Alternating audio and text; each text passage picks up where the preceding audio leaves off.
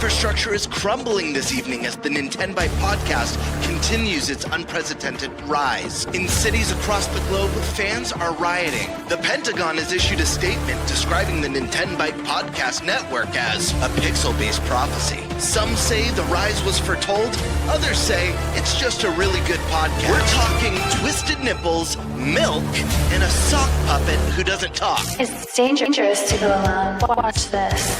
Welcome to the Nintenbyte podcast, bitch. That's right, ladies and gentlemen, you're watching the greatest Nintendo podcast ever! Yeah! Is that a Joy-Con in your pants, or are you just happy to see us?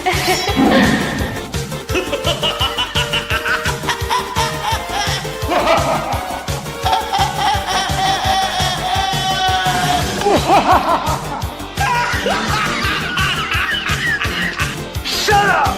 Now feel the power. Everyone, do you feel that? Oh my god, I feel it! I feel it too, GameBird. What is it? It's the power of our podcast. I feel it! This is rad, Nintenbyte. So rad. Power.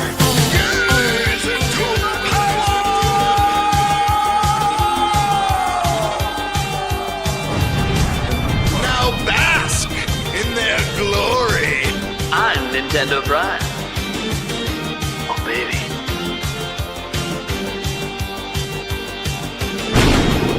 I'm ThunderStash.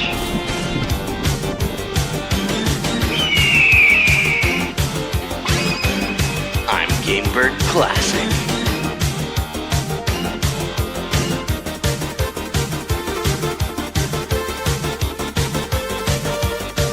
Nintenbyte rules. Let's rock. Hey everyone, welcome to the Nintenbyte podcast, season 3, episode, I believe, 28. I don't really have that right in front of me. Nate is upstairs 28. taking care of some things. Okay, so I was right. Perfect. Nate'll be down here in just a second. I timed that actually perfectly. I just sat back down and was like, hey, cool, the intro is done. So, perfect. Cool. Well, welcome everyone. This is season 3, episode 28. Let's go around the room, introduce everyone quick, get this out of the way. We got FVLAM is here. How's it going, buddy? Oh, hi everybody. I'm FVLAM. I'm playing with my. This is $100 in my hands worth of amiibo. I can't believe you bought them. I genuinely love them. Let me compare it to an old one. So that's like a Smash Bros one. It's like really cheap, really small. These guys are freaking chonky, massive. Next to that, they're beefed out. They're beefed out. I got some other ones, but I can bring those up on another podcast. But yeah, I'm FVLAM, Nintendo Variety, video essayist. I stream. I do a lot of reviews, short form wise. I got a big video coming out about Deltarune soon. I know that's not like Nintendo, but close enough, right? Absolutely. Yeah. All right. That's me. We got TigerTyme time. What's up, baby? Good to be back. Great to be here. I'm battling a sickness currently, so a little nasally congested, but glad to fight through it to be on the Nintenbyte podcast. There it is. Oh yeah. Yep. Then we got Destiny. the GameBird Classic, keeping it classic with the N64 shirt. How we doing, people? Glad to be here. Hey, guess what? I review games now. I put out a game review this week. How crazy is that? Yeah, I've got a couple more coming soon too. Super exciting. And looking forward to today's show. We got awesome lineup of guests. We got FVLAM, Bam, thank you, ma'am, chilling out playing with his toys. That's me. We're gonna gaze into the eye of the tiger at some point tonight. So yeah, it's gonna be a good show. I'm excited. That's right. Eye of the tiger. I want to play the music, but then we're copyrighted and this podcast goes away. Then we got ThunderStash here. What's up, buddy? What's up? Happy to be here. Lot going on. Very busy. A lot of reviews. A lot of exciting stuff. Thanksgiving tomorrow. of course. Hands are full with that. Yes, very busy. Hoping to get some good sleep tonight. Gonna have a good day tomorrow. Yeah. Nice. All right, Stash, are you going to be working on reviews during the holiday with how big your list is? I have to. Are you going to be? Yeah. Yeah. I mean, Brutal.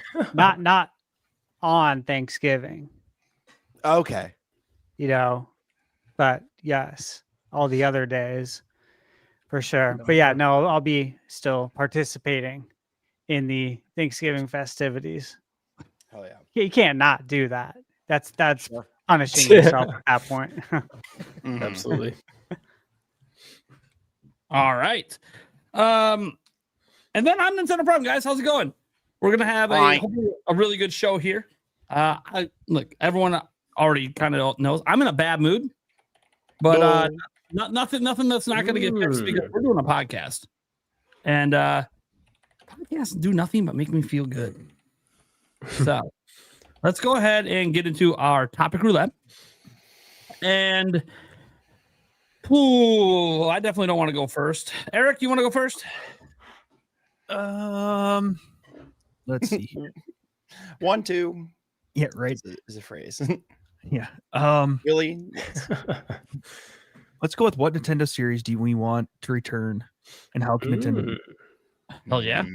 All right. One. Forgotten series.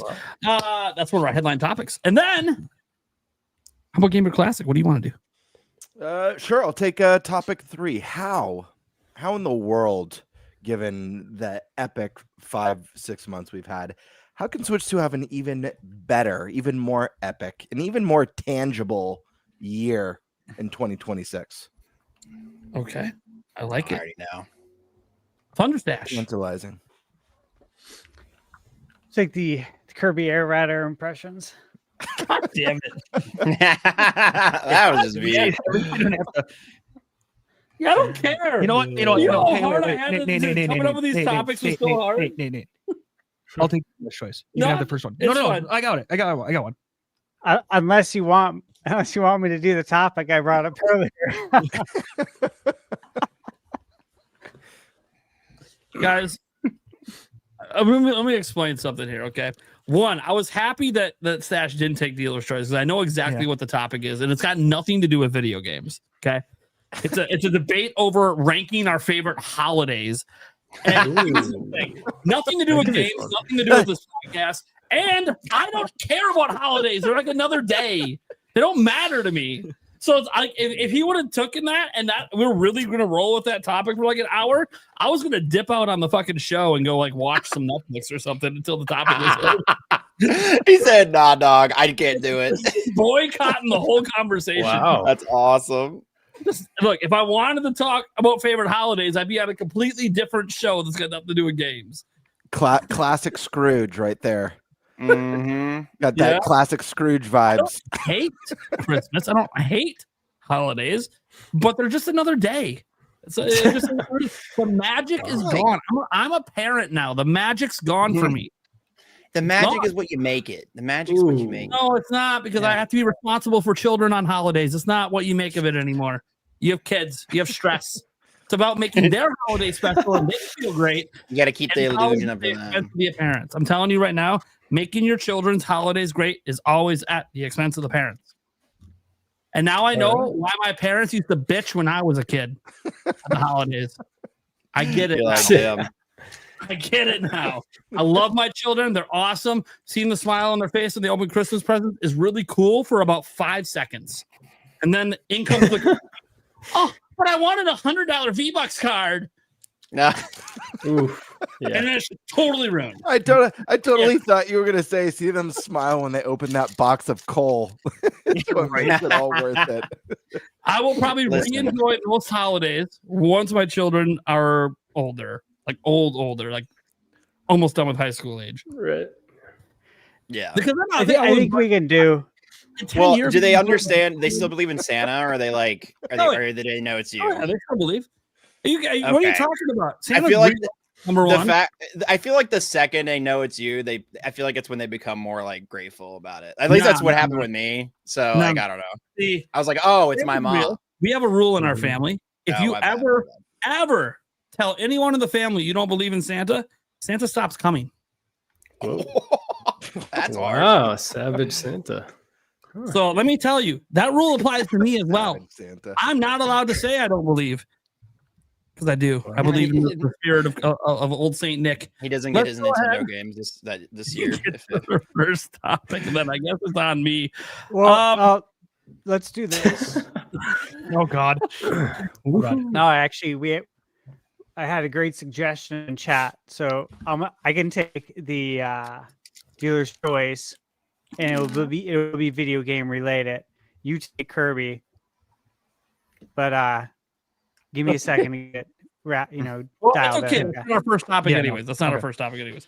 All right, Eric, go back to your original first Okay, topic. that's fine. We're professionals, we swear. Hell yeah. We've done a show before. You're right. Mhm. All right. Right. What Nintendo Forgotten series do we want to return, and how can Nintendo do it? All right. FVLAM, what are you boy. thinking? Let's start out with our guests.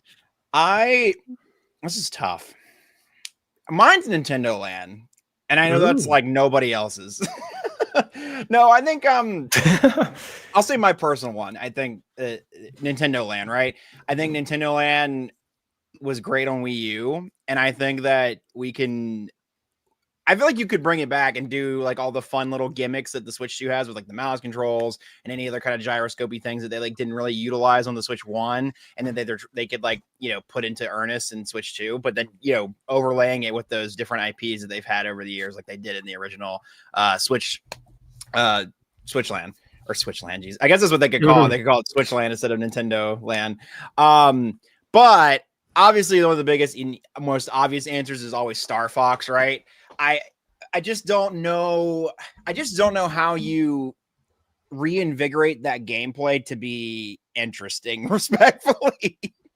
I'm not saying it's a bad game. It's just like, it's so like Superman 64 beyond its time, like I feel like it was a product of its time, and you have to like really remaster it and get it like into a different state. I feel like they tried to do that with Kid Icarus and that kind of on rails shooter type thing. And Kid Icarus is fun on the 3DS, but it's not like a championing. We're bringing it back.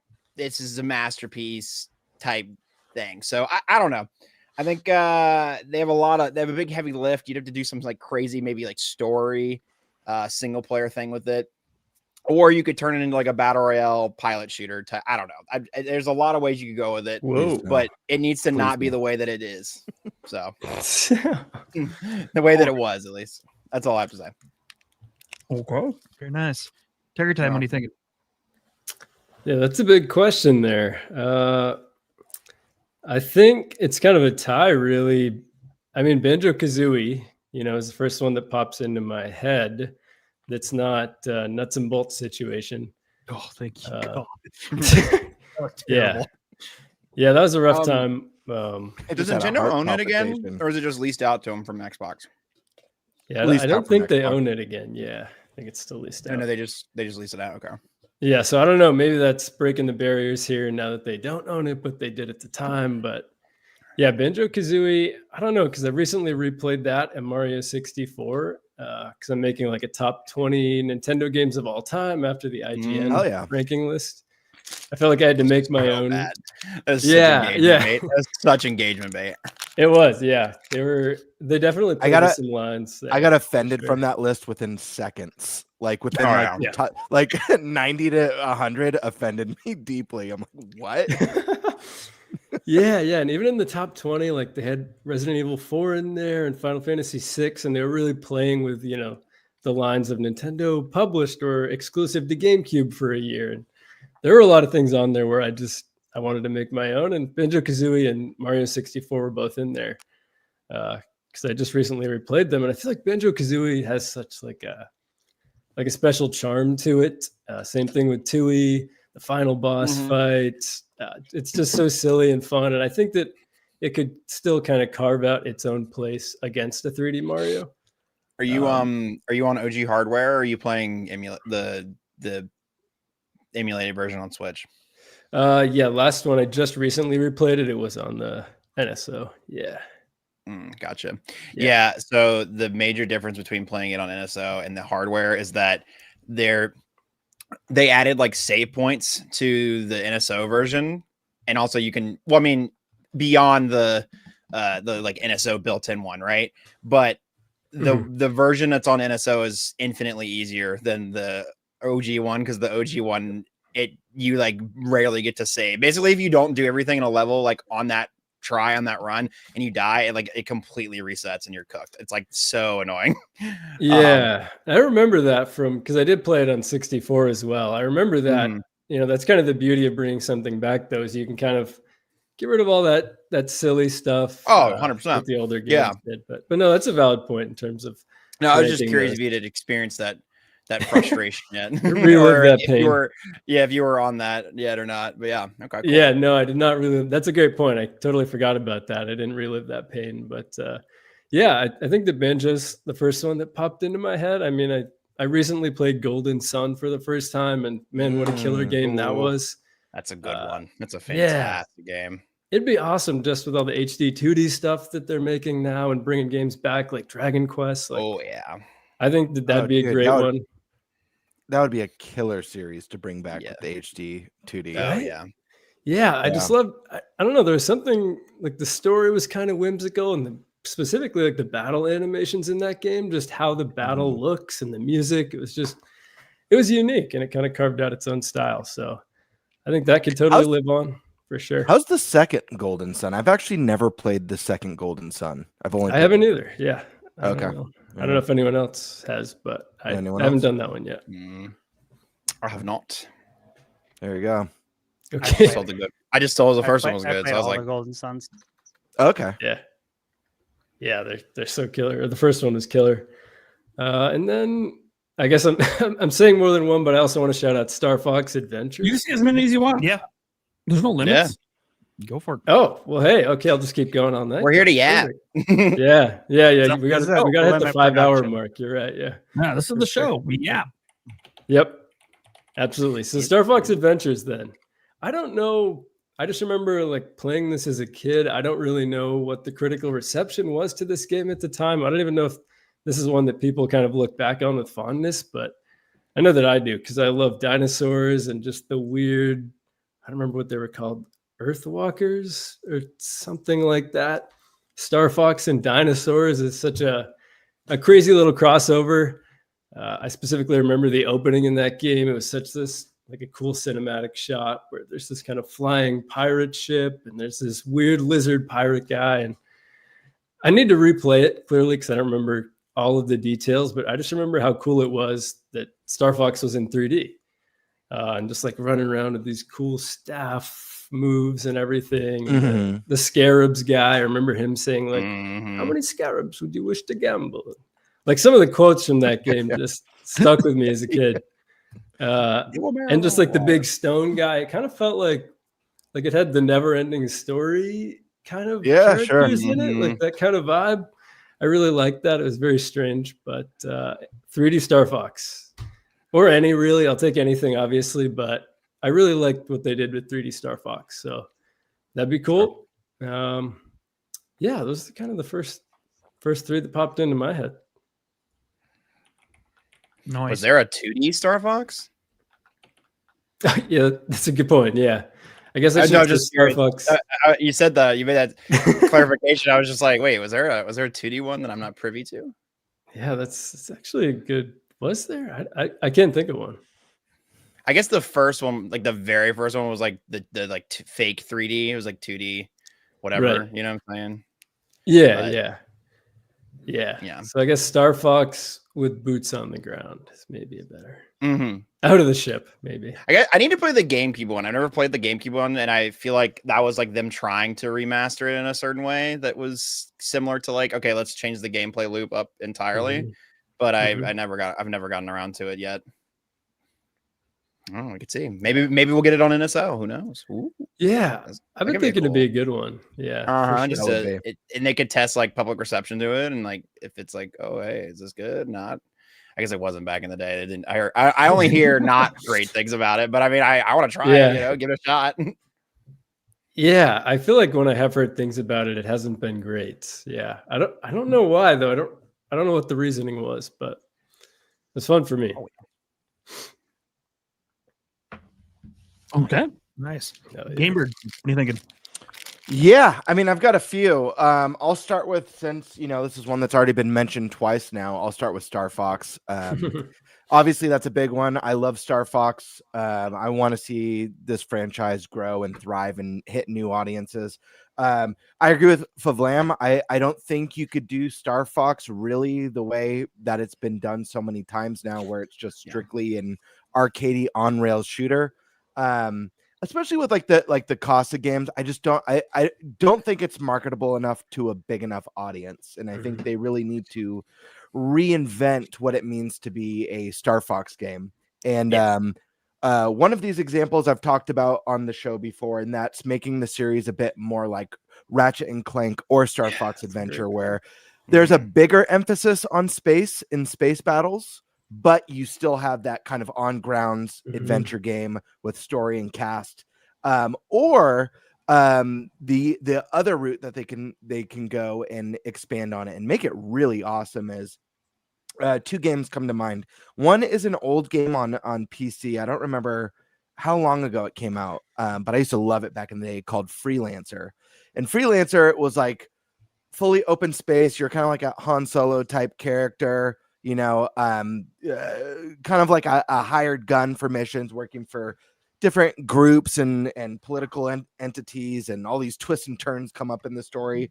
But it had amazing space dogfights. It was more of an open, I won't say open world, I'll say open universe game, where you're traveling to different space stations and solar systems.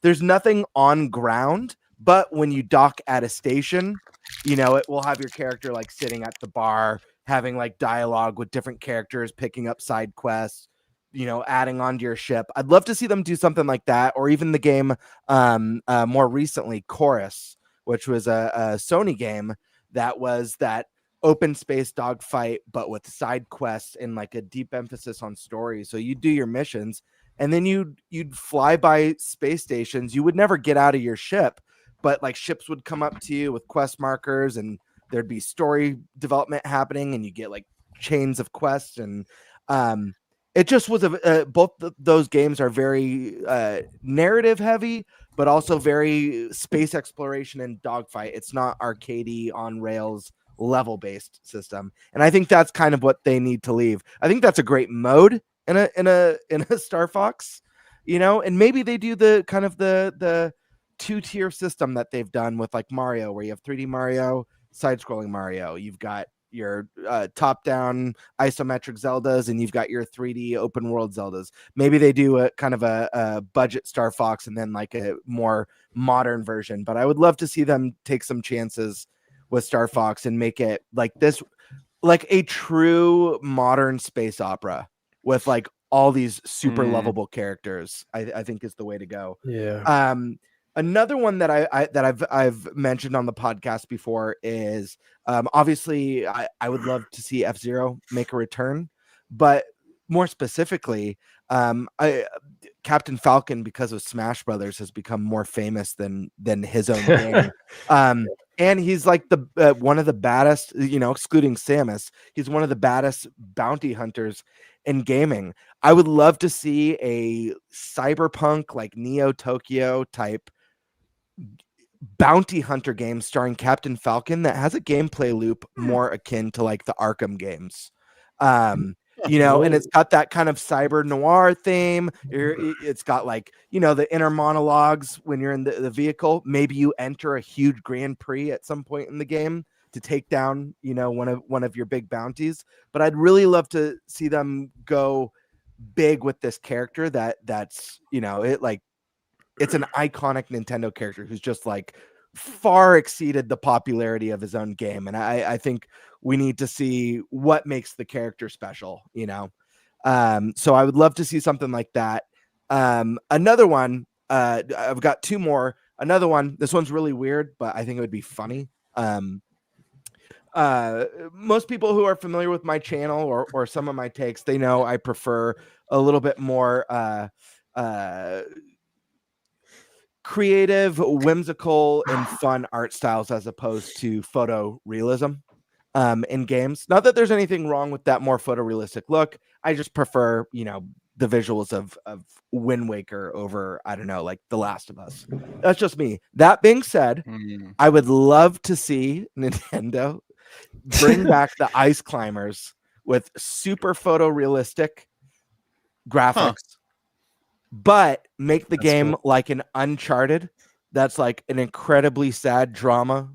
Crazy accident happens on the peak, and it's about the survival of the Ice Climbers, and it plays like an Uncharted. It's got like the scaling. Yeah, it's like a live Uncharted, like just wild interpretation of what Ice Climbers could actually be today. I think it would be crazy. You said that, and it makes me think like how much of a missed potential like Nintendo doing something similar to what they've done with like Peak, the video game. Is for sure. Like imagine like basically that, but like with an Ice Climber skin on it. Like That's that a would great probably call. go crazy. Yeah, totally. That was going to be the one that I was going to say GameBird was Ice Climbers, but I'm thinking like they do something like It Takes Two or Split Fiction even. True. Yeah, absolutely. Would be wild. And those are games that have their layer. Obviously, they're known for their incredible gameplay and innovation, but also they layer that with like a heartwarming and heartfelt, well-written story. I think Ice Climbers would be like that's one of those Nintendo titles. I'm like, give a story to these characters, give something to it, and I feel like it would explode. And then the last one, I don't care how they do it. I don't care if it's localizing a game. I don't care if it's a remake of the original. I don't care if it's a brand new sequel. But for the love of God, bring back Earthbound. It's been far too long. Oh, imagine you get Toby Fox on that. You get Toby Fox on Earthbound, and they both. Oh my God, Absolutely. they would cook. They would cook. Yeah, they would cook. It'd be wild. But yeah, those are my 4. Heck yeah. Nice. Stash Man. Okay, I want to see Kid Icarus. I really enjoy Kid Icarus. Going back from the NES era. This was one of my favorite games on the NES. So naturally, I'd love to see it. I really enjoyed it on Game Boy. I was very happy to see that hit the NSO because it's a great way to be able to play it. Obviously on the screen, and throw some color palette on that as well. So that's nice. But I want to see Kid Icarus return. I think in that same format. Kid Icarus on 3DS was really cool. They make another one like that, I'll play it and buy it. But I would prefer Kid Icarus to return, maybe in the same vein as the NES game, as a 2D game. That would be a very good 2D Metroidvania. The only other way I could see a return is I'm trying to remember the game. You guys know the game. They should have done a crossover with Ubisoft. I literally don't know what you're talking about. Yeah, I fear you don't know the Ubisoft game that is like Kid Icarus? No. That's like a Mohr. That like it's kind of like Breath of the Wild as well. It's a Greek setting. That's more like Breath of the Wild. Yeah, Greek setting. It had the Greek setting. That was a fun game. Wow. That was great. Kid Icarus is Greek mythology. It'd be perfect for crossover. That'd be crazy. Yeah, so I could see it returning in that vein. Earthbound, of course. Yeah, that's always going to make the list. I don't care how far-fetched it is because these are the series that we want to return. The topic is not the series we realistically think are going to return. Oh yeah, that's what we want. And yeah, of course, I want Earthbound. It in any form, you want to bring it back with Mother 3 on the EBA NSO for the actual US and give us that translation and ease us in that way. That's fine. Or if we want to do a Earthbound HD 2D, which I always thought would be just a perfect candidate for the HD 2D formula, right? Yeah. Money. You know, I've played it, I would say recently, but recent compared to when I first played it. Probably played and beat it within the last 5 years. And to this day, I don't know what would be wrong with the game, like bringing it out today. I don't know what's not like PC about it, or what would be like making Nintendo not truly want to bring it out. But again, something's holding Earthbound up, right? We don't know. We don't really know what it is. I don't know if it's PC. I think it's just Itai or Shigesato Itai doesn't want to work on it. I think that's what, like, he's like said stuff about that. I think he's like he just hasn't, like, I don't want to say like get another development team on it now. Am I crazy? I think it was just Itai just doesn't want to. He's like tired of it, or he's like trying to do something else. Well, for a new one, you know, bring Mother 3 then to he has said that there will never be a new Earthbound, but I think one, he doesn't get to make that decision. Nintendo does. But he's got no interest in doing another one. It's fine. We're getting Mother 3 over in general to the West would be nice. No matter what cuts or what changes they have to make it happen, or what the hell's going on with it. You know, they've already re-released it in Japan multiple times.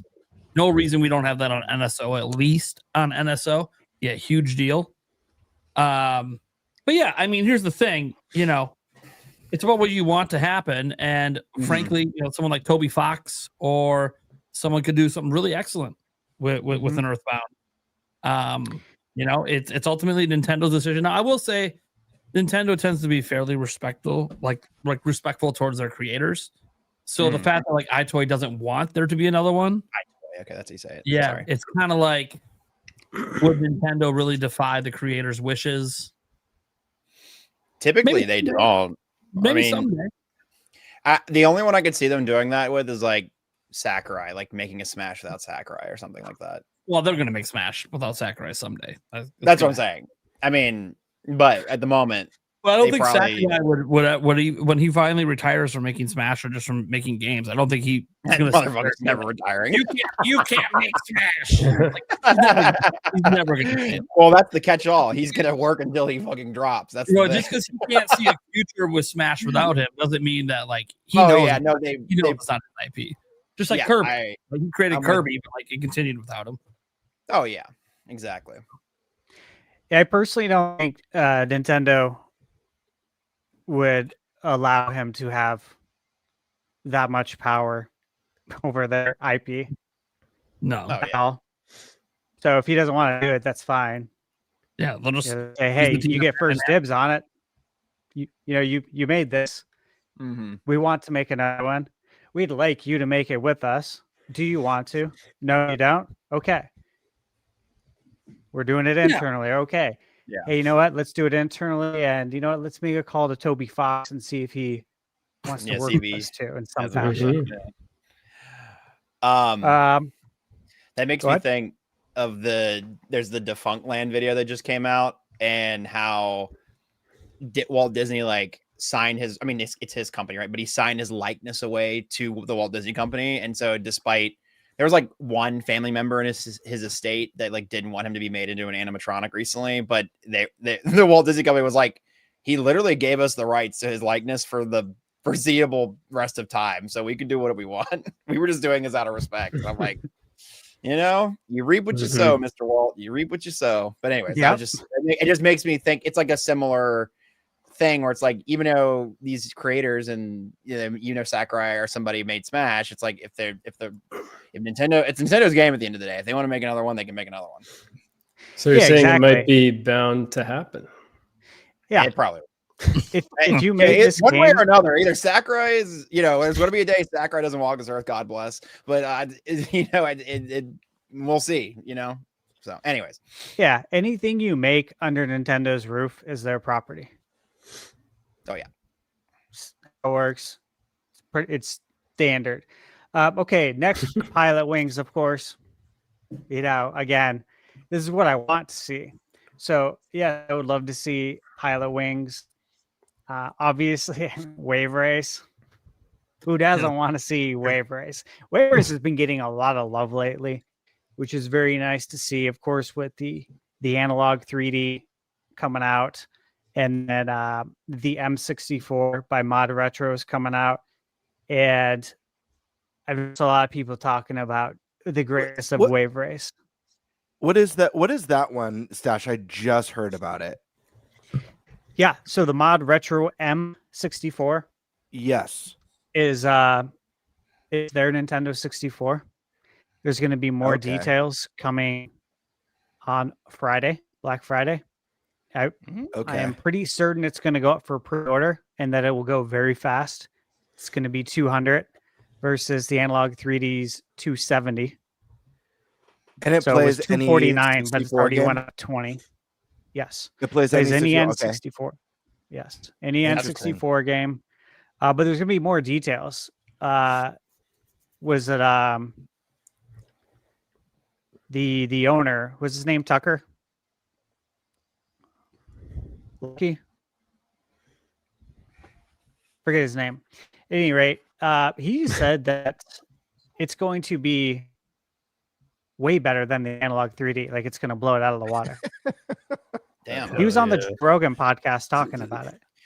Did you see the, yeah, he's the creator of Oculus. Oh, cool. Yeah, this is his. This guy, interesting. guy knows what he's doing. He's a Well, professional. the reason I also bring it up, like because it's the guy making the product. Why wouldn't he talk his product up?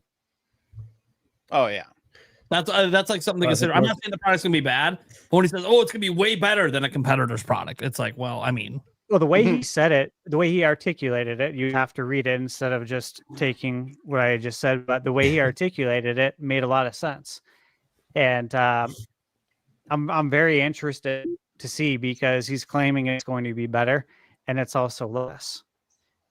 And so we'll find out in less than 2 days. So it'll be very interesting. I'm definitely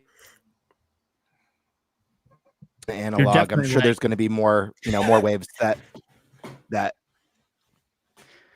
Well, the second wave already came out. It was just announced. And I missed it. Went up for sale on Monday, but the price went up as well. So it was $249. Now it's I think $270 or $280. And the M64 will be $200. So yeah, I'll be picking it up and doing a video on it. And they're doing all the colors right too. Over here too. Well, they said they're going to announce colors, like several. Damn, if I could get that see-through like N64 grape. Oh yeah. I have a feeling they're going to jump right into the fantastic. Analog, of course, will, but they do it just like Nintendo does. They'll release the basic colors, and then down the road they release all the fun stuff to try and get some people to double dip. So that's how they always do it. But yeah, so Pilot Wings race. Here's one that again, I think this would do really well today at Eternal Darkness. I mean, we only got one. Forgot to mention that. Yeah, it's crazy. We only got one. So many people talk about it to this day. Like the folks like us, not speaking for all of us, I don't know who's played it, but folks who played it back in the day when it came out, before everyone on the internet spoiled stuff about some of the things in the game. But for the people like who pre-ordered it, I pre-ordered it, picked it up day one. I'm playing this. And when those sanity effects in the game start playing, you're like, what the hell's going on? And it's like, man, this would be so cool today because we really didn't see anyone else take that gameplay element and run with it. So I'd be very interested to see a modern day interpretation of Eternal Darkness. Star Tropics, of course. Again. Oh people wow! Back on it very that existed. Yeah, I love Star Tropics, man, and people look back on it fondly, and it's kind of crazy that we don't have it. Wario Land. Look, I'm a little worn out from WarioWare. What about you guys? I want the 3D one. That's Wario World. Give me a sequel to that, Batty. Yeah, that shit went crazy. something, That'd be man. cool. Because Wario I Land really Shake It on the enjoyed those Wii was games. so good. Yeah, it's been a long time since we've had anything outside of the WarioWare games, the micro games. So it'd be nice to actually see Wario get something else here. I could see Excitebike return to the NSO, similar to Tetris 99, F-Zero. But then you have two racers. But either way, this is about what I would like to see. This isn't really about what makes sense and what's feasible. We're deep in the which paint leads now. me to my next one. I really want to see Mike Tyson's prison punch out. I think it would be awesome. That's And it could awesome. be the story of when he went to prison. And you could have like different prison characters that he fought. That'd be wild. But dude, he's cleaned up his image. So if you want to just make it Mike Tyson's Punch Out too, with the same Nintendo characters, like They get him to Piston actually Honda and voice. Soda Popinski, yeah. They I get him think to we voice could do that. himself. That'd That'd be be so sick. wild. Yeah. Only other one I'd like to see is I want to see Yoshi return to the island. Yeah. Isn't that what isn't Storybook basically a sequel to that? Like, isn't it kind of are they implying it's like the same thing? Not the same No. thing, but like, you know what I mean? No, Seems like a. I Go look, ahead. to me, Yoshi, and I've said this before, Yoshi peaked in 1995. Okay. He peaked 30 years ago. That's Yoshi's crazy. cookie, baby. You know what I mean? That's crazy to me. That's been 30 years, and I still look at Yoshi's Island. It's like, I mean, that was your best outing. It was a great one. It was a good one. It's in my Yeah, top 20 so- for sure. Is the go one on back the to DS? that. That's a remake, right? It's not even like Yeah. its own. Yeah, it's I see. I didn't even know for the longest time that was a remake. I just thought that was like oh yeah, the one on the DS. It's great. I'm like, oh, it's the same damn. Yeah. It's the same with minor differences, similar to like Super Mario Yeah. 64 DS. Like you have Like a remake. some more playable Yeah. characters. But I think that would be really good. And you know what? That art style is so beautiful, and trying to think of Mhm. like how that art style could look today is very interesting. So again, I don't think that's going to happen, but this is what I want. So yeah. I could swear that I know it's not like Yoshi's Island, doesn't have it like in the title, but it the storybook game is giving that same style of gameplay at the very least. So I think your prayers might be answered, my friend, or at least it might be very close. It's not exactly, but I would like for the challenge to be there. I see. Let's make this a normal difficulty style game, not a baby game that I could possibly be blindfolded if I tried really hard. Yeah, Woolly World and stuff was way too easy. I fear. Yeah. Well, dude, I'll still say this. When I bought Yoshi's Story, again, I had this pre-ordered at Paradise Valley Best Buy here in Arizona. It's torn down several years ago. I had it pre-ordered there. I was really excited. I forget when it came out. I think it might have been like February or March of 97. And, full price game. Take it home, play it. Like, I'm rolling credits a little over an hour in. I'm like, what? And here's the thing. People are like, go back and, 100%. And it's like, I came pretty damn close to like 100%ing it on my first playthrough. Like, that's not enticing to go back and like try and find something I didn't see for what? This isn't a test. I'm not going to get an A+ on my report card if I do this. I already beat the game. I saw the ending. I spent a lot of money. At that age.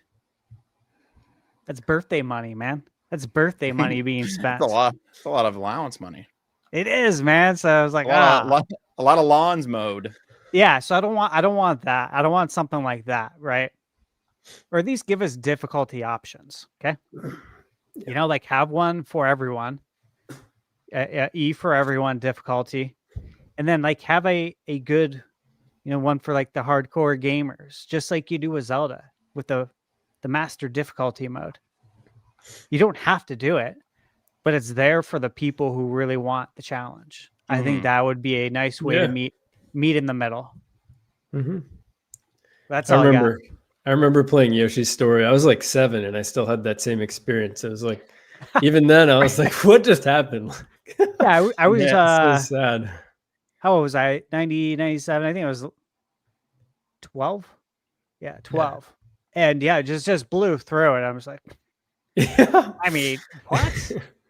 Yeah, I was like, all right. I like threw it over my shoulder and popped in Ocarina of Time again and was like, oh, all right. I don't know what just happened, but yeah, I totally remember that. Yeah. Yeah. So hopefully it doesn't happen again. I'm hoping with this new game, it's not like that. Yeah. Definitely. And that's all. That's all I got. There you go. Nate, what do you think? All right. So there's a lot of Nintendo franchises. We brought up a bunch of them. Obviously, it's about what we want, not what's realistic. But I kind of like combine a little bit of both. Example, I do think Star Fox coming back is realistic. I think it won't be done internally at Nintendo though. It'll be somebody else. The two popular choices are obviously Platinum Games and or Ubisoft because they made Starlink Battle for Atlas. And technically, Platinum Games made one before, but they were kind of forced into having to like do things with the Wii U gamepad that they don't have to worry about that anymore. But also, I think for like Star Fox, the better direction for it, if it does come back as I want it to, is to look at the Star Fox adventure formula and kind of expand upon that. Because it's been so long since we've had that type of Star Fox game. And I feel like it's because it just wasn't as successful as the N64 one. But it's like, yeah, but the GameCube wasn't as successful as the N64. Let's give this a new try on a popular platform today. I think there's something that could really be done there. But again, Retro Studios could maybe do a Star Fox Adventures. You're muted. Prime. Sorry. I was just about to say, what do you think about Retro doing it? Because they've already proven themselves to be talented, like multi-genre developers with the Prime series as well as Donkey Kong. We know from having Kiwi on that they're feeling a lot of Prime burnout, so maybe they want to try their hands at something new, something they've never done before. I think they're a studio that would be more than capable of creating something really cool. Yeah. I mean, if it's adventure style, I definitely think Retro would be a really good go-to for them, especially if they want to break after Prime 4. Maybe they go right into Prime 5. Maybe they do something else. Obviously, we have no idea. We heard from Kiwi Talks that there seems to be a little burnout with the team on Prime 4, which means they might not want to jump right into Prime 5, which makes sense. Like, they've been working on Prime 4 for a long time. So, yeah, they want to get it out and whatever DLC or other plans they have to finish up. But they're going to want to, probably move on to a different project if possible. Of course, that's what they try to do with their Donkey Kong, and it didn't work out so well. But maybe if Nintendo gives them a direction on what the next project maybe should be, like a Star Fox Adventure, that would be cool. I also want to see, Staff brought up Star Tropics. It's a popular one to bring up because a lot of people have fond memories of the first game. Second game, not so much. People don't really talk about it because it frankly was kind of disappointing compared to the first. But I think that'd be interesting to bring it back and have just another RPG series for Nintendo to do. I don't even think they need to go like too much. You can just do like an HD 2D style one. Even remake the original in that way would be really cool. And I think, they're already close partners with Square Enix. I don't see why they couldn't talk to Square Enix about maybe partnering up to do something like that. I think that would go over pretty well with fans as well, and it would feel fresh. And a lot of people love the way that Square Enix does it. So I think that might be a good pair up there and a possibility. I don't know that Nintendo ever really thinks about that franchise, but it would be nice if they did. One franchise Nintendo has had around for a while, but just hasn't done much is Punch-Out. Kind of shocking we didn't get one during the Switch era. I thought for sure we would, and it just never really materialized. And I, to be honest, if they really want to reach popularity heights again, they got to have it be, there has to be like a real boxer or someone real for the end of it, like Mike Tyson back in the day. I don't know who it would be in the modern age. You could go with a more a more recent all-time great like Floyd Mayweather or something like that to be like the final one. No, wait, man. There wouldn't be any punches. Well, okay, that doesn't really matter. That's crazy. Very true. Yeah, but you wouldn't be able to hit them. That's the thing. That's what makes it different. You can't hit It'd them. be a defense game. You're running around. That wouldn't be fun. Yeah, Floyd Mayweather's run out. Yeah, dude, it'd be the opposite of punch out. Or if they want to hit the social media stuff, you put Jake Paul, which would just be hilarious. If Jake Paul's in the game, he has to be like the first person. I don't think Nintendo wants to touch Jake Paul with a 10-foot pole. Maybe Glass Joe, yeah. No, what I mean, Or any of the balls. he was good enough for Disney. Yeah, that's true. That was before things got off the rails, but that was. I was gonna say that was before. That was before some stuff. But he is really popular. So, like, I think what Punch Out needs is an injection like that, where like look, we know what the game is. We know what it is with motion controls. We know what it is without motion controls. We know about Little Mac. We know about all this stuff. But like, you need to freshen up the formula a bit, and I think you do that by bringing in some real boxers, combined with some of your classics. And I just, again, I'm not big into the boxing world, so I don't really even know who good candidates in the modern day are. But I'm just thinking of names that people know. People still know Mike Tyson, and I don't mind if Mike Tyson was still in there, but I just don't feel like you can make him the final person anymore. You can maybe go to some all-time greats. Maybe if you can get permission to get like Muhammad Ali, get some of the all-timers up in here, get the George Foremans, if you can get permission. Some names that people know and associate with boxing. Butterbeam. Yeah. Like there's a lot of really big name people that they haven't, they're old and retired and haven't been around for, even Floyd Mayweather's retired. But Mr. it's T. just because I don't Tommy Morrison, Tommy Gunn. I mean, he passed away. Yeah, passed away. So like let's say you have to get rights, but it's interesting because when I think about boxing today, I couldn't tell you who the best boxers in the world are right now. I have no idea. Backseat too. It feels less like a UFC. UFC is more of I feel like is more of the cultural phenomenon. And maybe you do that. Maybe you bring in one person from UFC. You bring them in. Well, people got sick of watching boxing too because it's all rigged. There's no punches being thrown. This isn't fun. We want to see people go toe to toe. There was a ton of rigging. Yeah.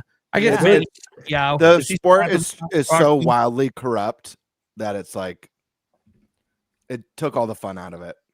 It did. Well, yeah, no doubt. So I don't know, something like that. I still want to see it come back again. But they got to do something different with it. Is kind of what I'm saying. I don't want to just be like what they did last time, but now it's on Switch 2. Like I want fresh faces. If it was like a Mike Tyson beat 'em up, and then at the end of the stages you go back to that older style, and that's how you fight the bosses. Oh, that'd be insane. I'd love that. If they did a like stylized beat 'em up with like icons from the 90s, that would be so rad. Right? That'd be sick. Yeah. That'd be so cool. Yeah, and then I think about some other stuff as well. The other games obviously out there I'd like to see come back. I was big in the 1080 snowboarding back in the day. I would absolutely love another snowboarding game. Look, we brought back the Tony Hawk stuff. Why can't we bring back 1080? I think it's time. True. And we don't have any modern version of that, so it would be really, really cool. It'd be a huge leap forward, at least graphically, what the last one was, and the effects you can do with snow now today that you couldn't do back then would be pretty neat. Another one, what was Sin and Punishment? Yeah, great game. I left that hoping you would say it, thinking you would say it. I love Sin and Punishment, and Star Wars really great. I really want to see another one. I'm very, very, very, very hopeful that can happen. I don't really know who would even make it at this point, but I don't care. That was wild when they brought it back on the Wii. Yeah, that was. I never got to play the Wii version, mind you, but that was a pretty wild announcement back in the day. I was like, "Whoa, Sin and Punishment's coming back." Yeah, it's on NSO. You know what's cool though, guys, because I know some of these are like total like hopium picks, like just fanning out over some of these phenomenal franchises, but we live in a world where like Famicom Detective Club Collection came to the eShop, Yeah, and that's what then I'm they saying. released a third why and it's a brand great new topic. entry. Yeah, They so can it's bring like anything back. they really. I would not be surprised to see some deep cuts make a return this. I mean, Eternal even Kirby Dark- Air Riders. Like Get Eternal Kirby Air Darkness. Riders. Yeah, I feel like Yeah, Air Riders is a pretty deep absolutely. cut, so. Dude, Eternal Darkness needs to come back. Even if you just remaster the original before you make a new one, dude, that one needs to come back. I think that would actually fit with also Nintendo seems to be like, hey, look, they have Bayonetta. Now they're partnering with From Software for Dust Bloods. Like they're going with a bit more mature games, trying to get some more of that in their library. Bring back Eternal Darkness then. Yeah, You know, you teamed up and you're getting Resident Evil Requiem day one. Like let's get your own going with Eternal Darkness. I think there's something really there for that. And then, you know, after that, I mean, there's so many forgotten franchises. But you get to some of the ones like a brand new F-Zero game instead of F-Zero 99 would be interesting. I'm not saying it should come out now because they just did Mario Kart and Kirby Air Riders in like 3 years, something like that. You know, give a little break in there. Before you bring out another racing game, that would be cool. Wario Land, absolutely love it. Don't know why they ever went away from it. And obviously they've been successful with the WarioWare games, but going back to Land, would be great. Wario Land, Wiggle It. Yeah, I would say Starfy, but like back in the day, it was a little similar to Kirby. So I'm just not so sure that makes sense in Nintendo's in modern day Nintendo. But I mean, it was kind of neat back then. Here's another one that's beloved and isn't, you know, has had entries at least in the last 15 years. But like 15 years ago, Custom Robo, GB Robo. I think there's room for a game like that to come back. If you're gonna do something like Princess Peach Showtime, then bring this game back. Yeah, GB Robo would be cool to bring back. That's a good pull. Well, I wonder what numbers Nintendo has on playtime for it on the NSO. And it was one of the first ones they brought to the GameCube NSO, so that's interesting. Sure. I liked it. It's just definitely dated at this point. Like I feel like you give it a refresh to that gameplay loop, and I think it's pretty solid. Dude, even something like Nintendogs coming back. Like it isn't the game for me, but like it totally would fit in the generation right now for people like having their AI and their pets and stuff like that. Like, yeah, this would. I feel like there's a lot they could do with that in the modern age if they brought that back, even if it's not really like my kind of thing. My girlfriend every few months asks about Nintendogs. She's always curious if they're going to make a new one. She loved that. Well, so yeah, there's definitely an audience for that. We're also getting, I think, I don't know if it got mentioned. If it did, I missed it. Another deep cut we're getting on Switch is Tomodachi Life. Oh yeah, yeah, totally. Yeah. So yeah. I mean, these things are happening. Mm-hmm. And the last thing that I wanted to bring up, and like this is definitely a want. This is not something I think would ever sell well. I want Donkey Konga coming back, baby. Nice. I want it. I really liked it so bad. I think Nintendo could make it and it'd be fun. It ain't gonna sell well. I mean, they do the magnetic bongos that you could dock to your Switch to charge them. As friend of the channel, Zoo, aka Switch After Dark, super chatted at make GameCube games, get GameCube sales. Yeah, it's not something I think would sell well at all. Maybe we might get 1 million sales on it, but gosh, it would be fun. It would be really fun. You know what would also be fun? And I actually shout out to Demonic Brawler bringing this up. You know what games Nintendo's kind of went away from? Like, what about like the Hogan's Alley and the Duck Hunts? Like, why don't we have any more games like that from Nintendo? Like, those are Nintendo properties. Why don't we have? Yeah. Doesn't even have to be those specifically, but just like that genre. Was Crossbow Training the last one we got that was like that? Was there anything after Crossbow Training? I like those games are reserved for Smash Brothers cameos now. Those IPs. No, they shouldn't be. Like, you know what you could do with those kind of games today? Well, with the mouse controls. Yeah. And making a shell for it, making a zapper. Dude, exactly. If like they went all out with a game like that, did like a store dude, they had that EA exclusive that was fantastic on the Wii. It was Dead Space Extraction. It was really good. It was the prequel to Dead Space. Also, it was fun.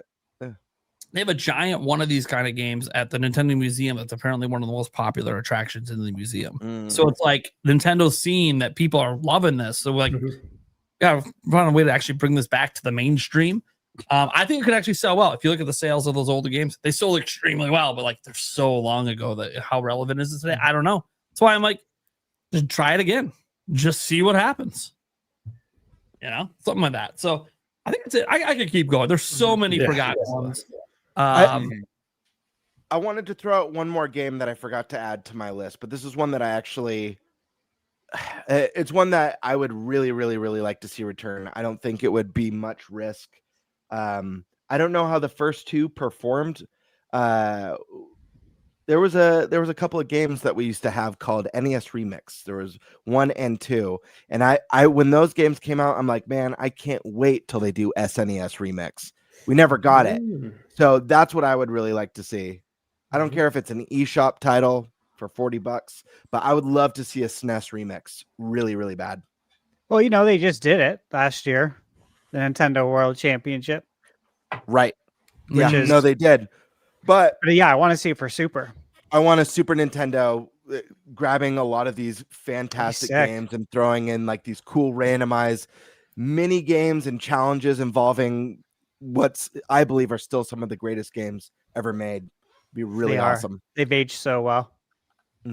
They age. I always thought this too when I was a kid, that the SNES was going to age really well one day, because you know our age group at that time was so focused. They are now too, but so focused on graphics, right? And getting to that next graphical barrier and breaking through that and getting as realistic as possible. And when everyone was focused on that, I was always talking about how these Super Nintendo games are going to age like the 80s and 90s Disney hand-drawn animation. We're going to look back on this era very fondly. And, you know, here I am 40 years old, and I most certainly do. And they're going back and doing HD 2D remakes of these games and doing their best to maintain a very similar art style, because it is so timeless. So dude, I would love something like that. You know, Stash, you nail it, because I look at a game like Chrono Trigger and I'm like, how do you even make this look better? Like the game looks like the pixel art's perfect. How do you make it better? Something as simple as just a 4K upres to that title is perfection. So it's 4K. It's wild. I think you really just go that Dragon Quest route that they've done with HD 2D, because they've done such a great job maintaining that original art style, but then putting in modern things like the lighting. The lighting engine's beautiful. The way that light shines through the windows and through the land, and of course the water. Like the water does look very good. But yeah, stuff like that, man, it's like those little touches go such a long way. You know, imagine playing A Link to the Past like that and going to the what do you call it? The forest where you get the Master Sword. You remember the lighting? Oh yeah. Imagine that with like the Dragon Quest lighting and everything. engine. Yeah. Wow. Yeah. That'd be sick. It would be sick. All right. Yeah. So I guess I will throw in my last little bits of games here. I was actually going to say Duck Hunt, because there was one of them that I just kind of was reading on the line. Imagine a Duck Hunt third-person shooter reboot that takes place in a goofy war between ducks and dogs. I actually like that, dude. That's pretty good. Would actually be more fun. I'm literally wearing my Duck Hunt shoes right now. There you go. There you go. Maybe it will happen. Yeah, right. What I was thinking actually be more fun is like you take the old mini games from Conker's Bad Fur Day, and you turn that into Ducks versus Dogs for Duck Hunt, like a bunch of mini game things like that. The old that was so much fun playing those with friends. The old Conker's Bad Fur Day games.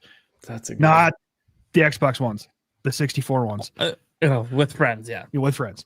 Yeah, single player was fine. Oh yeah, but the change in multiplayer was bad. The multiplayer, One other one I'd like to see come back, Mario Baseball, but actually do it correctly, not like you've done left hanging these sports titles the last few times. Yeah, I need a sluggers. I need a sluggers with no motion controls. I think that shit would rock. That shit would go crazy. So cool. The little story mode in that was fun. And Yeah, that was a good one. throwing Ken Griffey cameo for old times. Ken Griffey, what's that? Right. He was a huge baseball player that was super popular. It was on the Mariners, but we had Nintendo got a bunch of exclusives with him. Ken Griffey baseball, both on Super Nintendo and N64. Yeah. I know they're still Game Boy partnered too. with the. I know they're still partnered with the Mariners, but I feel like if they're gonna get a baseball player, you got to get Shohei, right? Am I crazy for saying that? Shohei. No, I don't think you're crazy for it. I think that'd be perfect. Perfect. I don't watch sports, and it's like the only name I know in baseball. So yeah, but I feel like to give you guys he's a massive sense of in scale. Japan. Oh yeah, like in Japan, it would move units. Mm-hmm. Oh yeah. Dude. I think he's massive enough here. I mean, he's not like not nearly that same level, but and you drop that. Oh fuck! Right? Yeah, that's a good call. Yeah. People will buy it just because it has them on the cover. They don't even care if the game is good. Mm-hmm. They just want to have it. Oh, it's insane. Yeah, they love baseball out there. I remember, I think it was my first time in Japan because I've been a couple times, but my first time there, when people would ask me where I'm from and I'd say California, they'd be like, "Oh, Dodgers." I'd be like, "Yeah, Dodgers." Mm-hmm. Yep. So that's fun. All right. Yeah. Pokemon Stadium. Bring back the stadium. Yeah.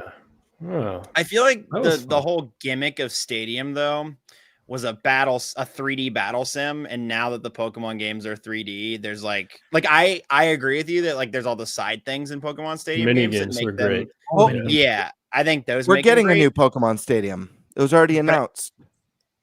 Champions. That's Champions. true, Yeah. Champions. It's not And called that's for the Stadium. it's for the competitive scene too. That's incredible that they're even doing that. I'll be so for real with you.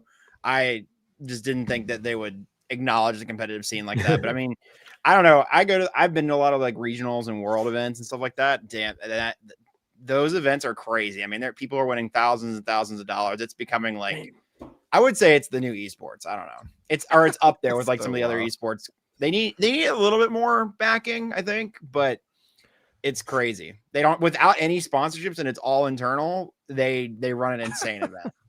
That's insane, dude. Yeah, and you have people. I mean, I think the biggest event last year, I think, was either Orlando Regionals or something like that. You had almost 8,000 people sign up just for the card game alone, and then you had even more keep going for the video game.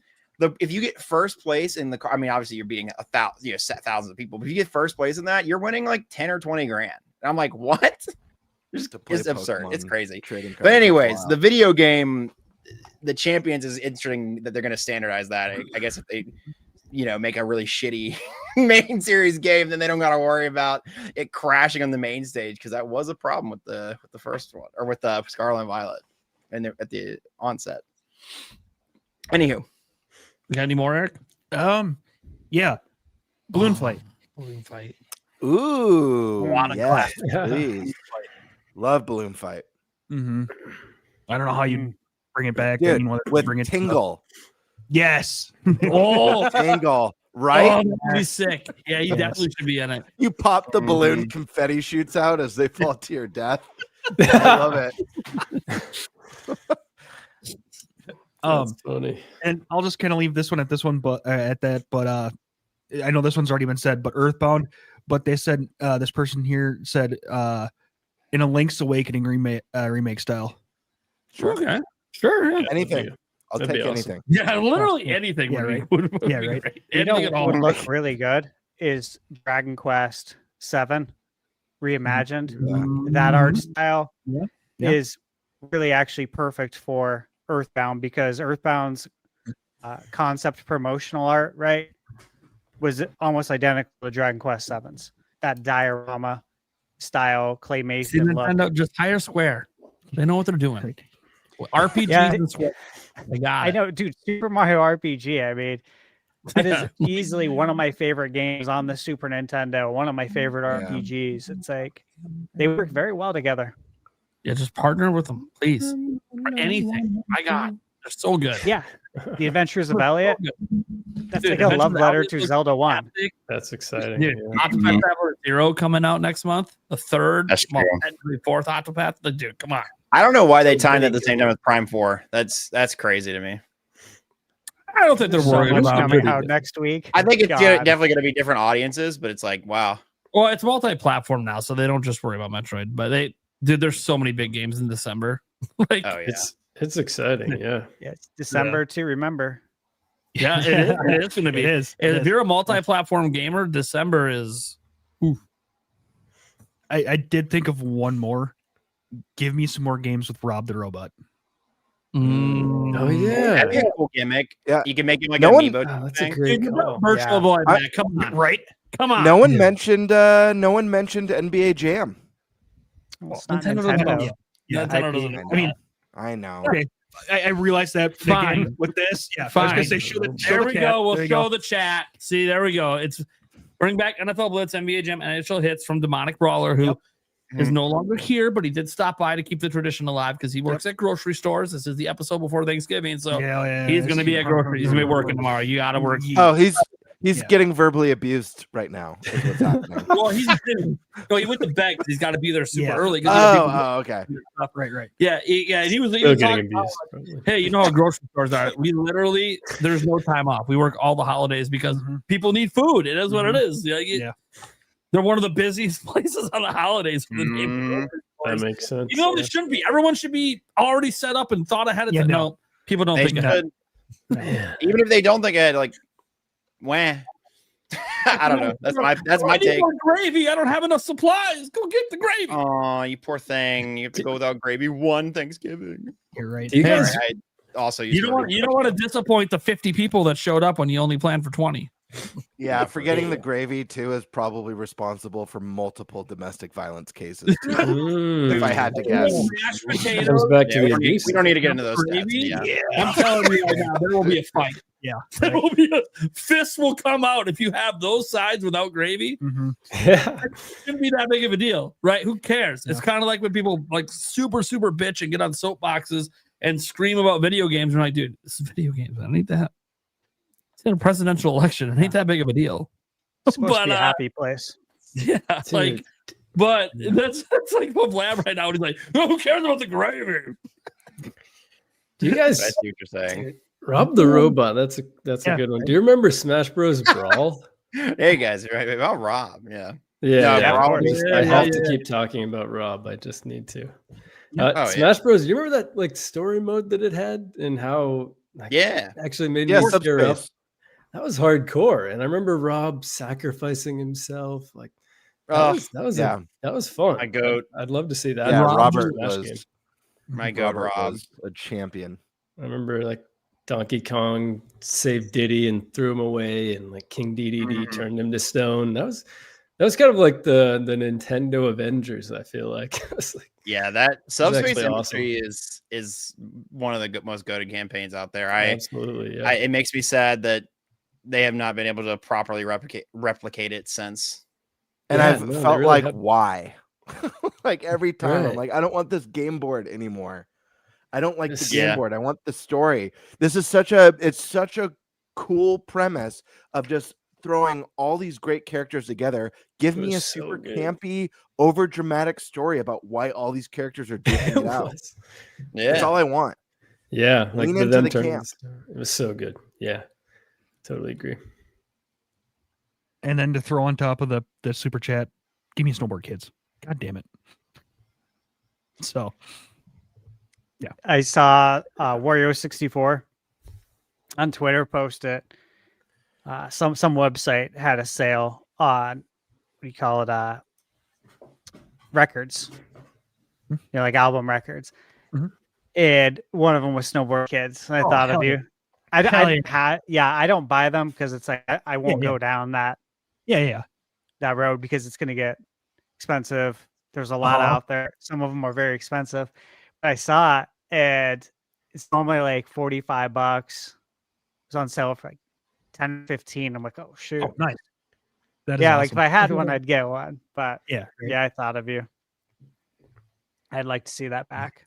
And then- That is a game I'll be Good playing music, so- on the analog 3D that I'm very excited to play. Yeah, right. Obviously, yeah. I heard with the Unleashed mode, which there's like 4 different modes on the analog 3D, and the Unleashed mode overclocks the CPU. And I've heard that it improves the frame rate quite a bit, which if you remember, Heck yeah. Snowboard Kids, of course, suffered from frame rate, and going back to it now, like today, it's a little bit more jarring. And so, yeah, I'm very excited to test that out. I'll make sure to get gameplay footage in my review so you can see that, because yeah, I mean, Snowboard Kids, man, more people should play that game. Yeah, it really should. Okay.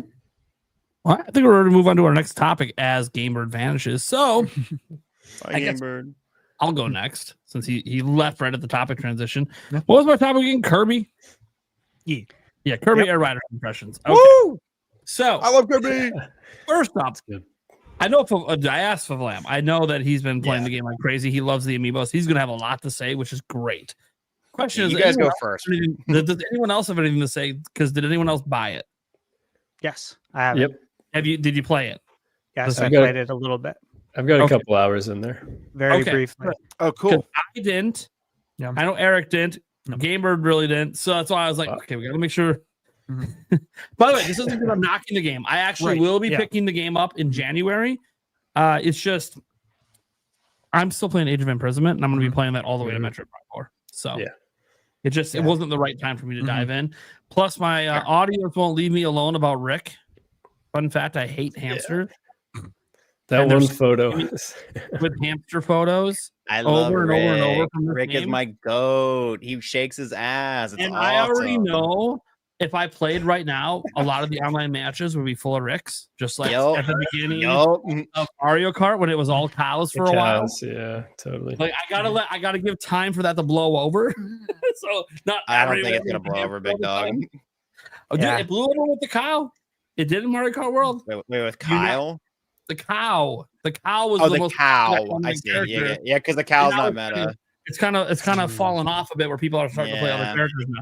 I think that will happen with this as well. People get tired of the same thing every single time after a while. So I think I don't know if it'll probably still be a big thing in January, but maybe I should wait 6 months. I don't know. How long? You're missing Pete, brother. Everyone's no longer a hamster. Anyways, that being said, I really enjoyed the original game. I already gave all my impressions from what I played at PAX West, so not going to dive into that because the game's out now. So we'll start. You know what? Before FVLAM goes nuts, because he sounds like he's got the most to say. Let's go with the one who probably played it the least, but has played it and owns it, ThunderStash. What are your impressions so far with Kirby Air Riders, and what have you played? Yeah, I went through all the training, so the basic training and then like the advanced training. Kind of worked on that for my review. So like recorded the gameplay for all of that stuff, took notes on the controls, because I personally think that a lot of people who have not played this game, and of course we know from like playing it at PAX too, but they've hyper fixated on the fact that you're only using 2 buttons, right? And how because of that, this is going to be a shallow game. And so I wanted to really go in detail on all the control options and like how there's so much to do here. And that's why there's so much tutorial in the game, because the game is actually extremely deep. Like it's more deep than controlling in Mario Kart. Like Mario Kart has certain things that you need to know how to do. Obviously, like the power sliding. And now, of course, the jumping in Mario Kart World and the wall riding. But as far as your actual control goes, like this goes quite deep. And so I spent a lot of time there because if you want to be good at this game, you are going to need to master the controls.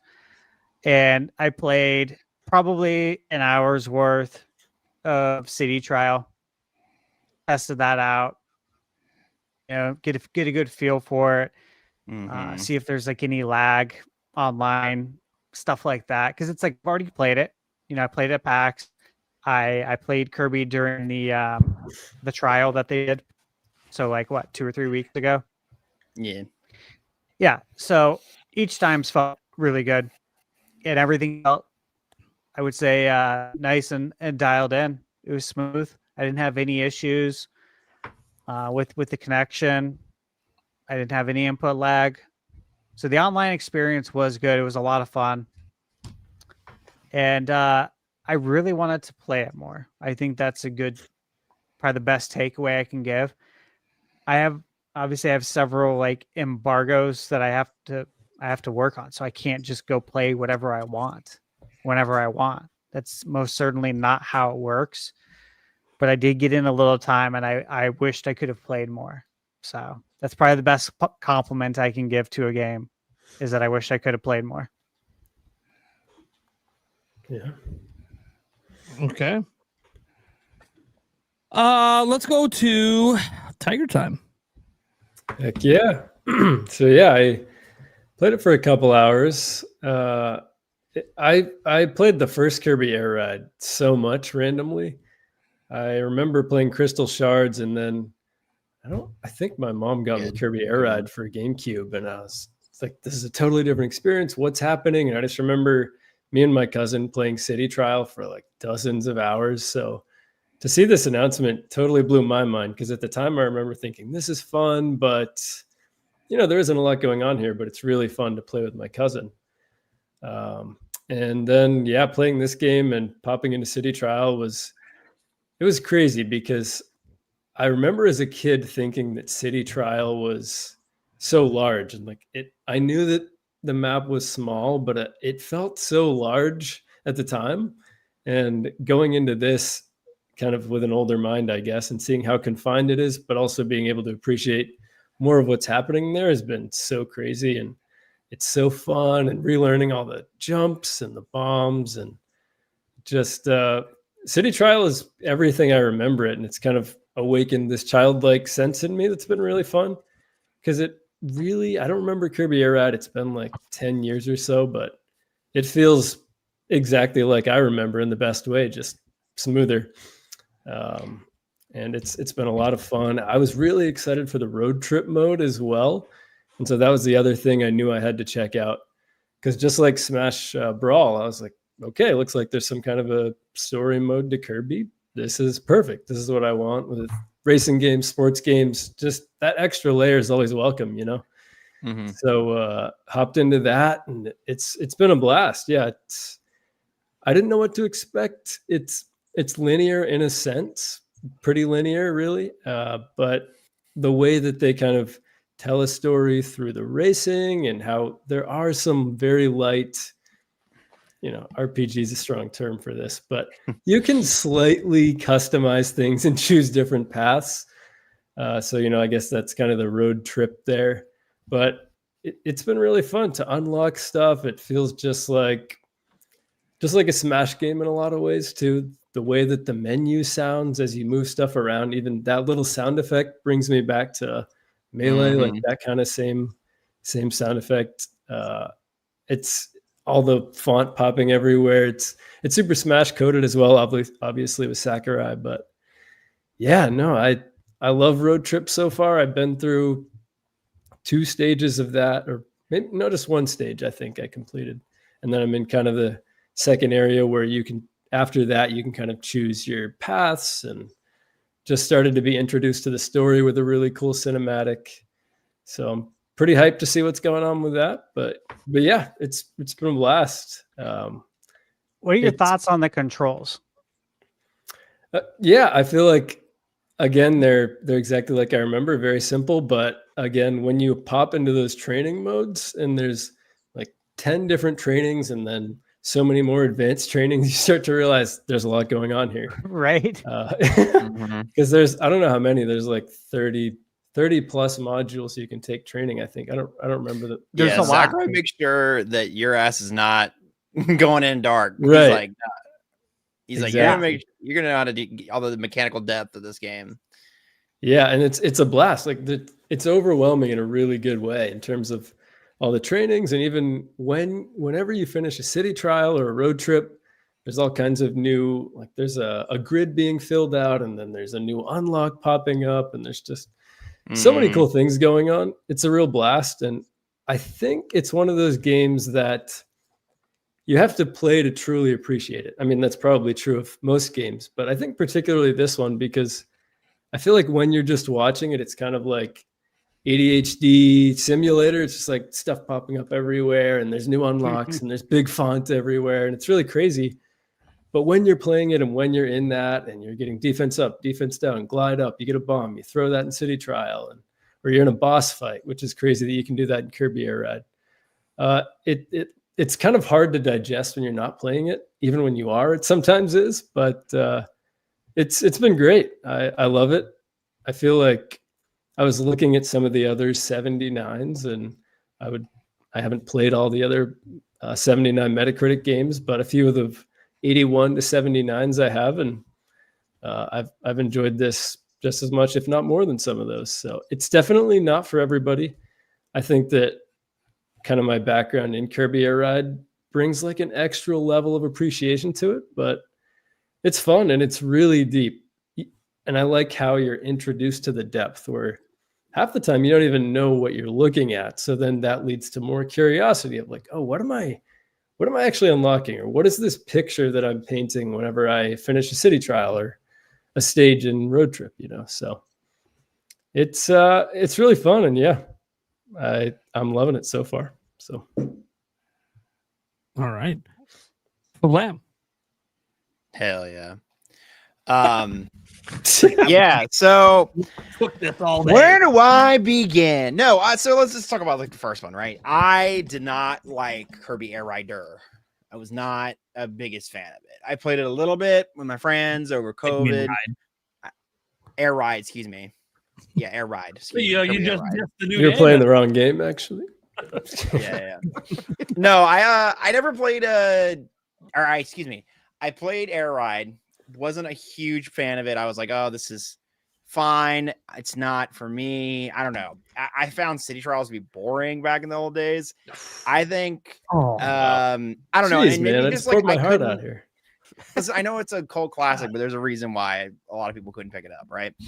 And I also think that back in the day, it was not well explained how the mechanics of this game and like how the mechanical depth this game has. I think the game was fantastic. It just was not for me.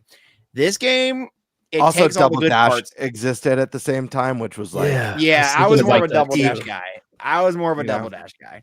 Yeah, and F-Zero, it had a lot going on around it. But this game takes all of the good parts of that old series or that old game and brings it into the forefront, and it adds so much more new stuff. Like, obviously, you have Top Ride back, and you have a lot of the classic Air Ride stuff back, and that's great.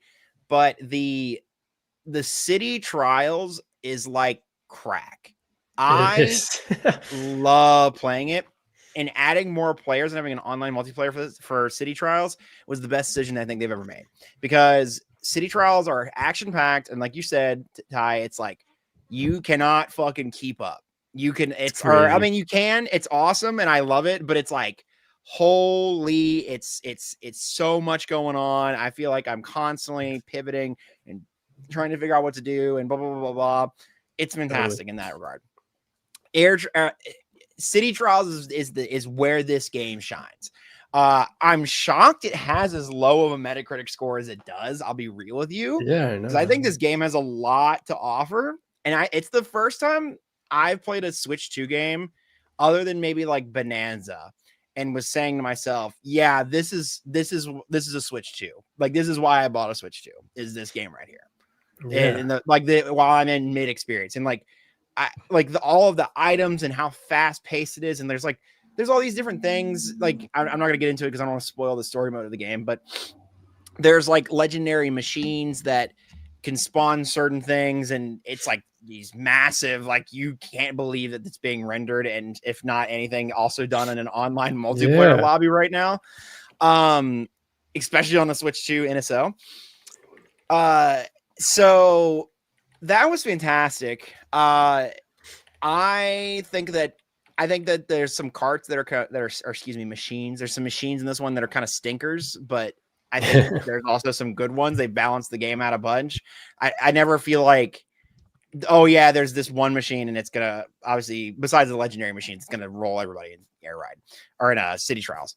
City Trials is the mode. Play it. I love all the customizable carts. That's a really cool feature. So many people have made their custom carts and all the different art. You got Chef Kawasaki and a Micro Kini. It's really cool. Nintendo didn't like that. They took him down, but it's still, whatever.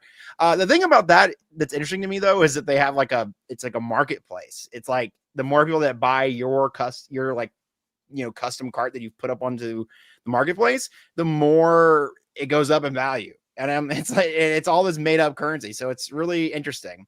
Yeah. And so then the last bit that's new to this game, I think it's road trip. Yeah. The road trip mode, it's very much a, what we were just talking about, brawl, city, subspace emissary / city. What is the one in Ultimate called? Something of light or whatever.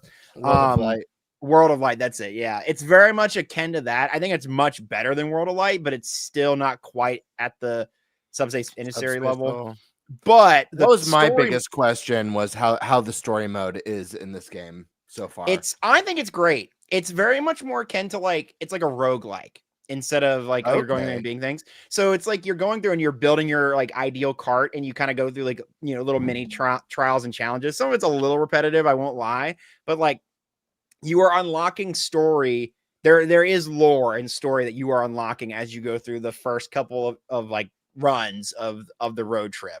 But each run of the road trip is different and it is unique, and you can go for different builds and maximize certain cars and whatever. And it's really cool. I think it's pretty solid. I think it's the other really solid piece of this game other than the city trials. I think if the game was just city trials, I think I would understand that 7.9 a lot more, but I think the road trip is really robust and deep, and then the customizing of the carts. I don't know. This game is worth it, man. This game's worth the 70 bones. It's fantastic. It has so much replayability. Me and my friends have been playing it like freaking crazy. It's like crack, like I said. Addicting, yeah. I know a lot of people are apprehensive to pick it up right now. I understand that. It's not one of the big ones, right? One of the big franchises, especially when you have Metroid Prime 4 right around the corner, right?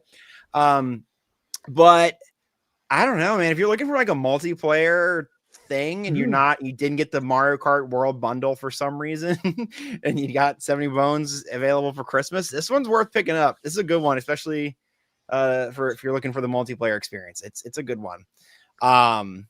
Yeah, that's my kind of TLDR of it. I don't know. Do you guys have any questions of what's this like? I want to know what this piece of the game was like or whatever. I know all of us kind of played the demo. We played the in-person demo and the demo that's, online and all that kind of stuff. But I don't know. You guys let me know. Yeah. I mean, story was a big one for me. Another one is as far as I think I've talked about this on the show before. I'm a huge fan of both secrets and unlockables.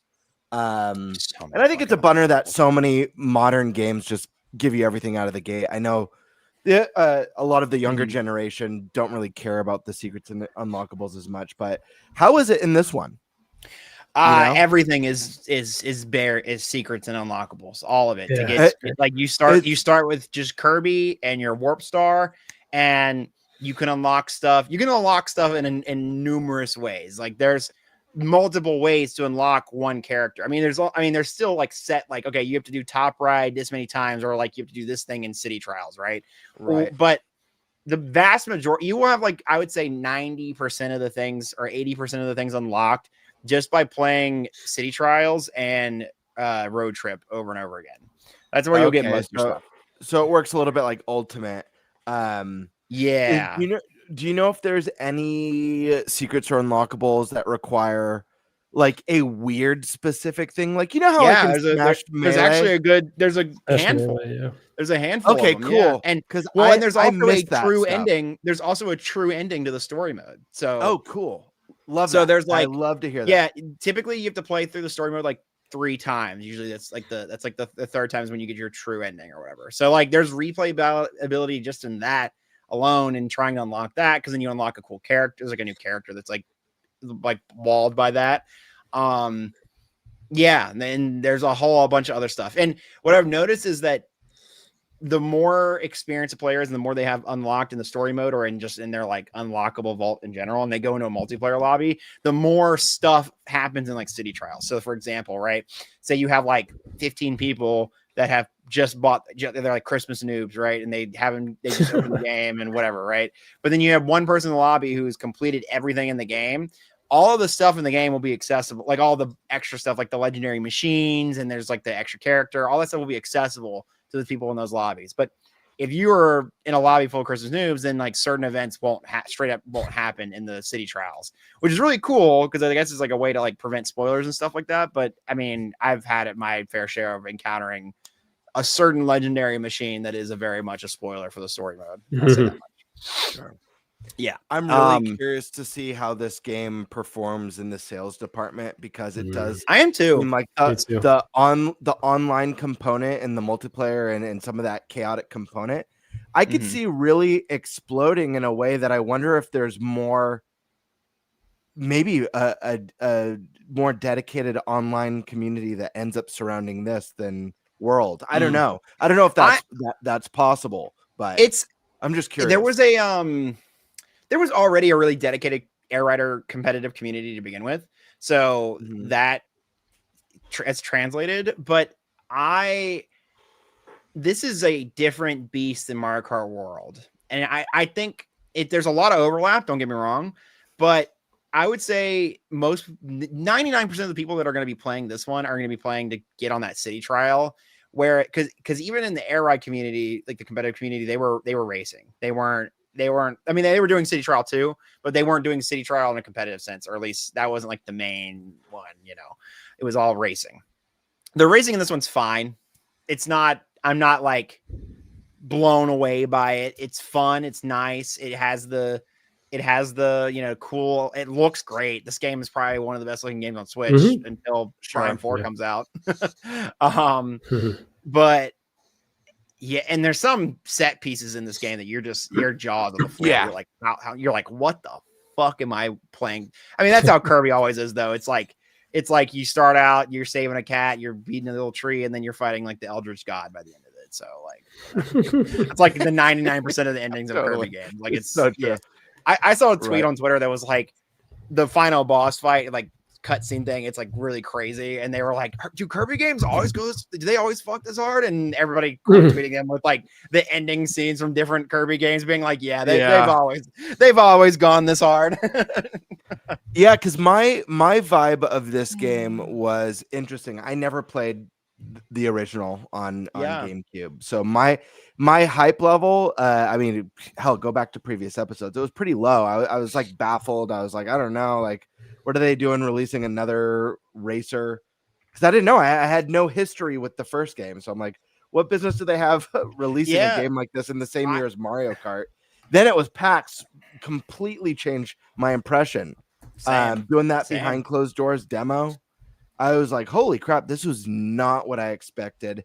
And that city mode that's just like wild and chaotic.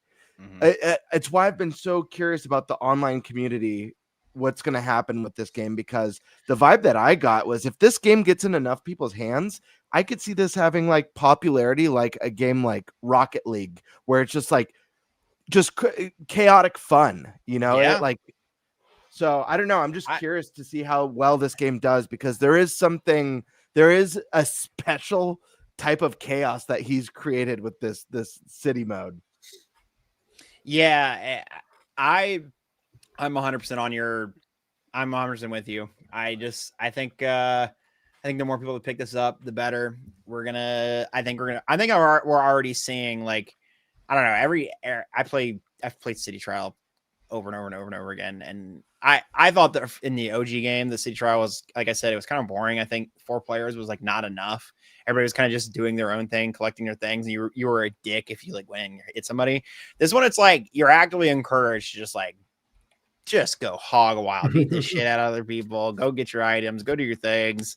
Yeah, it rocks. This one rocks. If I had to rank it out of like the Switch 2 games, like exclusively Switch 2 games that come out now, you got like, Mario Kart World, you got DK Bonanza, you got, I'm not counting like the upgrades. I'm just counting like full on. Tears of the Kingdom. I'll give it to Age.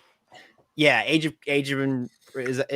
Imprisonment. Is that Imprisonment? it? Yeah. Yeah, I haven't played that one yet, so I have to. That one's out of the race for me. And then I'll give it to ZA just because like ZA, like that was like a dual release, and then with Prime 4, it's like it's enough. It's like number 2 or 3. Like this one's, I think Bonanza's number 1 right now, but barely. Like World's a little slow for me at times, and I wish the online was better. If the online was better for World, I'd be on it. I'd be like, that's number 1. But Bonanza's 1, Kirby Air Riders number 2 right now. That's where I'm sitting. Oh. Okay. All right. That's me. The only question I have with Kirby Air Riders is just hit me with it. City trials. Do you have you might not have an exact count, but like how many of those different games are there? Like, are there significantly more than we saw in the directs? Yeah, it is a good bit. Yeah, it's like, God, the few that I know. I mean, there's like the button. There's button mashing. There's the wall one and then there's also different variations of those same ones. Like they have different maps now. There's a lot of boss fights. And then also with that legendary machine I keep referring to, that's like kind of a spoiler story. If somebody because what happens is there's like different legendary machines, and then in the city trial, there's 3 pieces of a legendary machine that you need to collect. And once you've collected all, you get the machine. One of those legendary machines, if you assemble it, it makes it so that you have to play that. You have to fight that person, like the player who assembled that machine. They become a boss, and then everybody else is trying to defeat them. It's a really cool gimmick mechanic. I have yet to beat that boss in a city trial setting. At least I beat it in the main story, but yeah. Again, without spoiling, it's just kind of like that's how the mechanics work. I'm not gonna get into like what it is or whatever, but yeah, so there's a lot more. I would say there's at least double, if not triple amount of what we saw at PAX and whatnot, and what was on the demo online. When I play with my friends, I kind of like having it randomly roll. We make city trial go to like 7 minutes, and we have it randomly roll one at the end instead of having us vote. Because then we're all forced in the same lobby. I think it's more fun, but in the competitive scene, it's you vote between the 4, and yeah, it's good. It's good. I know I glaze, but when I like something, man, it's. No, I'm with you there. Man. It's great. Yeah, I was more surprised you loved this one while not liking the original. I think I just like that this one's more interesting. There's stuff always happening, whereas like the original, it felt. It was slow, and I felt like maybe it's because I didn't understand the mechanics as well when I first tried it, so it was like really frustrating to me. But yeah, I'm a big. I like the fast pace of this one. They're telling each other secrets over there. Is that Nog in there? We're obviously getting towards the end of this topic, and just like the last time, yes. GameBird's gone. When it's I love supposed Nog. to be to go next. Oh yeah. Yeah, you know what? Well, we're killing Love it. time for GameBird for a second, and we're talking about the Nog. Anyone have a favorite type of eggnog? I don't drink eggnog. Do you prefer it with or without alcohol? That. I'm not an eggnog person. I don't Can't drink go it. wrong, don't but drink it I at all. drink it without most of the time. Yeah. Yeah, I drink it without. I thought I've had it eggnog was with. like exclusively an alcoholic drink. No. I thought it was like a No, holiday. It is drink very up. common to have alcohol with it. Mm. And that is so you're not wrong in that. That's like a very, very common. Got but it. you don't have That's to. And there's a lot of people who obviously don't. Yeah. Okay. Like the glass. Yeah, Michaela got it for me. So I'm the only one in my family who can stomach it. Everybody else is like, "That's the grossest thing ever. Why are you drinking that?" she won't Yeah, I've had touch it like it, once. which is Same great. here. Yeah, you're right. We get it all to ourselves. But I wish you could enjoy it with me. That's funny. Well, while we're killing time, I can talk about the amiibos. They're cool. Oh yeah. They interchange. Over the Amiibo stuff. So these are $50 each. They are pricey. I don't recommend them unless you can get them on sale. But they are cool. You can mix and match. I will be getting the other ones whenever they do come out. So you get a little tink. You see that? Take them out, put them in there. And they're very high quality amiibos as well. Like they're not like the Smash Bros amiibos where you could tell they're like really flimsy, they're tiny. Like this one is like maybe tiny little bit of plastic. This is like, it's like hard plastic. It's not like a mold. Some of it's a little bit of rubbery, but that's just because of the nature of this figurine. I like this one. It's got like his head's like textured and stuff. Like it's kind of crazy how hard they went on some of these amiibo. And then I like the way they like kind of interlock with each other. That's really cool. So when you touch it to the game, you can the data I think saves with the guy, not the machine, because I've interchanged them between the two, and what it does is it still picks up the guy, and it's like the way that they ride and the way that you train them, it stays with the guy. It just the way that they ride is different because of the machine's like stats, right? So the machines mean less than this guy. Like this one, it's like as long as somebody has a base that you can attach him to, then he's locked in. But you can see like that's the standard amiibo base, so you can see like size comparison wise. The Kirby one's cool because he can spin around, so there's another size comparison for you. But he can spin around. He does a little spin. Yeah, so Flam, could you hold up again for everyone in the audience the old versus the new, because it is quite a difference. Yes, the price has gone up, but I was looking at these in the store the other day, and I couldn't believe, especially the Metroid Prime ones. It's remarkable. Oh yeah, I have those. Yeah, look at that. Well, I haven't. This is like a here. I'll even get the big. Like I have Ganon, right? Like the Ganon amiibo, and that one was big for the time. And yeah, but they almost look like the old ones. Almost remind me of like, obviously better than a Happy Meal toy, but looking at that Luigi, it almost looks. I mean, they look cheap. Like the old ones look cheap. Yes. But these ones are like, these are crazy good quality. And then if I get let me show you the Prime ones. I mean, they're not playing, man. These are nice ass amiibo. I haven't opened them yet because I'm going to open these ones on my Prime 4 stream. But like, this one was like 30. I think. Yeah, they're way more detailed. I was looking at that in store. This one was 40, and like, god damn. Like it's nice ass shit. It's nice ass shit. You could have just stopped at nice ass and just left it alone, but you know. Okay, we'll get to GameBird here and his topic in a moment. But since he's munching on a snack, I'll just talk about eggnog for me for a moment. Since he's having the night over there. Yeah, let's talk about it. I do prefer eggnog with booze. No way. Now the thing is, brandies and like rums, dark rums are kind of like the traditional stuff to put in it.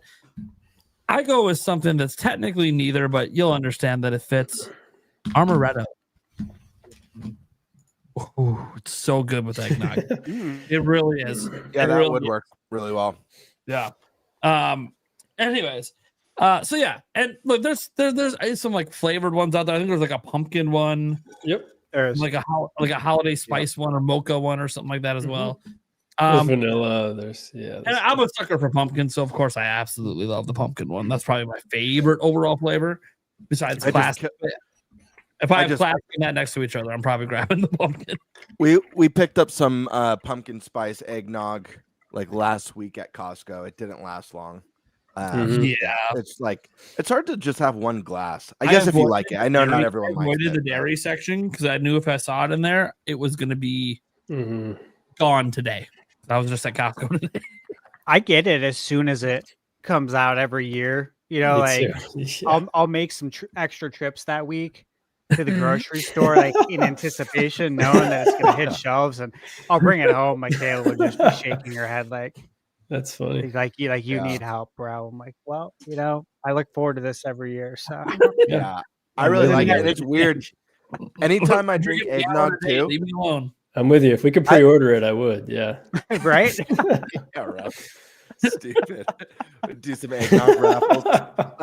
Oh my God.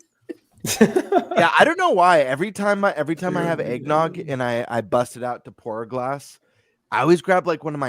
I always grab a nice glass. Like I have some really nice.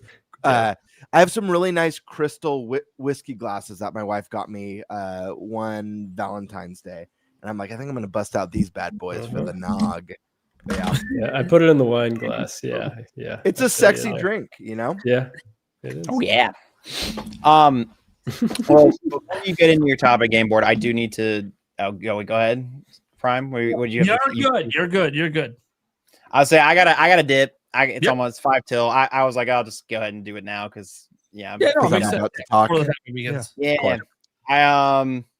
I'll be minus FVLAM if you don't know me. I got a video coming out Friday about Deltarune, all that kind of stuff. Yeah, you guys are all great as always. We also got some more stuff coming up about like the state of the modern kart racer. So I kind of some commentary on Kirby Air Riders and Mario Kart World and Sonic Cross World. So like comparing the three and like how did we get here and that kind of stuff. And it's interesting. Yeah. So got stuff in the pipeline. Again, always a pleasure. Love to yap, as you guys have seen. Wonderful meeting you, Tide. And yeah, great to meet you, man. Yeah. Oh yeah, FVLAM. Quick question before you go, real quick. You're doing a video on Deltarune. I've never played Undertale. You recommend, or should I just jump to Deltarune? Wow. I think you should play Undertale before Deltarune. I think you can play Deltarune without Undertale, but your experience will be vastly improved if you play through Undertale before Deltarune. Also, if you stream it, good luck.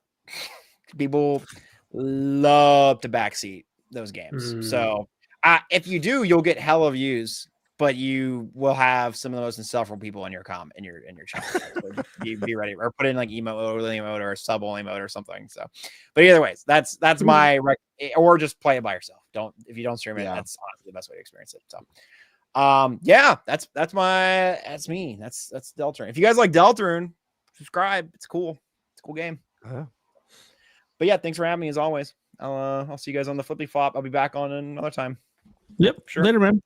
Bye. Go, man. Have a good Thanksgiving. See you, man. You guys. Yeah. Happy holidays to you all. Bye. All right, Birdman. What's the topic? All right. Now that he's out of here, we can really start the show. Oh yeah. All right. My topic for the evening is, guys, we know that Switch 2 has had a good first 5-6 months, but the question for you all is, how can we have an even better 2026?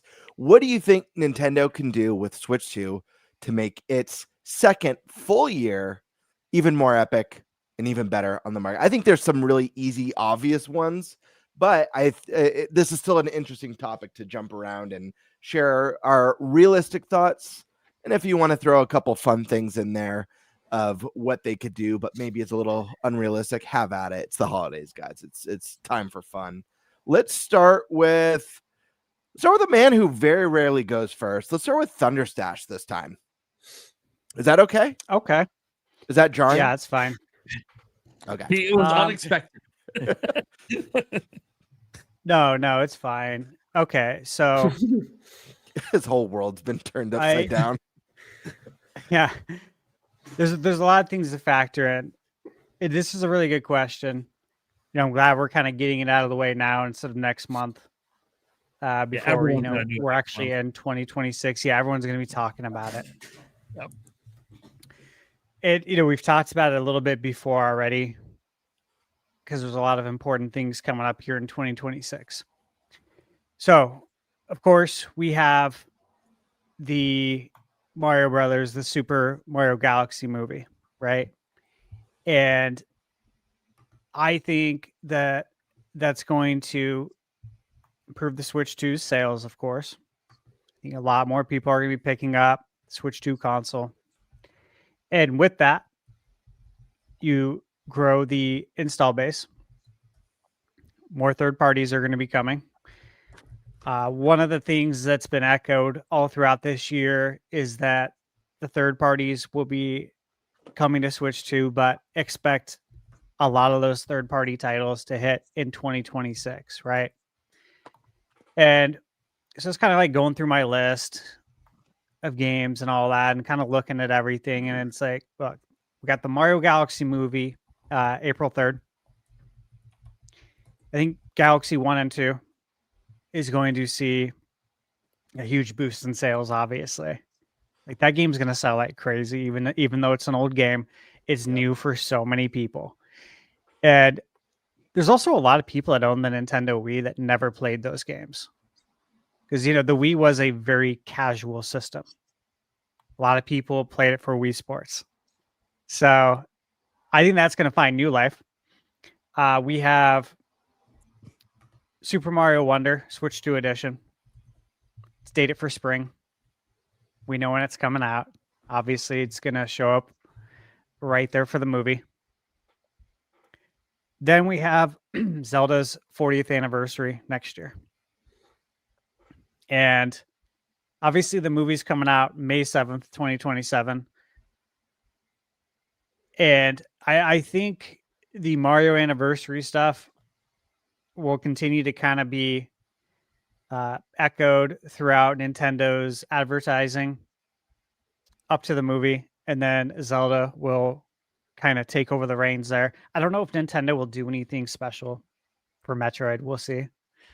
There is something I do think would make sense, and that is still to get Prime 2, 3, and Prime Remastered, Switch 2 edition with the mouse Joy-Con controls.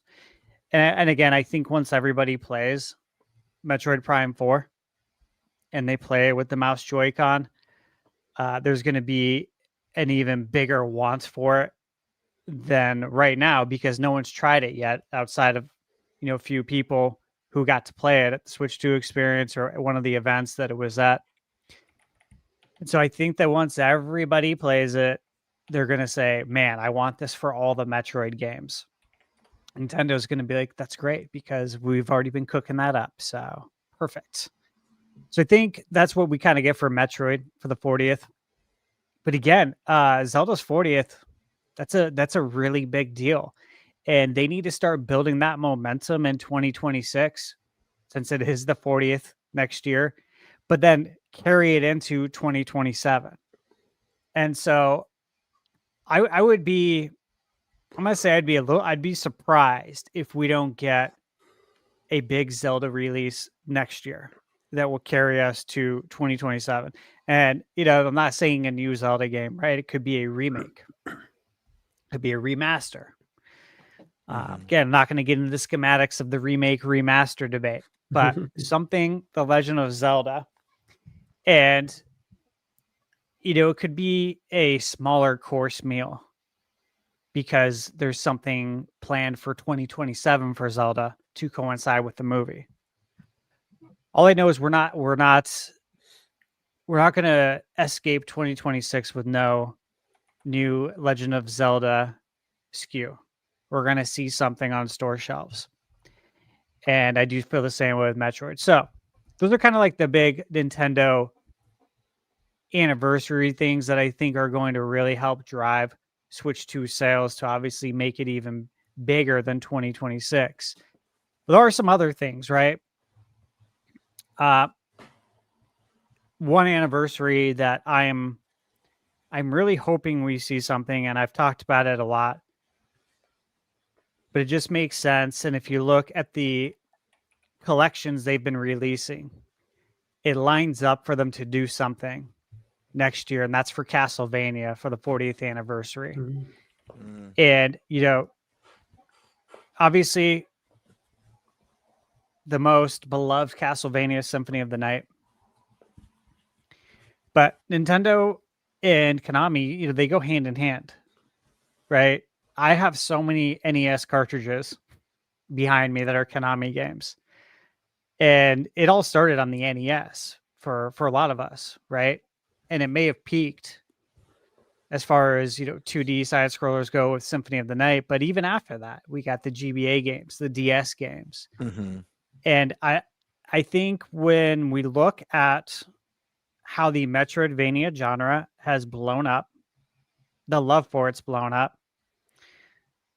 You look at Metroid Dread and how well that did for a IP that historically has not sold gangbusters, but of course critically is done just about as good as you can ever do. I think if you're Konami, you're looking at that and saying, we need to get in on this, okay? Like we did help birth this genre, and if we need any proof as to how we could do, look at Metroid Dread. We know the numbers. We know it hasn't sold particularly well, but Dread did. And so we should feel comfortable jumping in. Let's reintroduce the younger audience and remind the older folks who grew up with these games why they love them so much. And so then they did the Castlevania Anniversary Collection. And then they did the GBA Collection and the DS Collection. So they reintroduced these games to everybody. Now is the perfect time to strike on a big 40th anniversary. And I think that makes it, of course, over to Nintendo. And I think a lot of people will latch onto that and want to play it on Nintendo as well. So I do actually think things like that could help. And that gets into the next part, which is, of course, the third parties. And you guys all know that I keep my own personal Excel list of games, and I have to because these are games I'm working on for review. These are games that I'm talking to either the development company or the publisher on prior to them coming out, and I have to keep track of all of these conversations. And also, these are games that people probably don't know about, or they're not well known, let's say. And they're games that I'm like looking forward to hopefully kind of shining a light on. And of course, I've said this to you before. If you go to IGN, you go to GameSpot, you go to Game Informer, whatever website, they never have all the games that are coming out. They have the release calendar. There's always holes in all of them. Like there's no definitive list. And so obviously I have to make my own list because I can't rely on you to do it right. I can't rely on you to do it right. And I can't rely on you. I can only rely on, I guess, myself in this scenario. So I'm looking at all these games, right? Here, confirmed games for 2026. I'll just kind of go over a brief little list here. We have Legends of Heroes, Trails Beyond the Horizon. Legend of Heroes series is really blown up. You have Final Fantasy VII Remake Integrate. Again, this is a monumental release. We've already played it at PAX. Yep.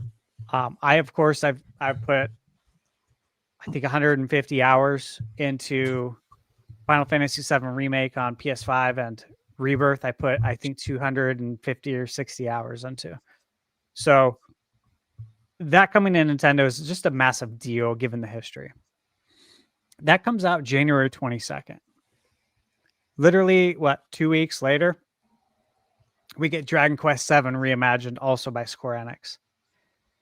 And this is a game that I absolutely love. Love this game. And the fact that we're getting it in that art style now is extremely exciting. A week after that, we're getting Mario Tennis Fever. A week after that, EZEX, Proud Nordics.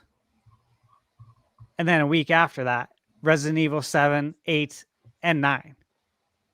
So 7, 8, and of course Requiem. It's not called 9, but Requiem.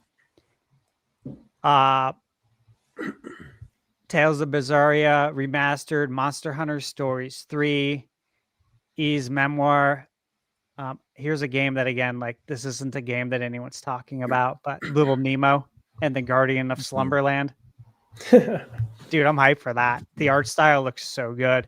And honestly, I love that game on NES.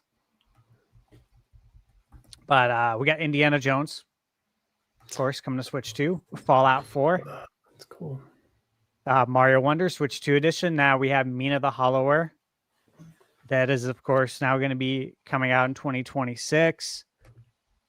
007, First Light, Fatal Frame 2, Fire Emblem, the Lego Batman, Legacy of the Dark Knight, I think is going to do gangbusters on Switch too.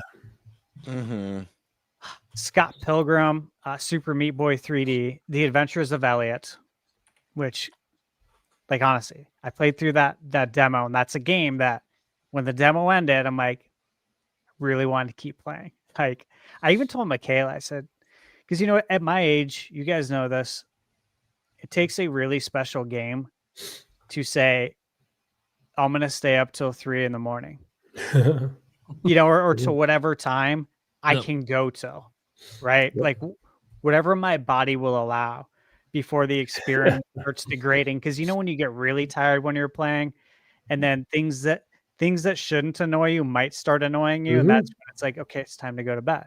Because I don't want the experience to be degraded.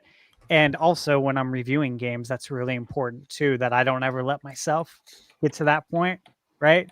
Because you don't want my sleep habits, my lack of sleep, to impact my review. That's not right for the viewers. And so that's a game I told Michaela I could have played till the sun came up. I'm like, holy shit. I was like, babe, this is like Zelda 1. Legit, but modern day. This is what I've wanted. And I said, you know, it's not Nintendo making it, but it's Square Enix. Like, if anyone else was going to make it, I believe in them to do it. And so this is exciting, and it has time travel, which I am a huge sucker for, you know, as a Back to the Future you know, massive fan, right? I anything with time travel, like, oh man. The Duskbloods, right? Recent news has came out about the Duskbloods, of course, that this game's been in development. What was it, GameBird, since 2019? Yeah. Dude, what? It's like that. That's a very interesting tidbit. That's should make everybody excited that game's been in development for so long, and should really just instill confidence in all of us. Of course, we have the Yoshi and the Mysterious Book. You know, I'll be there to play it. You know, even though I know Yoshi peaked at 95, I still support Yoshi, and I still have hope that it'll get to the point that I want it to. Will it? Right. I don't know. It's not something you hold your breath on. Elden Ring Tarnished Edition. Again, that's going to be really fun to play in handheld. I think a lot of people are going to be excited to play that in handheld. Witchbrook, Animal Crossing, Switch 2 edition. That's going to bring a lot of people over to Switch 2. Like, that'll get a lot of people to buy Switch 2. I really believe that, especially if you already own the game. I think the upgrade's $5, right? $5 holla. That's nothing. We got Reanimal from THQ. We got my guy also from THQ, Goldman, the DuckTales game. I've had that pre-ordered since, well, for over a year now. So that should be coming out fairly soon. I am interested to see what happens with GameCube NSO. What games are at it? Obviously, we're getting Virtual Boy. February 17th is when Virtual Boy, the actual Virtual Boy, goes on sale on Nintendo's store. So I'm excited to play those Virtual Boy titles. And then there's just a lot of indie games as well. Like, if we look at the Switch 2 right now, and we compare the Switch 1 around this time, right? The Switch 1, as we know, had several indie games. And right now we don't have a lot. And of course, there's reasons behind it. We can talk about development kits all day. That's not the point I'm getting at here. The point I'm getting at is that we're due a lot of indie games. We're owed a lot of indie games. And that's why I've been playing some of them. Like the games I know that are going to be coming to Switch 2, I'm reviewing right now. I'm playing them right when they come out on Steam, like Constance. That's coming to Switch 2. Kingdoms of the Dump. That is very high probability that it's coming to Switch 2. So I look at games like that, And then I think that, like, there's games we don't know, indie games that are just not on our radar that are becoming a Switch to. All of these games, though, these are all announced. Okay. Like, that's to me the crazy part is that all these games we know are coming out. And then I think about the Nintendo release calendar, right? We always know around this time what's coming out up until spring. And then we don't know. Like, we don't know what's coming out after that. Obviously, we have the Yoshi, we have the Mario Wonder Switch 2 edition, but after that, what's coming out? We know Dust Bloods is early. And so that stage still has to be set. And I think Zelda's going to be involved. They've already announced Animal Crossing. What are we doing with Smash Bros? Are we getting a Switch 2 edition? That leads into my other point. I think we continue to get more Switch 2 editions. And there are key games that need to be announced for Switch 2 editions, right? That's like the Xenoblade games. Xenoblade 1 through 3, Switch 2 edition. And of course, Chronicles X. So all 4 of those need Switch 2 editions. And then I look at the third parties that we know we're getting more stuff from. There's games like Visions of Mana, Red Dead Redemption 2. Obviously, we're getting Red Dead Redemption Next Gen Edition next week. The Witcher 3 Switch 2 Edition, The Sims, Starfield, we got Star Wars Jedi Survivor, more Resident Evil. Obviously, we're getting it in February, but doesn't mean we can't get Resident Evil 2, 3, and 4 remake. Some point next year, I would expect at least one more. We got Professor Layton, Ninja Gaiden, the Oblivion remake, Mario and Rabbids collection. I think we're due for at some point. I think we get more Assassin's Creed titles. Obviously, again, we're getting Shadows next week. MLB The Show, Switch 2 edition. Like the actual Switch 2 SKU. That'll be very interesting to see how it performs. I think Hi-Fi Rush has a decent chance of making it over.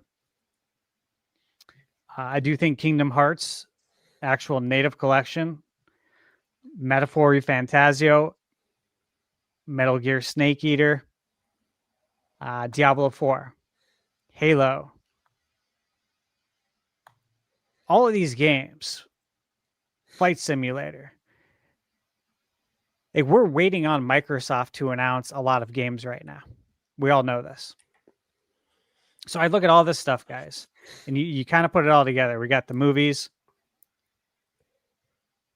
So we got the anniversaries, Zelda, Metroid. They're going to have their hands completely full. And you look at 2025, and it's like the console came out June 5th. Look at how many bangers we already have.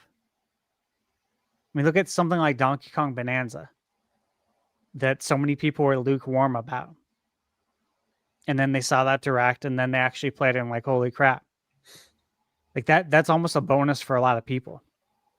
What are we doing with 3D Mario?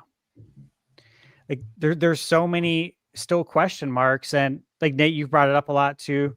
We all have, but like every generation is an opportunity for games to make a return, which again was our previous topic. Games that haven't been around for a while. Opportunity for new IP. So if you look at that, guys, it's like they can continue to feed us through the NSO with new games. Switch 2 editions, continue to do that. Third parties are going to go absolutely ham, in my opinion, in 2026. Microsoft is going to go ham. Doom, I don't know if I mentioned Doom as well. And then you also got to look at the new games that are coming out too, and if they're going to be coming to Switch 2. So not just the PS4, Xbox One generation ports, like the actual new games that we're going to start getting day and date. Is Call of Duty coming out next year? Obviously, there was a report today about Call of Duty 2027 that they're, hiring for that port. But what are we doing for 2026? Because that's a different developer. And presumably they would have already hired for that. So it's like, there's a lot coming. If you guys think about it, there's a massive amount coming. And so that's how it can be better. I expect it to be better in like every way possible. I don't know how it can't be. Like, I would be interested if any of you guys think there's a way that it can't be, because after everything I named off, and this is to my knowledge, right? We don't know what else is coming out. We don't even know what the second half looks. We don't know what it looks like past basically April, May. Yeah. We have no clue. And that's what's wild about all of this. So I think it's gonna be even crazier. And I don't know how I'm gonna do it. I don't know how I'm gonna cover it. But I think everyone who's working in gaming, like in content creation, doing the news, reviews, holy shit. Like, if we thought this year was busy, I think next year is going to be absolutely insane. You got GTA next year as well. What happens if that comes to Switch too? Like, I'm not resting on that idea. I still think it can. I still believe that the same thing. If it can run on Series S, it can run on Switch too. It's very simple logic, and everybody wins. Rockstar wins, Nintendo wins. Sounds good to me.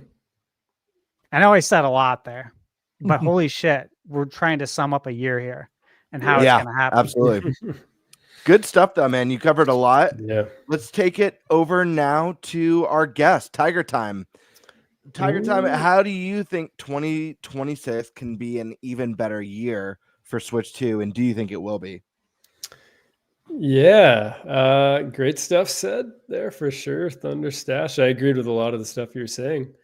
I do think it will be, to answer that right off the bat. Yeah, it would be, again, also like you said, a big surprise if it wasn't. I'm curious to brainstorm what it would take to be worse. I think could be an interesting conversation, but. So is this. So in terms of this, I would say, I think that Nintendo's communication is one thing going into next year that can be improved. And that for me has been the biggest disappointment, if this is, I guess, the word I'd use there, just even in terms of when they had the Switch 2 Direct and the prices you had to go digging for those, or the Mario Kart price was so uncertain and you had to go to another website to track down, what that was. And there was the $90 fiasco, and there was all that could have been alleviated by just, them saying, here's what it is, and keeping it simple, So I think that just even in terms of, the Metroid Prime 4 communication and the marketing there, and I just feel like there have been many instances, the game key cards and kind of the wording they use there with whether it's Nintendo first party published will be physical.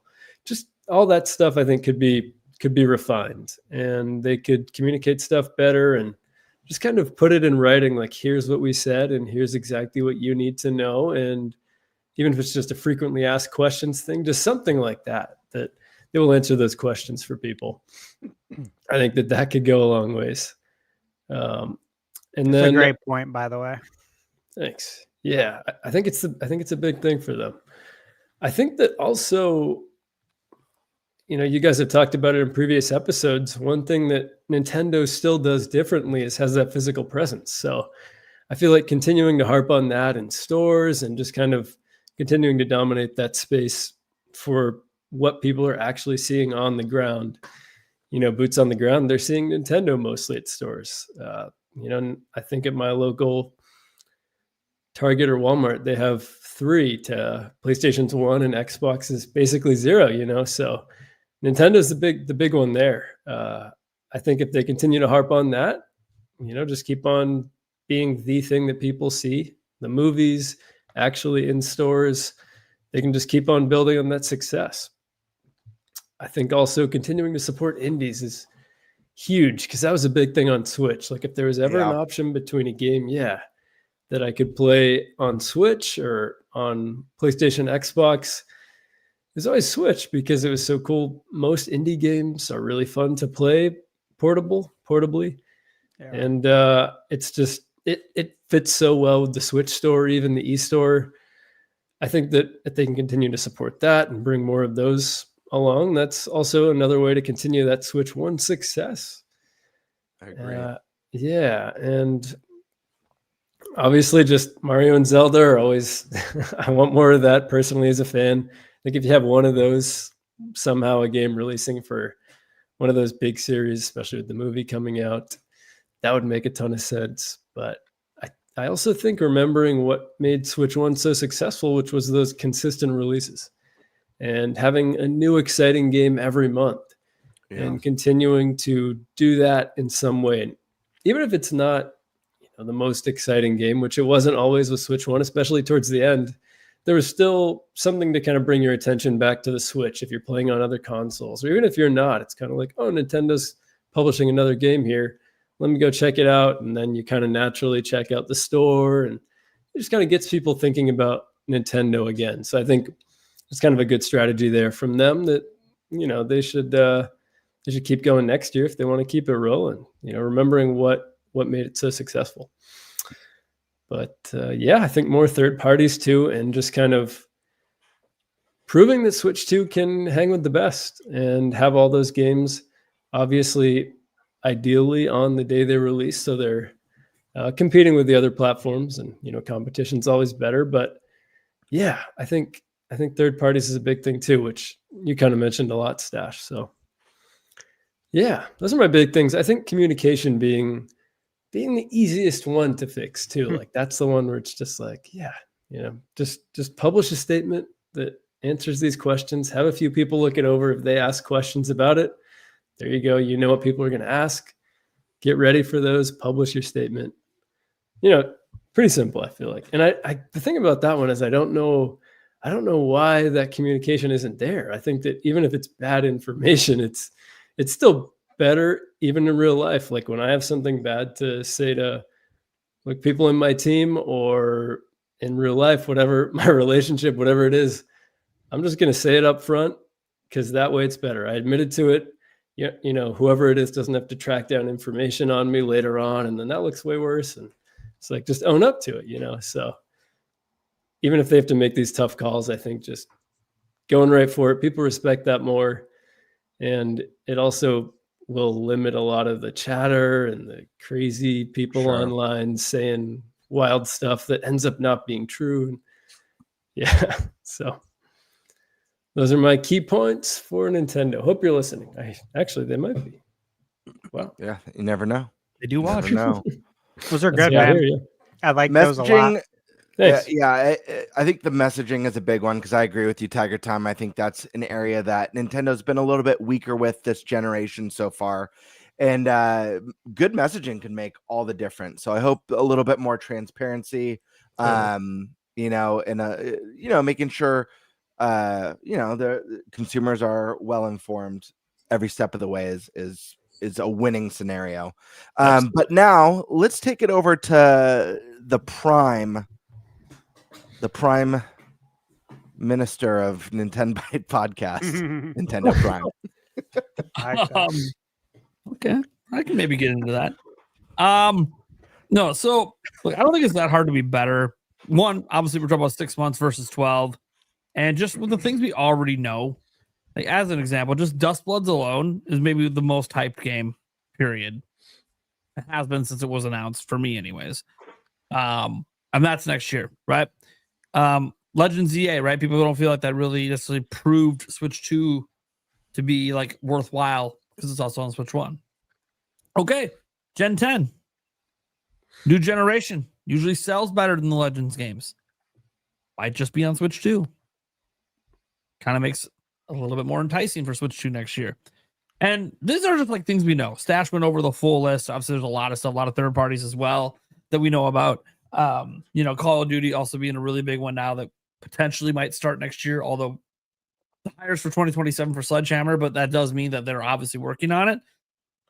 So you never know. The team that's making the one next year, I think rumored to be Modern Warfare game. Yeah, they're probably going to be working on something too. I would assume. I assume they have the dev kit long enough. That said, I think that just the stuff we know already kind of makes it better. And then obviously, all the indies, and I expect a ton of third-party announcements coming, like Microsoft to unload. Yeah. Even like more from Capcom and Square, like more stuff's coming. So, because all the things we know about are before we even get to the year. That's kind of the crazy thing. Like we're not even there yet, and this is all stuff we know. So now you get to Nintendo and the unknown. Look at Zelda's 40th next year. People brought it up. Something Zelda makes a lot of sense. And they usually put out something Zelda every year recently. So, is it probably a remaster or a remake? I'll just go on a limb and say if it's an Ocarina of Time remake, it's over. It's already better than this year. Sorry to everything else. But no, so something like that, I do expect. I don't expect like a big 3D Mario next year. Well on record about this, 2028. That said, I think Nintendo's got some stuff up their sleeves. Like the Fire Emblem game looks fantastic, but there's just more coming. Like Nintendo likes to keep things where like they'll announce a game and it releases in 3 months. And we haven't even got to the year yet where there's going to be at least 2 directs that you could have games announced that are literally coming out the same year. So there's going to be just so much. And I even look at this year. One thing about the Switch 2 part of this year has been, if you guys go by count, they've done the most directs they've ever done in 6 months.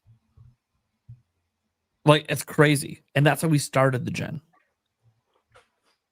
Wait till we get to a full year where they can start teasing, all the stuff next year. But then you can get to like the June or September direct. They start teasing 2027. Some of the big games there. Like, dude, it's gonna be an insanely fun year. And then obviously, third parties and everything else. This is, dude, I can't wait to cover it all. That's what I'm so excited about. Like, it's actually happening. I get to play these cool games and I get to cover it and hype it. Like, think about this. We had a topic about Kirby Air Riders impressions here, and half the cast didn't even play the game. I don't think we have to worry about that with a lot of the games coming next year. So, all right. Yeah. All right. I'm excited. It's gonna be fun. All right. The Sock Man. What are we thinking? Do we think it can be better? Oh yeah. No, it definitely can be better. Do you expect it to be? Oh yeah. Yep. One thing that I'm really kind of hoping for, and I don't know if we'll see it yet, but give me some Switch 2 exclusive games. I mean, give me something that's gonna push this system. Show what it can do. I want to see. I don't think Nintendo's going to abandon the Switch right now, still being, relatively early in the Switch 2 life cycle, but I'd like to see at least one game that's, a solid standalone Switch 2 game and can actually push this thing to its limits and show what it can do. Mm-hmm. Like Monolith Soft, I feel like is like so set up to be in that position. Sure. Mm-hmm. That'd be great. Yeah, that's all I got. I mean, I just want to see something that will actually push the system to its limits and see what we got. Cool. It's still relatively unknown on what this thing can actually do. Yep. I don't think, and I don't think you're gonna have to wait long to see that. Personally, I mean, you guys have all made some really great points. Lots of different reasons why Nintendo could have a better 2026 with Switch 2 than what we've gotten in 2025. I'm going to go out and say it, and yes, I do believe that 2026 will be better. I think for all the reasons that you guys mentioned, but I want to say that I believe that the first 6 months, we're almost at 6 months. We're just under 6 months of Switch 2, but I think the first 6 months of Switch 2 is objectively better than the first 6 months of the Nintendo Switch. Yes, I think it's objectively better because when you look at the first, let me think of the first 6 months of the Switch 1. We had 3 big exclusives that I could think of: Splatoon 2, Snipper Clips, and ARMS. Then we had 2 big ports, which was Breath of the Wild, which is a Wii U game, and Mario Kart 8, which is a Wii U game. Now let's look at the first 6 months of Switch 2. For exclusives, we had Donkey Kong Bonanza, we had Mario Kart World, we had Kirby Air Riders, we had Age of Imprisonment. So more fantastic exclusives only available on Switch 2. And then we got ports of Breath of the Wild, Tears of the Kingdom. We got a brand new Pokemon ZA Switch 2 edition, and we're landing a Switch 2 edition of Metroid Prime 4. Not to mention, we've already seen the strongest out the gate third-party support we've seen for a new Nintendo console in modern Nintendo history, with already promises of day and date third-party releases, which is a huge deal because we don't get day and date third parties on Nintendo consoles, at least not modern ones. Like that's a thing from retro times. And we're getting Resident Evil Requiem in February. So I think you're going to see a lot more of those day and date third-party announcements. Those floodgates are going to continue to open, and you're going to see a lot more parity between Switch 2 and the competitors in a way that we haven't seen for generations now with Nintendo.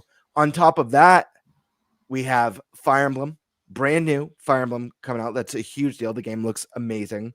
Three Houses is easily one of the best Switch 1 games. So this is a really hype announcement. And this is a series that, while not as big as Mario or Zelda, is growing in popularity. So much so that Three Houses won the fan vote of Game of the Year the year that it came out. That's so a huge deal for a niche Nintendo Tactics title. That's a big deal. On top of that, we already have stacked games early into the year, with potential, like Prime said, of potentially a brand new Zelda remake, big remake if it's Ocarina of Time.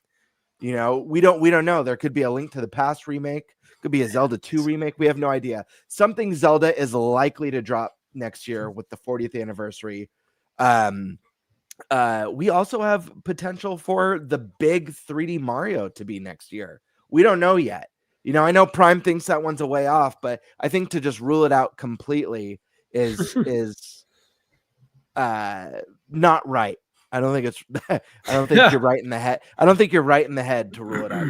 If we were entering the year 2027, yeah, I would give that a shot. Sure. But we're not. The point is that none of the big games have been announced for this year.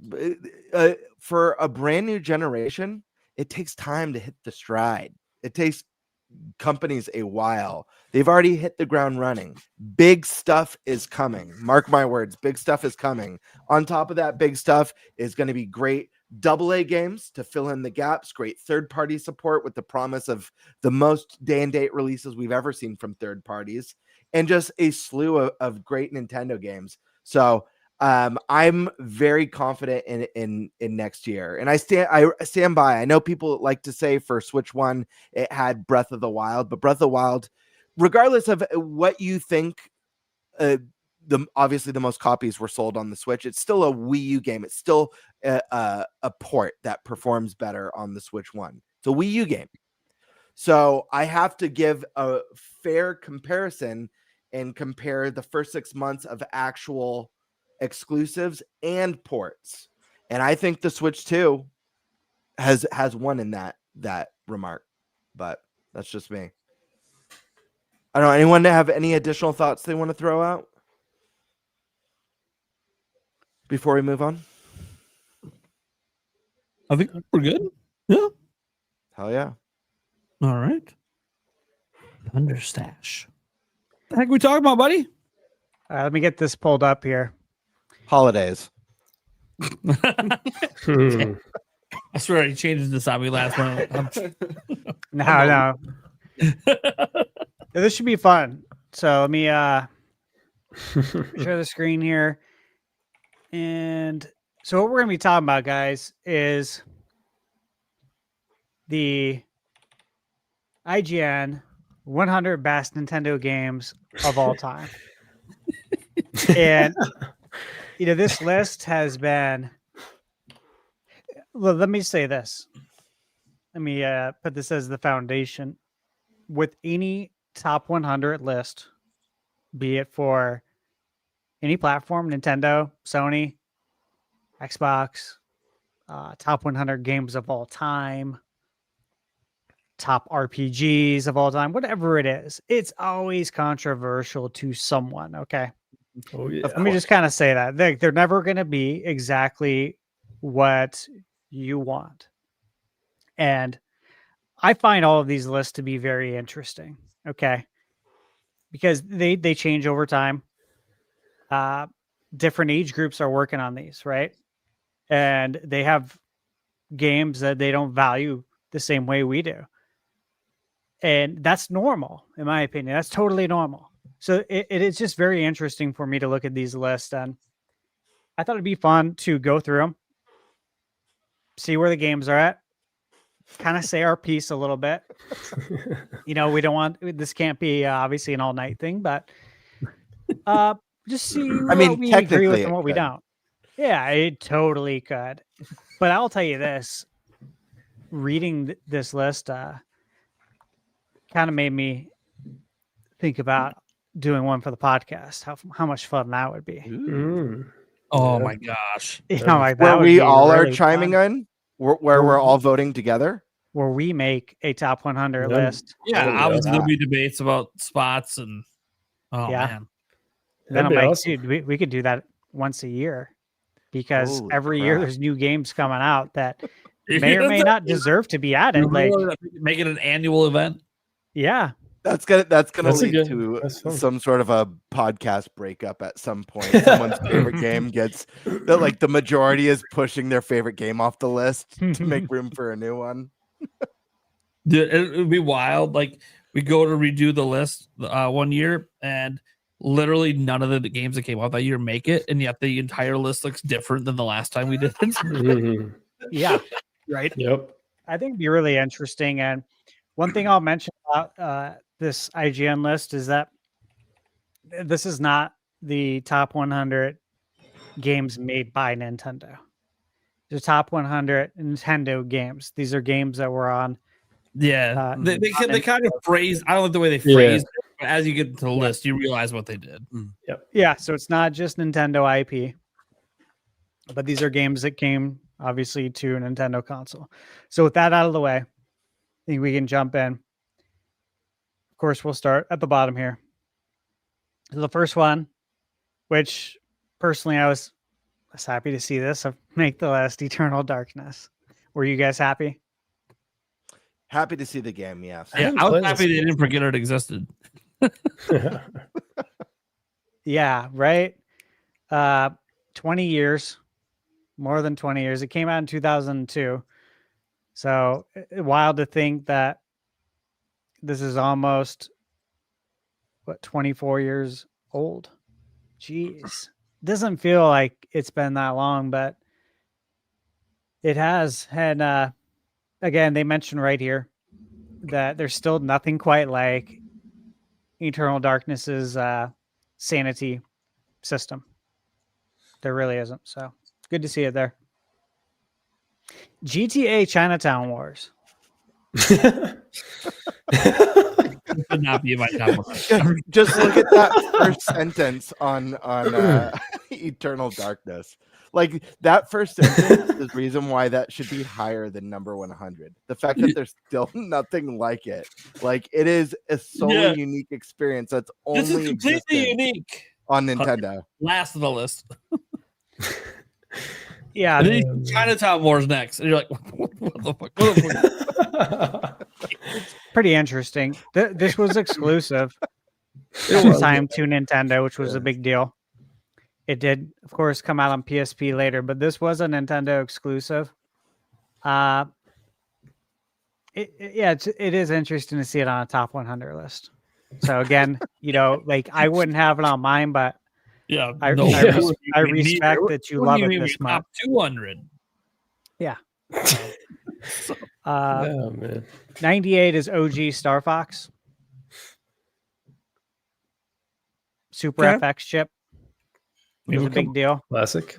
This Wow. pushed the hardware, gave us the actual 3D polygons on Super Nintendo, which at the time was super badass.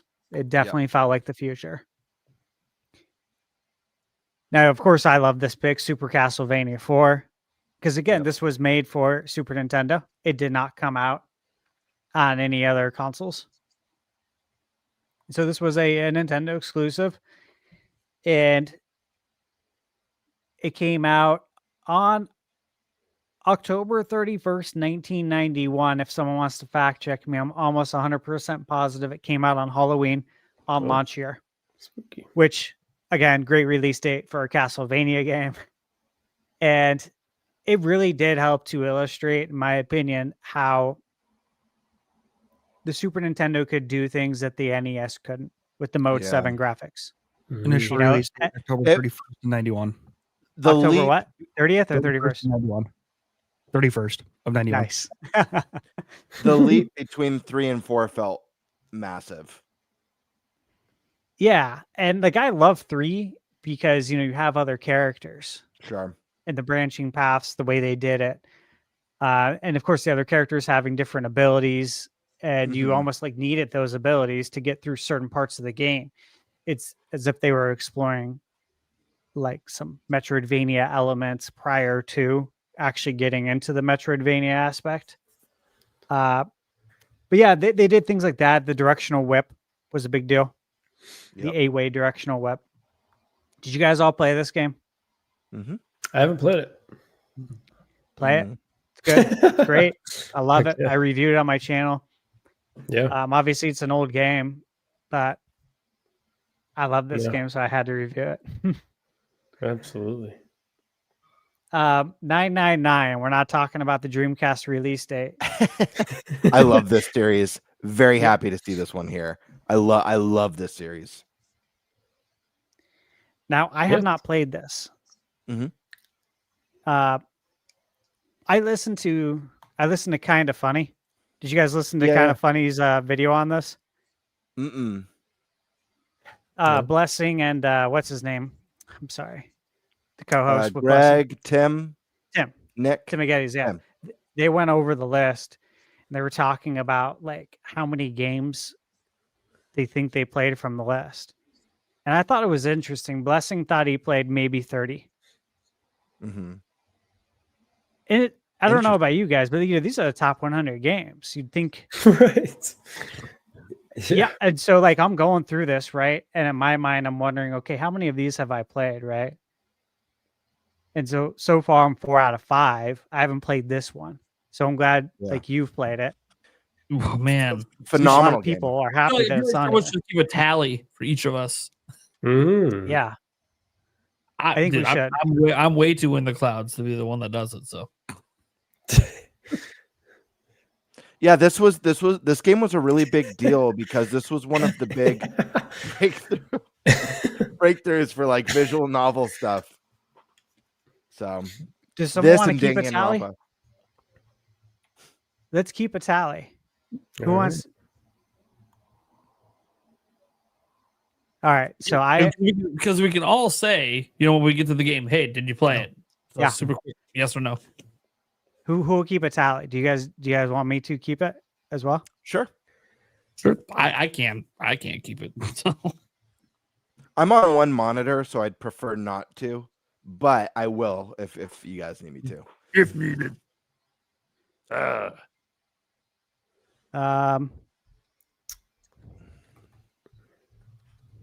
right, let me get to the next game. Fire Emblem 3 Houses. Dude, sin. This is a sin right here. This is sick. Whoever put it at 95, that is sick. Yeah, dude, that disturbed me. This really disturbed me. It's probably like it should have been disturbed because 40 spots higher minimum. Yeah, because there are multiple other Fire Emblem games above this. I love like Path of Radiance, Sacred Stones, Awakening. Like, hey, those are great, but this really disturbed me seeing this right here. Even Yeah, before I mean, this I'd seen the ones above it, Three those were all Houses great too. changed the game. Again, it's a Player's Choice Award pick for Game of the Year and helped Fire Emblem reach a bigger audience than it ever has. So that's nutty to me. Yeah. Okay. Let me get the tallies real quick. So Eternal Darkness, who's played it? No, sadly. Eric, have you played it? No. Okay. Prime, Bird, Steve. Okay. And GTA Chinatown Wars, yes, I've played it. Yep. Yep. We've all played it? Except for Eric. How could we not? It's a classic. Not playing any of these. Star played Fox. Yeah, I have played Star It's Fox. all of Nintendo history. You'd be surprised. Yeah. And Super Castlevania 4. Yeah. Yes. Not me. Okay, no Tiger. And then Eric, you said no? Nope. Okay.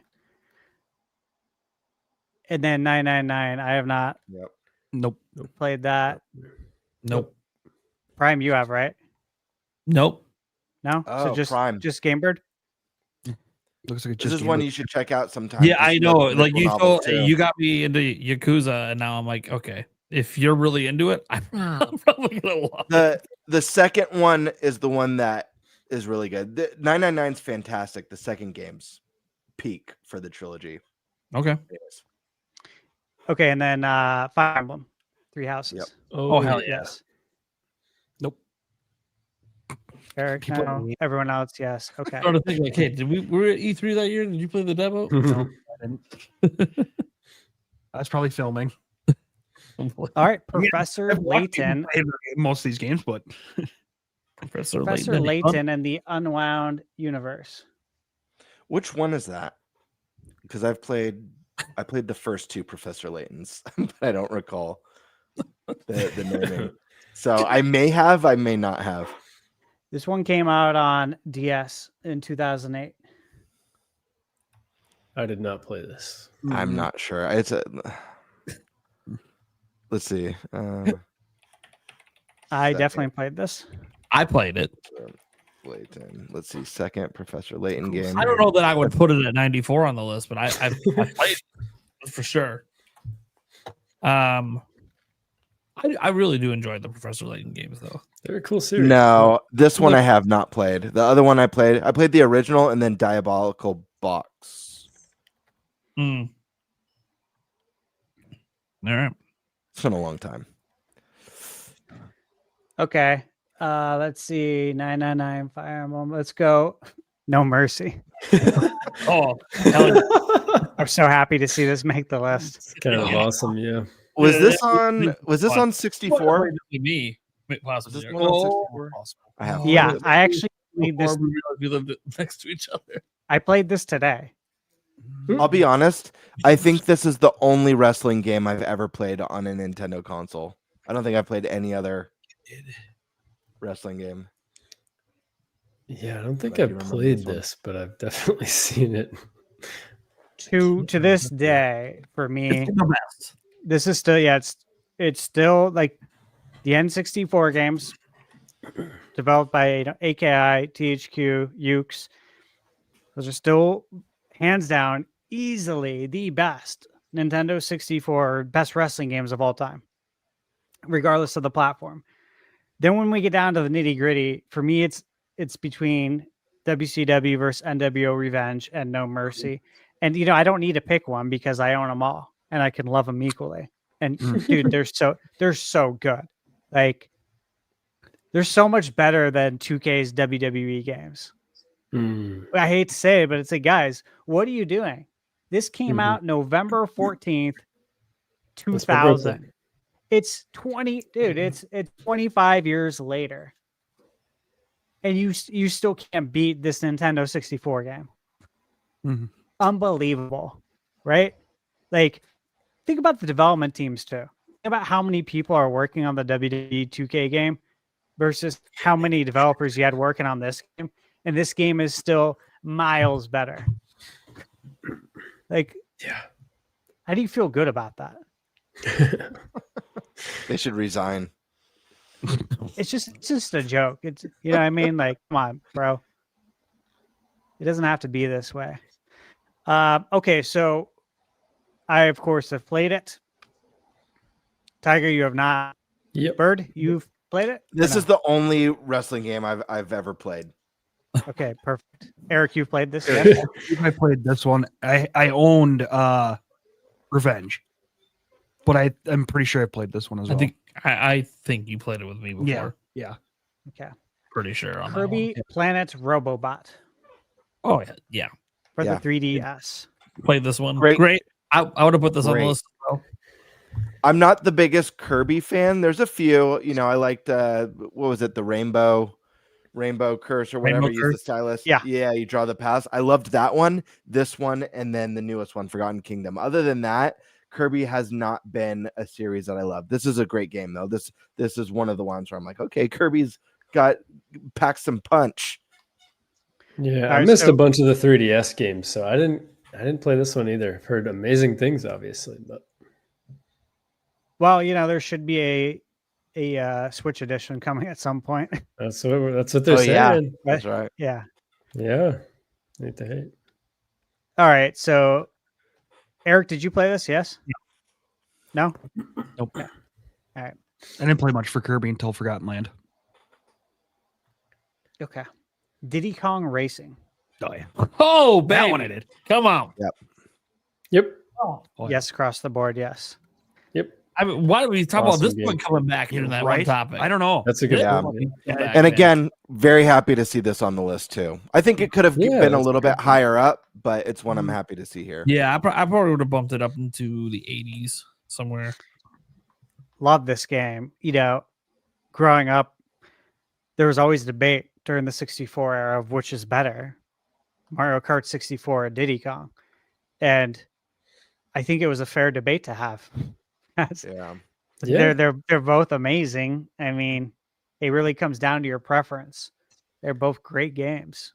The water looks great in it too, of course. This was one of the games on the analog 3D that I've seen perform significantly better. Like the Oh, frame wow. rate is significantly improved. I'm like, Cool. oh my God, yes. Yeah, dude. Like to be able to return back to that with better performance. Yes, please. Yeah. The world ends with you. Mm-hmm. No. Yep. Yeah, love it. No. With you. Yeah. You played it, Prime? Oh, yeah. Fuck yeah. Eric, no? Correct. No. Okay. Nice to see it on the list. I heard the Start at sequel is home. pretty good too. Yeah. I haven't played the sequel, so It is. Yep. dude, love this It's cool game. to see this on here. Yeah, this game rocks. Hell Played yeah. All right. So we've all played it. Eric, Oh, have you? I don't know if I have. You did. Did I? You played it on Wii U at the apartment with me. Oh, okay. Yeah, you were helping You know what me. game? It's You know been what a game long- rocks even harder? I know I looked at this list, but I think I just flew through it, so I don't know if this other game makes it onto this list. It's a game that I've been dying for, praying for to get a sequel or a remaster at some point. Zack and Wiki on the Wii. It's the same concept. It existed before Captain Toad, though. One of have it on my my favorite shelf. Wii. It's one of my favorite Wii games of all time. Yeah. I literally think it's Great one of game. the best on the system.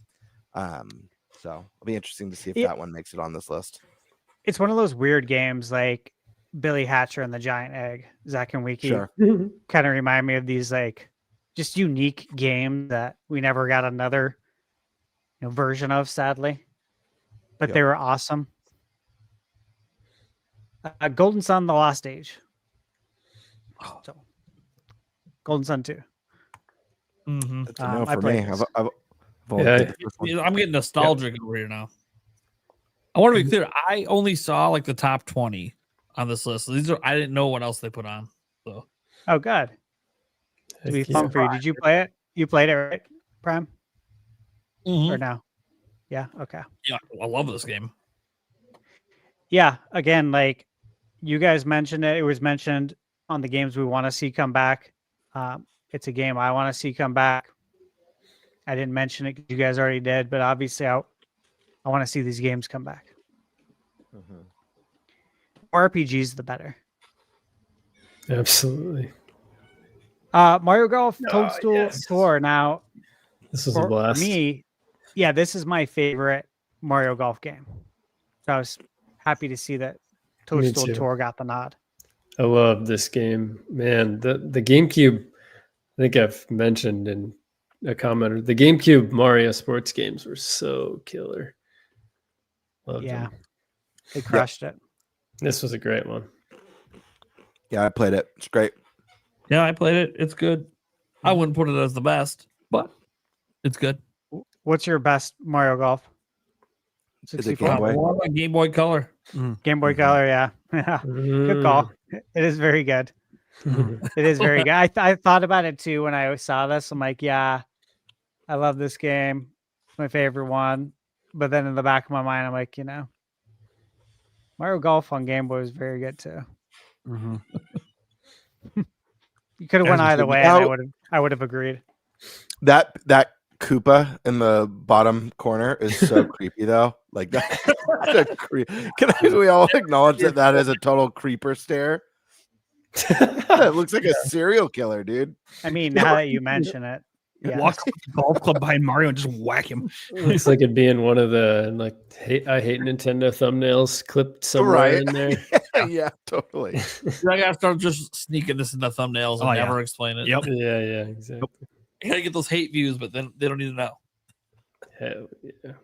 I am looking forward to this hitting NSO. Like this is one of the games that once it does, and Michaela, she played on like the golf team in high school. She enjoys golf. So I'm like, babe, you haven't played this game before.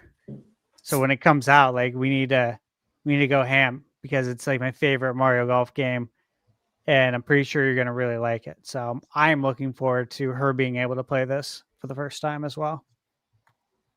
And I have it on GameCube. Like we could load it up, but again, it's not very convenient to do that. Another GameCube gem right here, dude. We played this on my friend Brandon's house. And Prime, Brandon is the one who used to come and chat and say the crazy stuff. He was at the wedding last month too, and doing the crazy stuff. Yeah. So I'd bring this over to his house because I owned Monkey Ball too, and we would like yell so loud playing this game. This is one of the games where you're taking turns passing the controller, and when you get to the later levels, it's like so intense that when you fall off, you just start yelling and screaming and just like acting like an absolute monster. And it was so much fun. I love this game. You guys played Monkey Ball too? Absolutely love it too. Love Monkey Ball. Love Monkey Ball. Yeah, I don't know if you've ever played. I don't think I've played any of them. So good. We used to have get-togethers with friends and stuff. I remember even early, like when I was a senior, my buddy would have parties that his parents would go out of town all the time, and he'd always throw parties, and we'd always bust out GameCube and Wii and stuff. And Monkey Ball was a favorite. It was just like a party hit. Yeah, I think I don't know if I ever played this alone. Now that you say that, I think it was always with my cousins or family, friends. Yeah. Now that you say that. Absolutely. So we're going to our friends tomorrow for Thanksgiving, Sabrina and Ryan. And Ryan still has his GameCube hooked up. And every time I come over, like I could be in the door for 5 minutes and he'd come right after me. We need to go play Monkey Ball right now. I already have it set up. He's like handing me a controller every time he wants to play me in this. He's very good at it too. I will That's say that. awesome. But dude, yeah, he loves. So I'll be playing. I guarantee you, I'll be playing Monkey Ball tomorrow, and we've been playing Monkey Target. Really likes the Monkey Target minigame. Yeah, and he'll probably beat me. So he's very good at it. You guys notice how we're going through all these like classic games and how there was such a weird and adventurous charm to the way games used to look, and like the characters, like what was the last what was the last new mascot? I'm just like I'm seeing some of these characters as we go through here. Mascots were such a big part of gaming growing up, constantly. Even ones that were like never became huge. Like, you know, we got a game with the 7-Up dot. You know what I mean? And there was like Bubsy and Cool Spot. Starfy and Glover and dude, there's a Chester Cheetah game on Sega. Yeah, Bomberman, the Cheetos guy. You didn't have to be as big as Mario, you didn't have to be as big as Mario or Sonic, but everyone was making these great mascot characters. Yeah. You know, even up to like Jack and Daxter, and we saw it for a while, but I don't know. Do you guys even recall the last one? I'm sorry, I'm just like Astrobot. Astrobot. Yes, Astrobot. Yeah. Yeah, but you know, outside of that, this stuff. I mean, you see more mascot stuff in indie games these days. Yeah, totally. Yeah, kind of miss that. Like, here's another one, dude. Joe, like, look how weird and like unique, and I don't know. I kind of miss this stuff a lot. This game's so Joe. good. Yeah, there's 2 of them on GameCube. Excellent games. Yeah, I loved them. Art style was awesome. Combat was great. Big fan. Have we all played this? Not me. Yeah. Heck yeah. Oh man. I hope these get a re-release at some point, or at least make it onto the NSO. You don't want to play this? Because you guys got to at least play the first one. This game's so good. Yeah, it's so freaking good. Such fun combat, and like the theme of being pulled into a superhero movie and the rewind mechanics. It's just, this game is epic. Yeah, I was gonna say, to me it's weird that Eric doesn't remember this game, because I never owned it, I never rented it, but I did play it, and that was at actually Monkey Business. I played it at Monkey Business on their TV. They just had the game. They had a GameCube, and what is that? Or old daycare. Old daycare. Oh. That's cool. And no, we Good didn't place to play Monkey Ball. Business. Oh my god! Don't even look all the GameCube love. I know, I like that. Yeah. Well, I mean, the GameCube had a great slate of games. It did. Played it. Yeah. Nobody wanted the cube. It did have good games.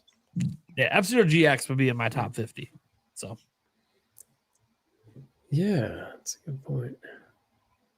It's very good. I mean, it's my favorite F-Zero.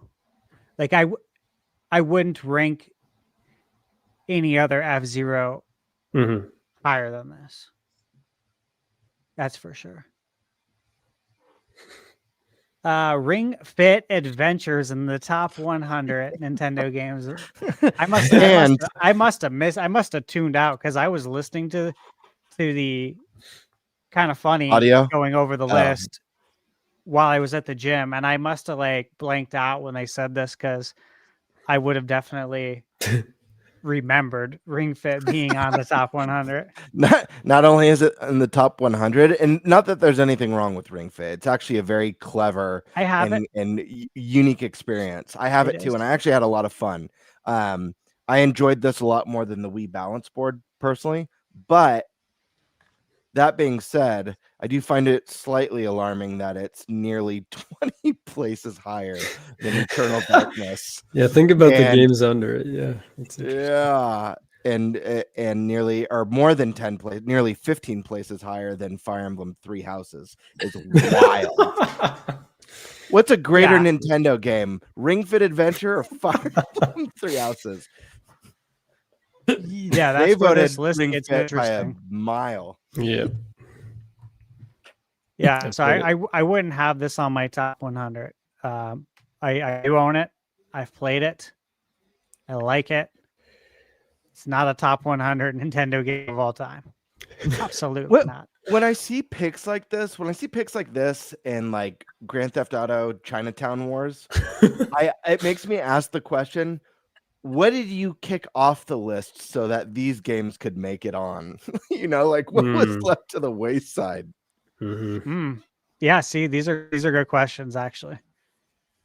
And we'll find out like once we get into the list, like what games probably, should have made it if it were our list. So have we all played this? Has anyone not played it?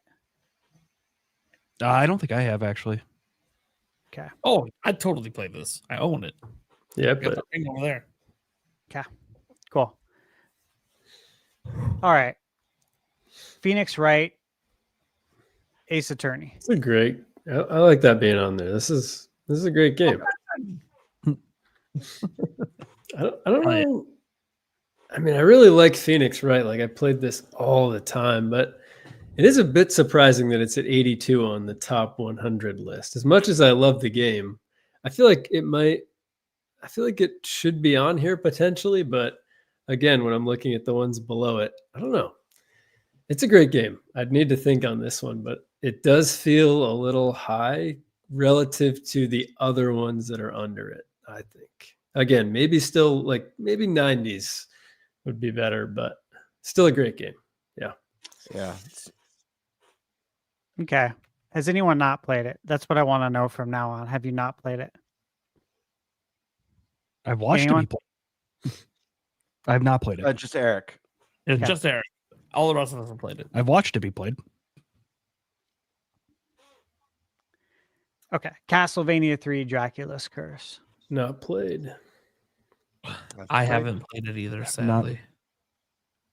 You haven't played this, Prime? No. Dude, it's so good. I don't know why I never went back to it once I became aware of it later.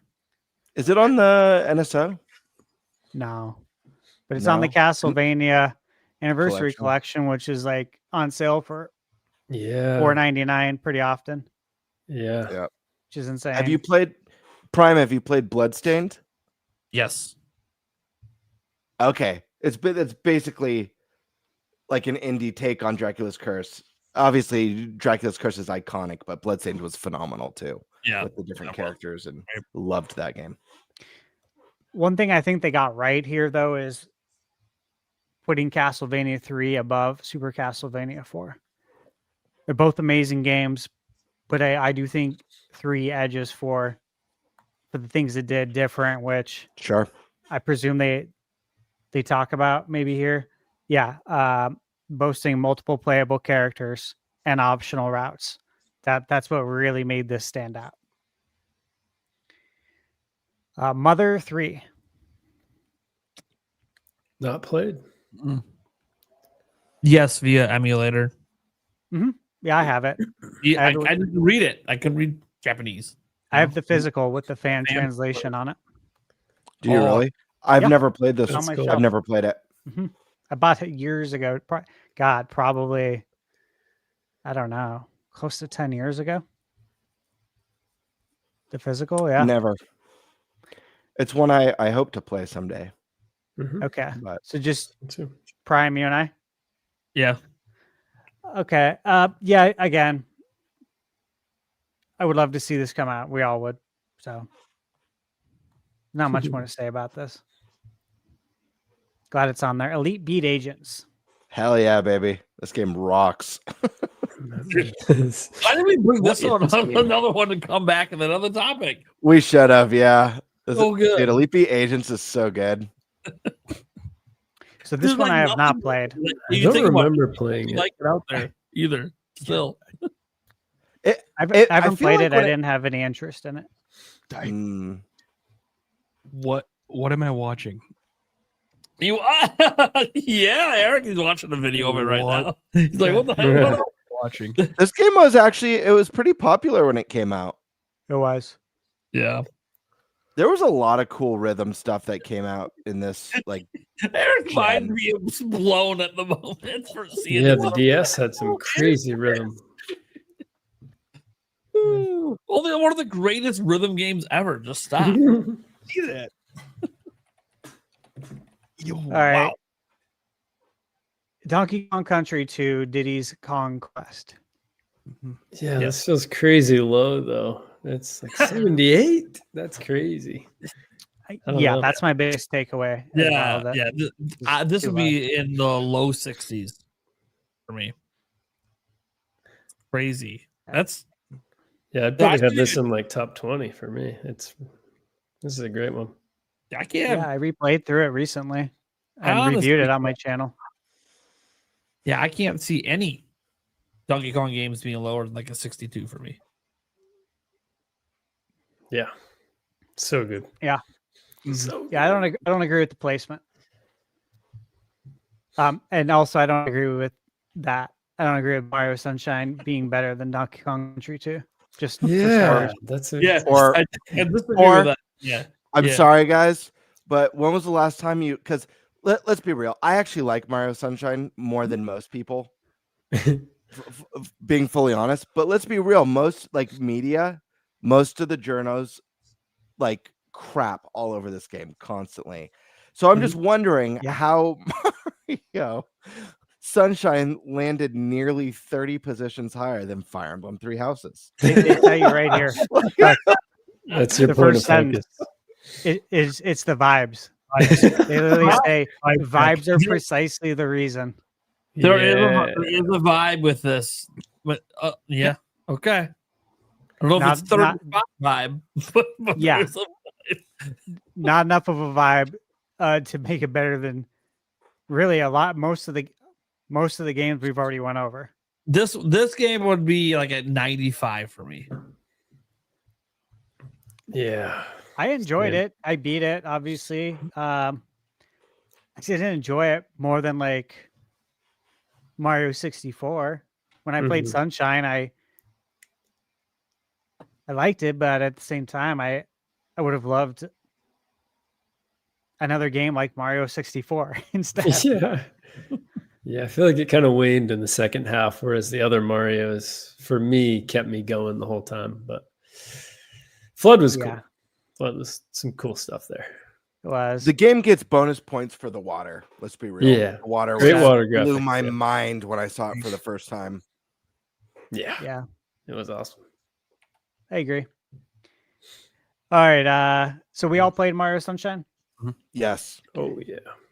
This hurts Secret my of Mana. soul. Dude, this hurts. Whoever put this at 76 should be fired immediately. Damian McFerrin from Nintendo.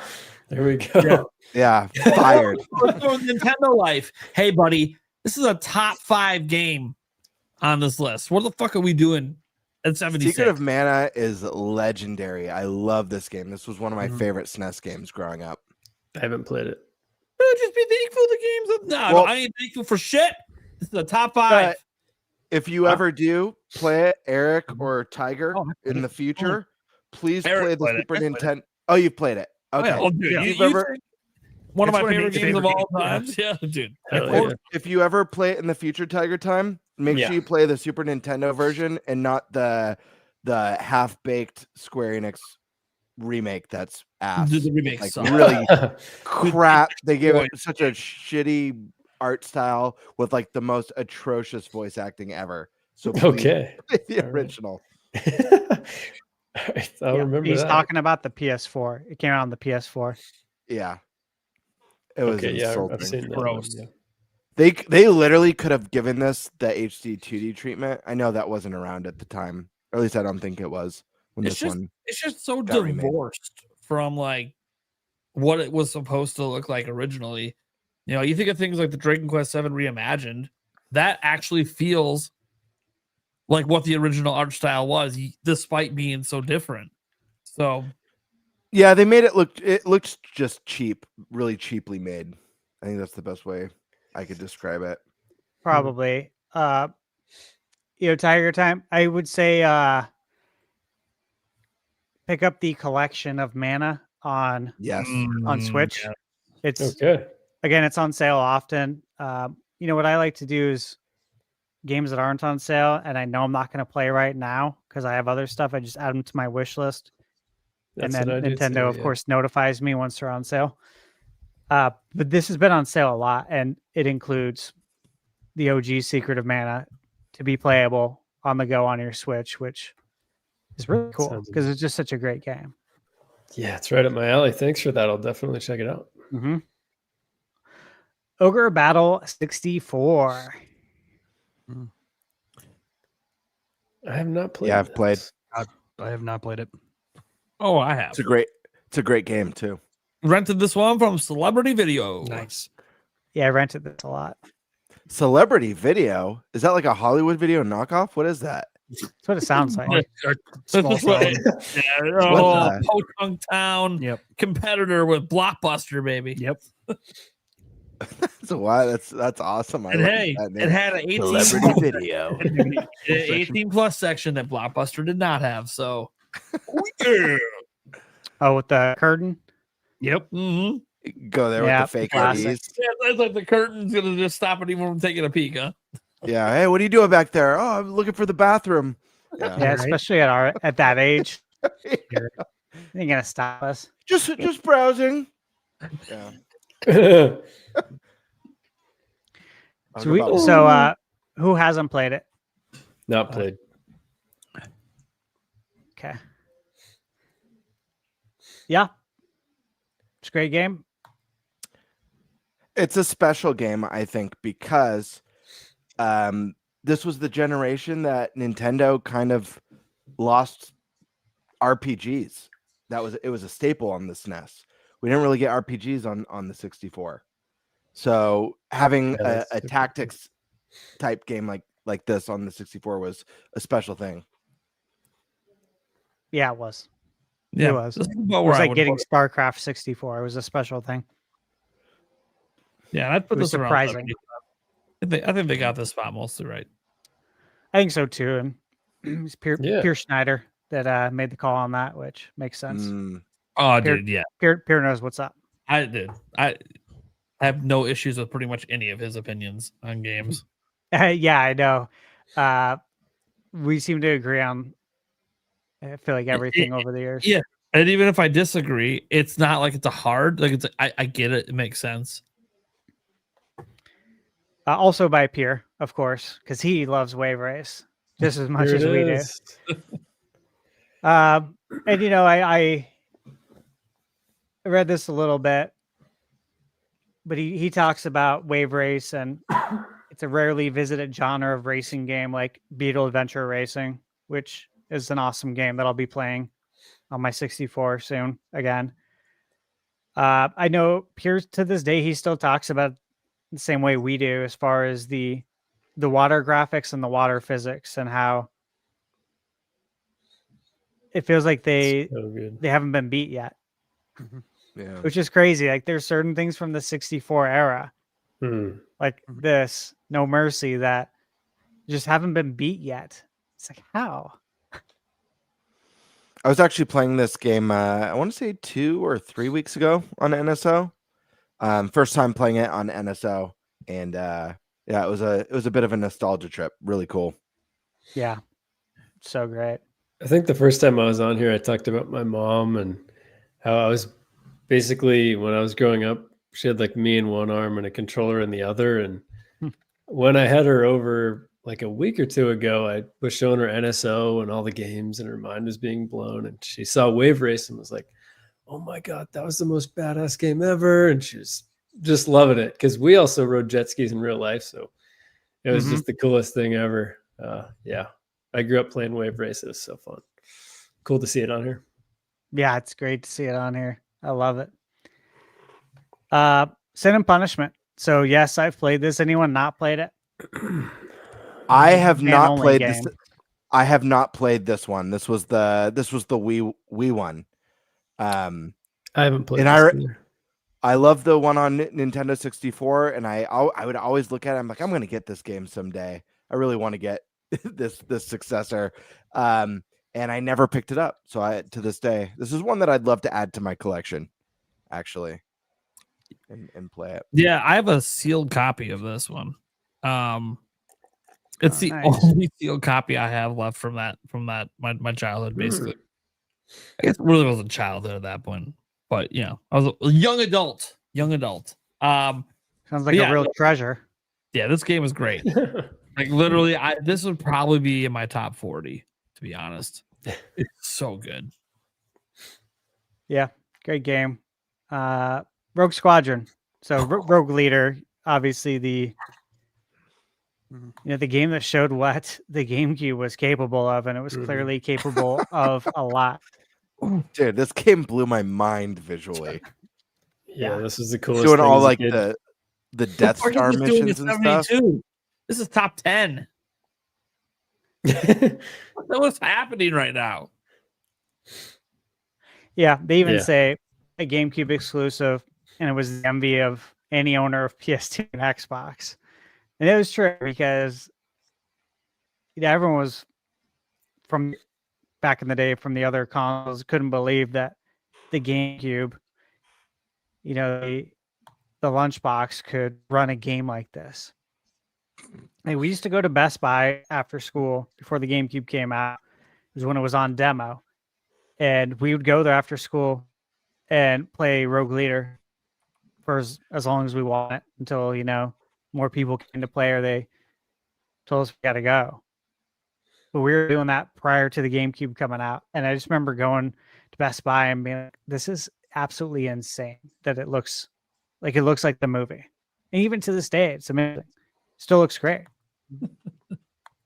Hell yeah. Xenoblade Chronicles X. Haven't played X. I've played it. But here's the key thing. I love Xenoblade Chronicles X. My favorite Xenoblade. However, I didn't play the definitive edition. Oh yeah, I'm the same as Prime. I wasn't even thinking like that. Yeah, I've played the Wii U version. I've been waiting for the Switch 2 upgrade to play definitive. Well, yeah, I think if you played the game, I would say that's what really matters, if you played it or not. Yeah. So then yes. Yeah, mark me as yes. Yeah. Okay. Although I do think this. I think it's a great game, but I think it's ranked a little bit high. Yeah. This would be in the 90s. Yeah, I think I agree with that. I feel like this is like a 90s. Might ruffle some Xeno feathers, but sometimes the truth hurts. Live Alive. Hell yeah, baby. Yeah. Yep. I mean, I love this game. Yep. So happy to see it come out. I got it physical on Switch. Same. Yeah, I played this, I think. Okay. Prime, Eric, you play this? I did. I have not. Sorry, which one is it? Live Alive. Live Alive. Oh, Live Alive. You haven't or have? I have not. No, sorry, Prime. Have you played it? I'm thinking. 1 second. Yeah, I have. Oh, yes. It's uncanny. Look at that.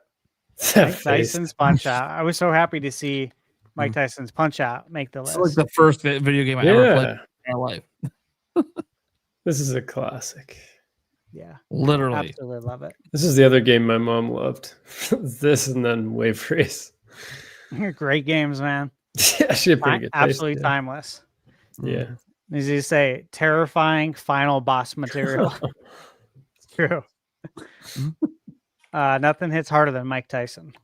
Wario Land 4. Stash.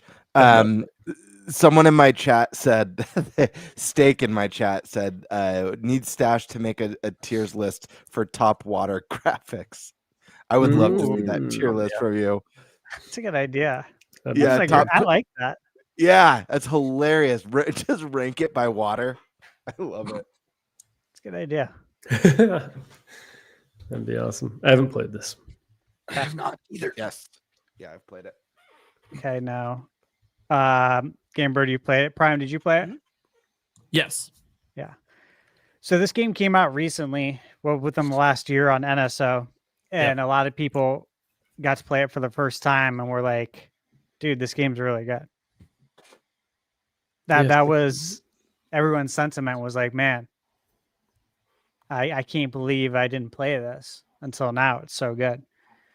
So for anyone who hasn't played it, if you have NSO, which is weird because Wario is one of my favorite characters. Dude. Yeah, great game. Came out a long time ago, 2001. Mario and Luigi Superstar Saga. Oh yeah, cool to see this on here as well. That's a great one. Great one. So we've all played that. Oh yeah, so fun. Yeah, I love this game. I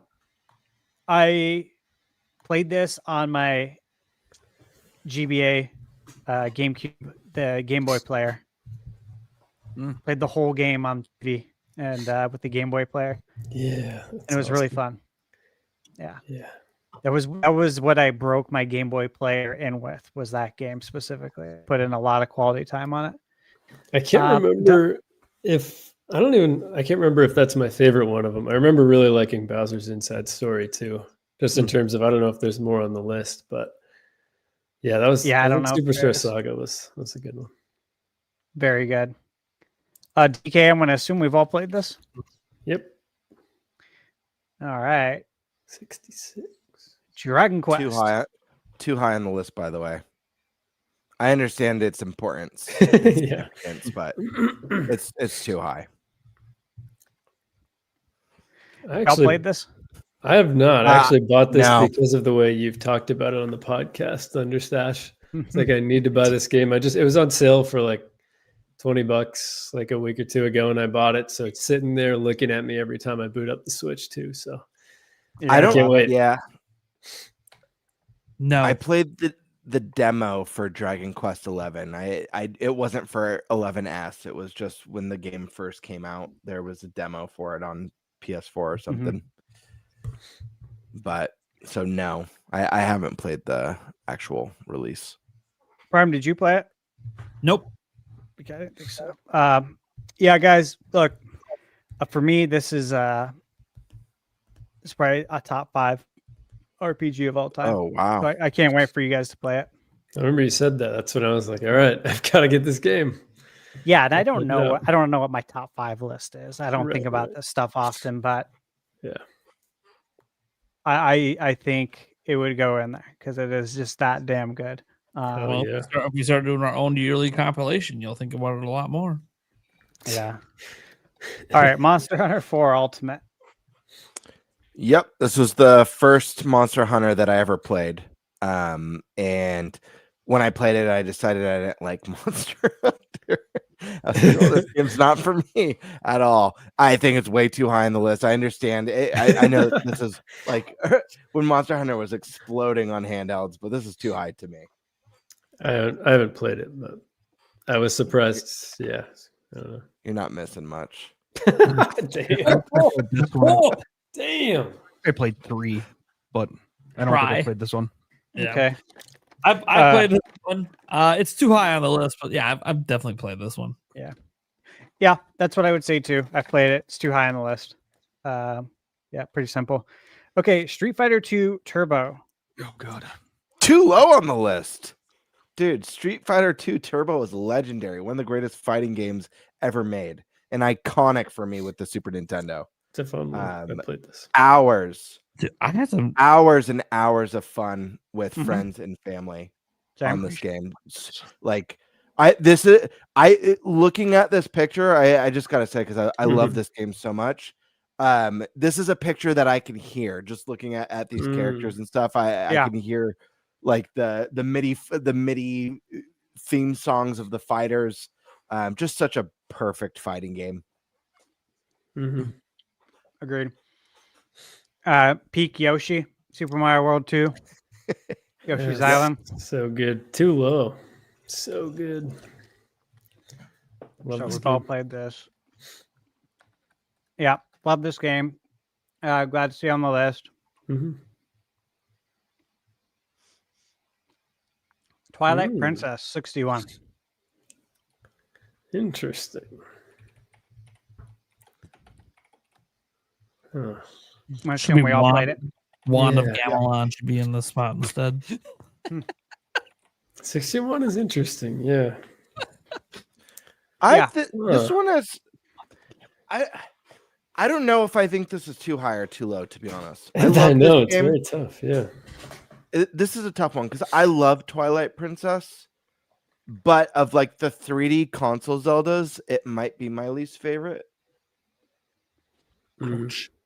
Well, let's see what's The ahead worst, of it. the Too. best. Yeah.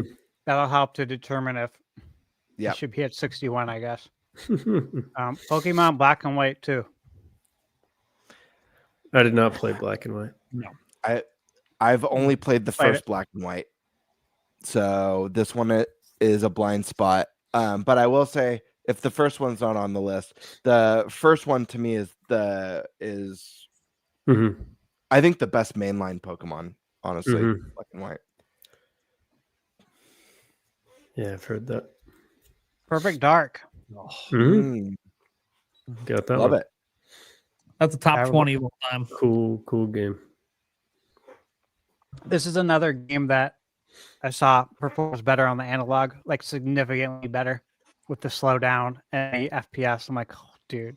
Oh, cool. So cool, yeah. Donkey Kong 94, man. Played this game so much on the Game Boy. Yep. Absolutely. Okay. Again, do I think Donkey Kong 94 is better than Twilight Princess? No. Well, that's It's a great game. I enjoy it, but I don't think it's better than Twilight Princess. Or Three Houses. It's, Yeah. tell that to IGN. Top 100, but yeah, I played it. It's good for what it is. Yeah, it's a fun time for sure. Splatoon 3. Great game. Played it, yeah. I feel like this feels like a good number for Splatoon. That being said, I think that we've already named a handful, a plethora of titles that I would rank higher than Splatoon 3. But like 50, the upper 50s, lower 60s seems like a valid spot for it. Yeah. Mario Party Jamboree. That's pretty wild. What? There's so many good Mario parties. Holy shit. What? I don't even Dude, care if this you guys think it's the greatest to ever exist. I can't. Logan's been tripping out on a couple of these. No offense, Mario Party. I don't have any of your games in my top 100. Yeah. Maybe I have top 100 like memories. Right.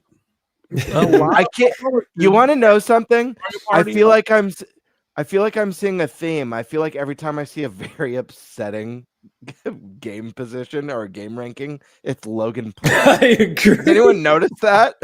That's what I'm saying. Logan is. Notice? Wasn't the Metroid shit too? I think so. Yeah. Oh no. Yeah, this guy's like, it's way better than Three Houses and Dracula's Curse. It's fairly obvious. I do not agree with anything that guy probably has ever said about video games. Yeah.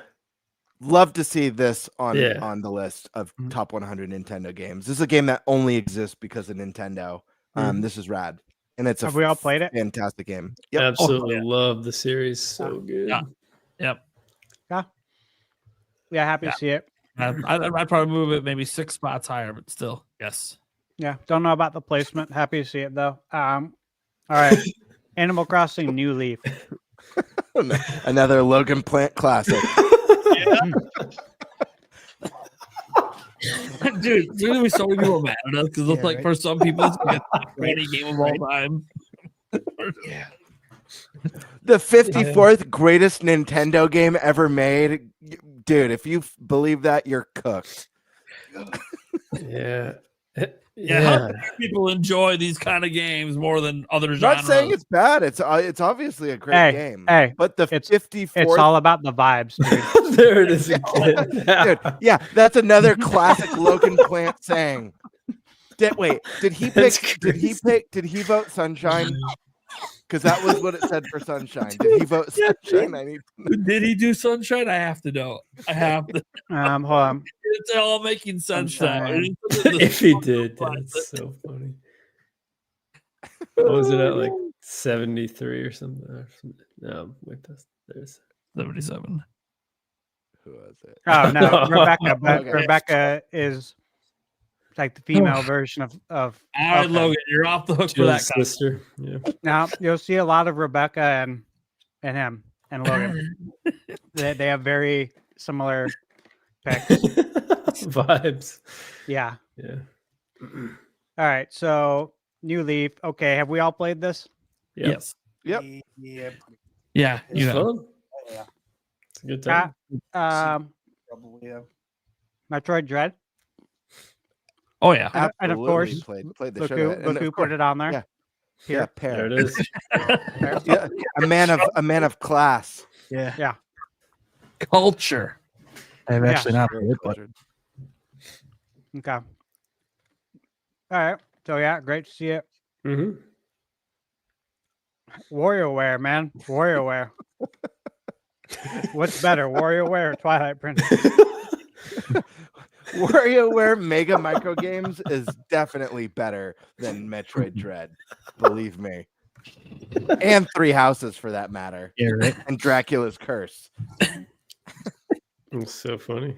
And way better than Street Fighter 2 Turbo. Let me tell you. It's not even better than the sip of soda that I'm about to do in honor of it.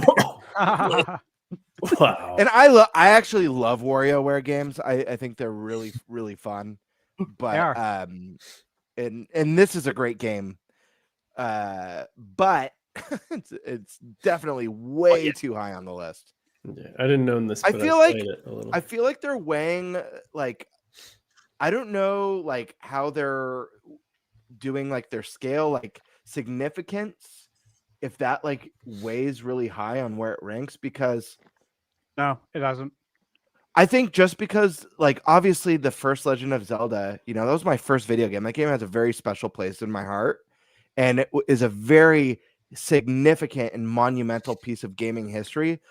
Same with the original Mario Bros on NES. That being said, I wouldn't put those in the top 5 just because they were the first ones to do it. Yeah, this list is not based on influence. They made that clear. So yeah, I don't know why it's here. Fooled me. Have we all played it? Yeah. Oh yeah, it's based on vibes. That's right. Oh yeah. Yeah. Yes. Okay. Hell Advance yeah. Here we Wars. go. Great title. Heck yeah. RJ O'Reilly, you got this one right, buddy. Haven't played this one. PJ. Badly.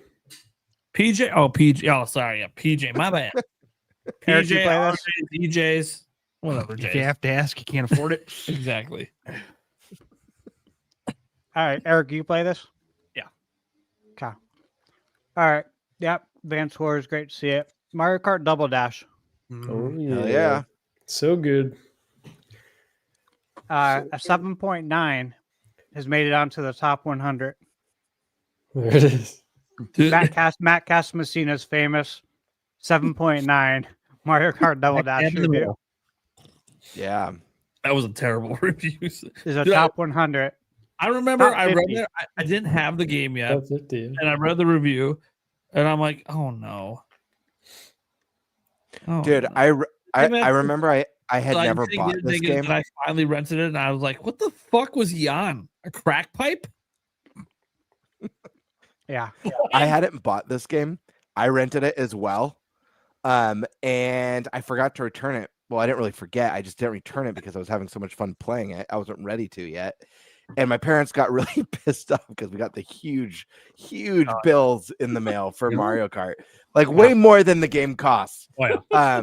But then I still have my copy, my rental copy, because lo and behold, they went out of business. And then I didn't. Oh, dude. Okay. Nice. Good time. What man. if you put them out of business? You're the reason. If they would have had that Double Dash to rent out again, they would have stayed in business. Could have They saved could have him. doubled their income. Yeah. I cost someone their job. Someone got told, Daryl, if you don't get that copy of Mario Kart back, you're out of here. All right, so we've all played this. Yep. Got Luigi's Mansion 3. Oh yeah. Yep. So I'm liking some of these Simon Candy picks now. Yeah. Simon Cardy. I was trying to read if it's a yeah. candy. Prime needs glasses badly. Do you know how small the text is on my screen? Yeah, It's pretty fucking tiny. He's done a Wait, didn't you also eat a little treat earlier? Yes, he did. That would make it just ability to read. Oh. All right. Luigi's Spoilers. Mansion 3. I played it. All right, next. Wii Sports. I'd be shocked if no one played that here. I like this being on here. Yeah. This Yeah, me too. definitely. Oh, it's got to be. Like I love feel like Wii it has to be. I just don't know where I would put it. Like, I don't think it's better than a ton of other games. But then it's also like, yeah, but there's an impact to me, my life, and like the world at the time. So cool. And plenty of TVs. And like, yeah, destroyed some. Yeah, and then it like transitioned me into like adulthood where I was like going and doing bar leagues of Wii bowling. That was a thing. So yeah, so it was just like game. You know, it deserves to be there just for its impact. But then I'm like, yeah, but it's still not really better than like most things I've played. This is one of those games that I wish. I wish. Vibe. This is my vibe pick. There we go. How sick would it be if Wii Sports broke into esports and this was like one of the biggest esports titles of all time? You're right. Dude, that would be so cool. I'd actually care about esports. I'd be like, dude, you going to the Wii Sports Championship? Be so sick. You know, put a big Simon says it well here. He says it's not complex, nor does it display a level of wild creativity. Its beautiful simplicity delivered one thing above all: fun. And isn't that the most important factor of all? Which GameBird, what I always say. Yep. Which is why we play video games, right? So, yeah. And again, it sold the Wii. Literally sold the Wii. Link's Awakening. Cool. Yeah. Hell yeah. It's cool to see this in the top 50. I think that's a good call. This is a really fun Zelda. Yep. This is a great game. I like that they put all versions too. Me too. Yep. I think that was the right move there. Agree. F-Zero X. Now, see, I mentioned earlier that I wouldn't put GX. I'd put that as the highest F-Zero, but they put F-Zero X on 64 as the best F-Zero. That was a pair move. That was a pair pick. Yeah, well, he Yeah. loves his 64. He does, but that might have been one of those things where he's just a huge part of his childhood. He just posted his analog 3D on Twitter. That just came in the mail as well. So nice. He's hyped to play, I'm sure, F-Zero X and Wave Race. Nice. Still not better than Link's Awakening. Sorry, Pear. I love you, but yeah, this wouldn't even be on my list. Did we all play it though? Yep. Yeah. All right. Super Mario Brothers. There it is. This is the thing. This is also just a vibe. Like, I think there's like a billion Nintendo games better than it, but dude, come on. The iconic sounds. But we don't have all those other games without this one. So are you factoring that in, or are you not? Is what you asked. Like, if it depends on what this is what gets complex about the criteria. It's like, is it what games I think are actually the best to play, or what games are the best when you start to include the term we kept making fun of, like the vibes of the moment and the time. Right. So like this is one of those ones that obviously for the culture, for the vibes, it's got a very strong reason to be here. But is it actually better than 100 other Nintendo games? That's only 45. It's number 45. So yeah. Yeah, that's a tough call. It's definitely Banjo. Oh yeah, my boy Banjo. There he is. He should have been higher. Should have been way. This is like a top 25 minimum. It's top 20 for sure. Banjo's so good. You got to wonder what Microsoft thinks when they see Banjo Kazooie and IGN's top 100 list in the top 50, and you're just sitting there on that IP doing jack shit with it. Right? Yep. That people still love it this much today. That, what was it, 25 years later? No, 98. Geez. Yeah. 27 years later, we're still talking about it, and you're not doing shit with it. You're right. Not only that, you Wild. have companies. You have not only that, you have companies like First Four Figures selling multi-$100 statues and figgies and all sorts of memorabilia. Funko came out with the Banjo Studios Funko Pop. talk publicly about how they want to do one.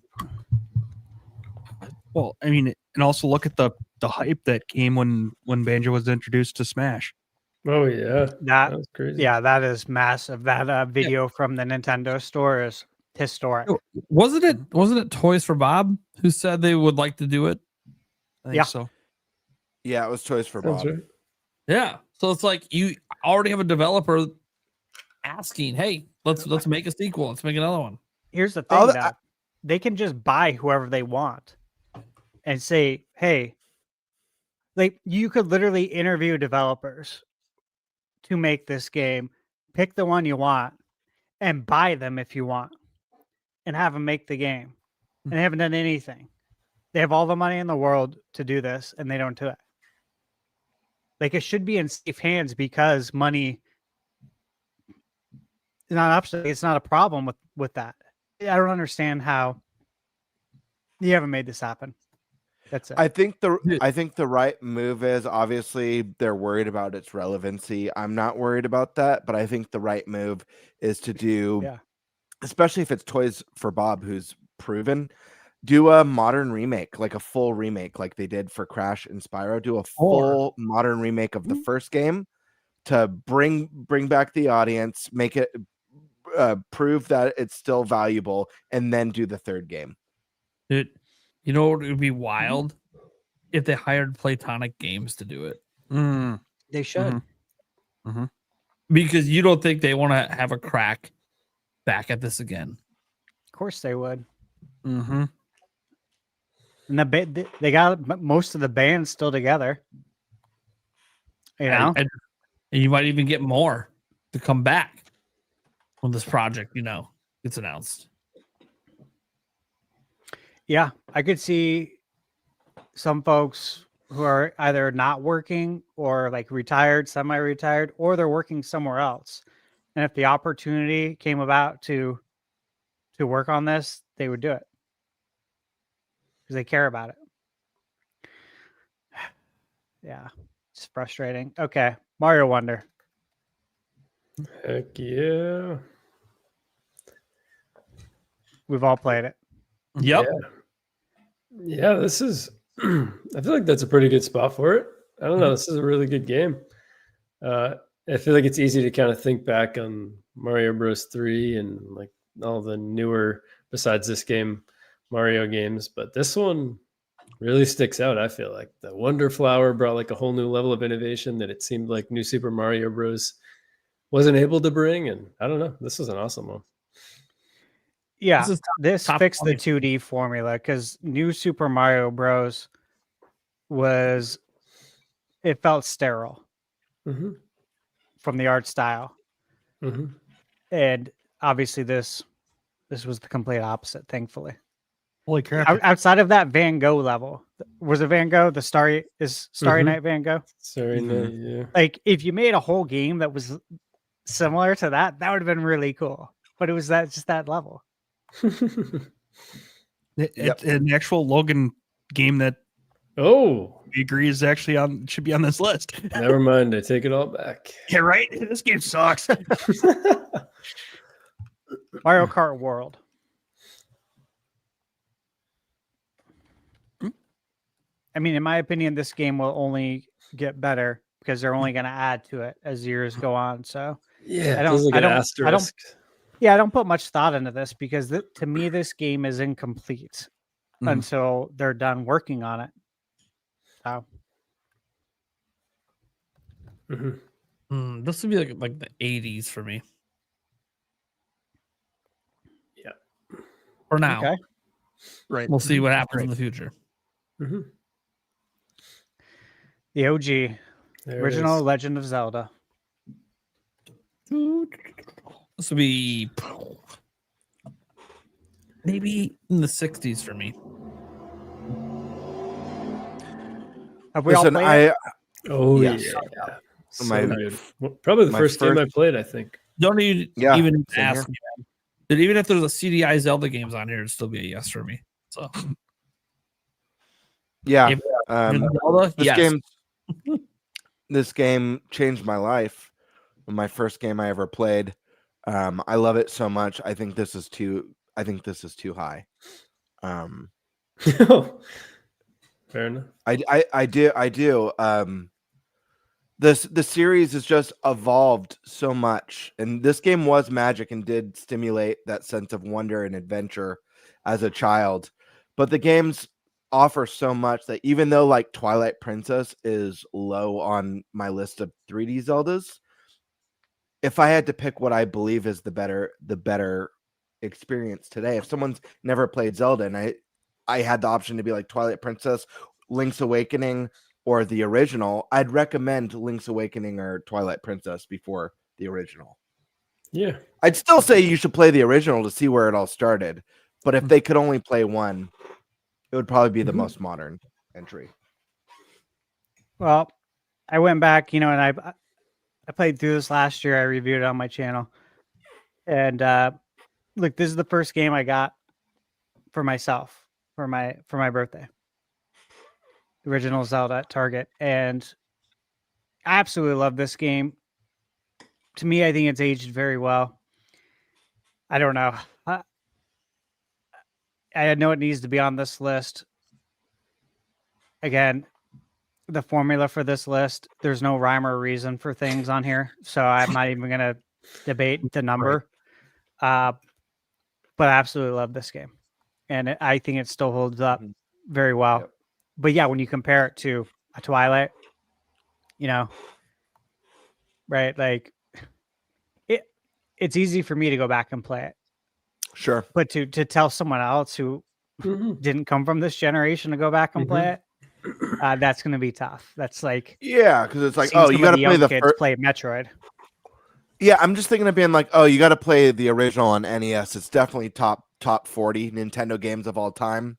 Twilight Princess, it's good, but that's only like top 60 games. Yeah, I know. Smash Melee. Hell yeah. Yeah. Yep. Classic. Yep. Great game. Classic indeed. I mean, I played Great it. time. I would not put it there. Okay. Well, let's log in. That's why. I wouldn't put it there either. Yeah, Kirby I and the agree. Forgotten Land. Awesome game. I played the hell out of this game. Yeah. Right. Mm-hmm. Easy top 40 for me. Yeah, Alright, seems so like I'll a play good it. spot for it. Super Mario RPG: Legend of the Seven Stars. Iconic. Love it. Love it. Simon Yeah, Camp. great game. Simon, yep. Its legacy Cardi, remains bro. to this day, Cardi. almost 30 years later. Prime, I forget. Do you hate the game or is it just Gino that you hate? I forget. Yeah. God He damn. just wants to punch Gino in the face. Gino's a big proponent. I'll just say that. Man, I just remember. Yeah, that's right. Yeah, I remember one podcast episode. You were just going off on how much Yeah. you hate Gino. Like That Stash was the like, weird. taken That was the aback. weirdest thing ever, man. Yeah, I thought after that rant, I was looking. I lost like 3,000 subscribers just from Dude, you went on. I feel like, unless I'm misremembering, I feel like you told me like in school you draw pictures of like Gino dying in your notebook or something. Oh my god. Yeah, it was something wild, dude. Yeah. That's wild. Yeah, I love Gino. 3,000 subs. Yeah. I'm trying to get the ones. I was 7 away from 160,000 subscribers, and now it's I'm you're just 10,000 gonna watch that number 10,000 start away. tanking. Have we all played Zero Mission I have not or original Metroid? Yes, I've played the original. Is this a it's a GBA? remake of the original. Okay, I played the original a lot. And it's awesome. That kicked my ass. Holy cow! It was fun. It is a hard game. I actually went back and reviewed that on the channel and beat it again. And I was obviously on a nostalgic kick there. And yeah, it's hard, man. It's hard, especially when you get to the end of the game with the Metroids, and when you have to, I think what was it, use the ice beam when you got to like freeze them in place and then blast them. And if they get a hold of you, man, you better. I mean, you got to go into that fight with full energy tanks. I think I had like 6 or 7 backups. But my God, it's a tough game. But Zero Mission is the shit. So I'm glad it's there. When I was a child, I didn't realize how tough Metroid was because I feel like you're just kind of, I don't know, you're kind of just like trained to realize like games are just friggin' hard. That's just how it was back then. Kid Icarus was hard too. Yeah, they Everything. were. Yeah. Everything was so hard that it was kind of just like normal. You know what I It mean? was. Whereas now when with like all the conveniences and niceties in modern games, looking back, it's like, damn, these games are friggin' hard. Yeah, we have unlimited lives in every game now. So the only way you can't beat it is if you quit. Yeah. Is if you people say it's too hard. That's the only way it doesn't get it beat is like you quit. Yeah. You know, like we had to manage our lives back growing up. We didn't have a lot. Dude, there were times where I had to go to bed and I just leave the console on and pray nothing happened. I've been there, man. Yep. Yeah, we've all been there, man. Yeah, you hope nothing happens overnight. Yeah, terrifying. Totally. You've got school in the morning too, so it's got to last even longer than that. Yeah, and nowadays it's like, oh man, that Dark Souls boss is crazy, or this is the hardest Souls like. It's like, dude, you ever play an NES game? Try it. You think the Souls games are hard? Try the NES, dude. Take your pick of games. Yeah. Cody in chat just said like Battletoads. You know, that's a classic one. Teenage Mutant Ninja Turtles 1 on the NES. There's so many games that are just absolutely brutal. And they were mainstream too, like Mega Man. Yeah, Mega Man. Yep. GoldenEye. Obviously, it has to be on this list. Classic. Still love it. Yeah. Looking I forward actually to playing played The World Is Not Enough. I actually played that more than this game. It had like a blue cartridge. Yeah, blue That was pretty cool. I ended up playing that one more, but GoldenEye was, I mean, they're both really very similar. The World Is Not Enough. Fun story too. Yeah. It's classic. that one's not as fondly remembered. Yep. But it was like, it's still a good, really good game. Yeah, it had great maps and stuff. Yep. The multiplayer was fun. I had Tomorrow Never Dies on the PlayStation 1 as well. Yep, I did too. Yeah, those old James Bond games are fun. Fun stories, fun co-op. Yeah. Great music. Awesome music. That's a great call. Yeah. There's no reason that pause music has to go that hard, but it did. That's true. It did. You just like sit there in the pause menu. Yeah, that's so right. true. Everything like the mission, like when you have the mission folders, that music. Right. The dam, you know, the first level when it opens up. I can hear it right now. It's like just good. That That's pause music though is like that's like the type of music you light a few candles, invite your crush over. That's hilarious. Set the mood with some GoldenEye. I'm gonna take it. We all played this. Yep. Oh yeah. Yep. Good stuff. Played it on Wii U when it came out. Loved it. Obviously, much better on Switch, but it's a good call from Logan. Yeah, right. Yeah. Another good one. He's making a turnaround. Fox 64. Oh yeah. Top 25. yeah. Awesome game. Mm-hmm. Yep, awesome game. Good to see it there. Mhm. Maybe we'll see you around sometime, buddy. Just scratch the nose. Tropical Freeze. Freeze. I really like this being up here. This is a great one. I really like Tropical Freeze.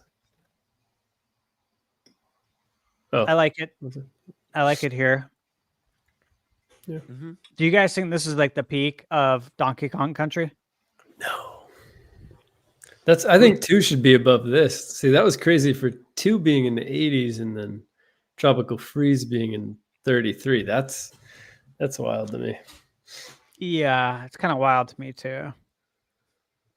Because I Both think great. they're very close They are for like close. Yeah. top spot. I agree. I don't think As there's a far as wrong the IP. answer. Yeah, it I don't really think comes there's down an to preference. objectively wrong. Yep, Mhm. totally. Yeah, I'm just it's good they're both there. Yeah. Placement, it's debatable. Yeah, that's crazy. What is it, like 50 some spots difference? Yes. Yeah, a lot. see, that's wild. It's crazy. Earthbound. Yep. Mm-hmm. I have not played. Mm. Oh man. I've got some good ones to play. Yeah, dude. You got Camera. it's so What's good. that? Yeah, no. Back through the camera for not playing this. I know. I need it. Yeah, this is one of my favorite RPGs of all time. It's right there in the top. So I know I'd love it. yeah, so I don't know if I agree with the placement. I think it's let's see what the other games are, I guess, right? Let's see what the other games are. Mhm. Mega Man 2. Whew. Love Mega Man. Yeah. Love Mega Man 2. Yeah. Not more than Earthbound, but it's my favorite Mega Man on the NES. Not even my favorite Mega Man though. That would go to Mega Man X. Oh, Mega Man X was great. Yeah. Yeah. X is my favorite. I'd probably have Mega Man 2 at 50. Yeah. I think it belongs somewhere. There's so many good Mega Man games though, guys. Especially Yeah. from like that original run. I know. This is one of my favorites. Have we all played? Yep, I played it. We've all played too? Okay. All right. So Yeah, I've bought in the collection of those OG games like 3 times. Me too. Across like 3 platforms. Starting on the GameCube PS2 era. Yeah. Right. Yeah. Pikmin 4. We all played it? I haven't beat it or anything. I played it for like 10 hours. This feels kind of high though, based Eric, on. no? I don't know. No, I have not played it. Yeah. I don't think I've played a Pikmin game, period. Yeah, I like Pikmin 4. I wouldn't put it It's it too higher high. than Earthbound. Yeah. Yeah. A lot of games I'm looking at the list. There's a Pikmin, I got your back. I think you're at the right spot. I love Pikmin. I especially love Pikmin 4. I think it's a little bit high. There it is. There it is. I mean, maybe Pikmin are technically plants, so maybe got your there's back. That's something- what I was thinking. Is that's why he put it this low? Is because of the, this is about gardening, planting. Obviously, yes. runs in the family. This is genetics. exactly where it should be. Logan, you were right. Let's keep laughing. I'm being serious. No, it's great. He needs this defense. So No, I'm just about where it's supposed to be. yeah. 30s where it should be. 1,000-Year Door. This is a great Love call it. from Logan. See, this is great. Yeah, that's a good one from Logan. I like this. He's doing a was little his better last now. Yeah, I love this game. My favorite Mario RPGs is 1,000-Year Door and Super Mario RPG. There's other ones I love all of them, I really do, but the 2 best ones for me are 1,000-Year Door and Mario RPG. Yep. So I agree with they're that. interchangeable in my opinion. You could have put Mario RPG here. I would have been like, yeah, cool. Yeah. Yeah. They're great games. I agree with you. 1,000 Year Door is like number 80 for me. I just Wow. 100% at this last year. I put in go like 60 hours. Kick a rock, dude. That's rich. Great. Go kick Gino.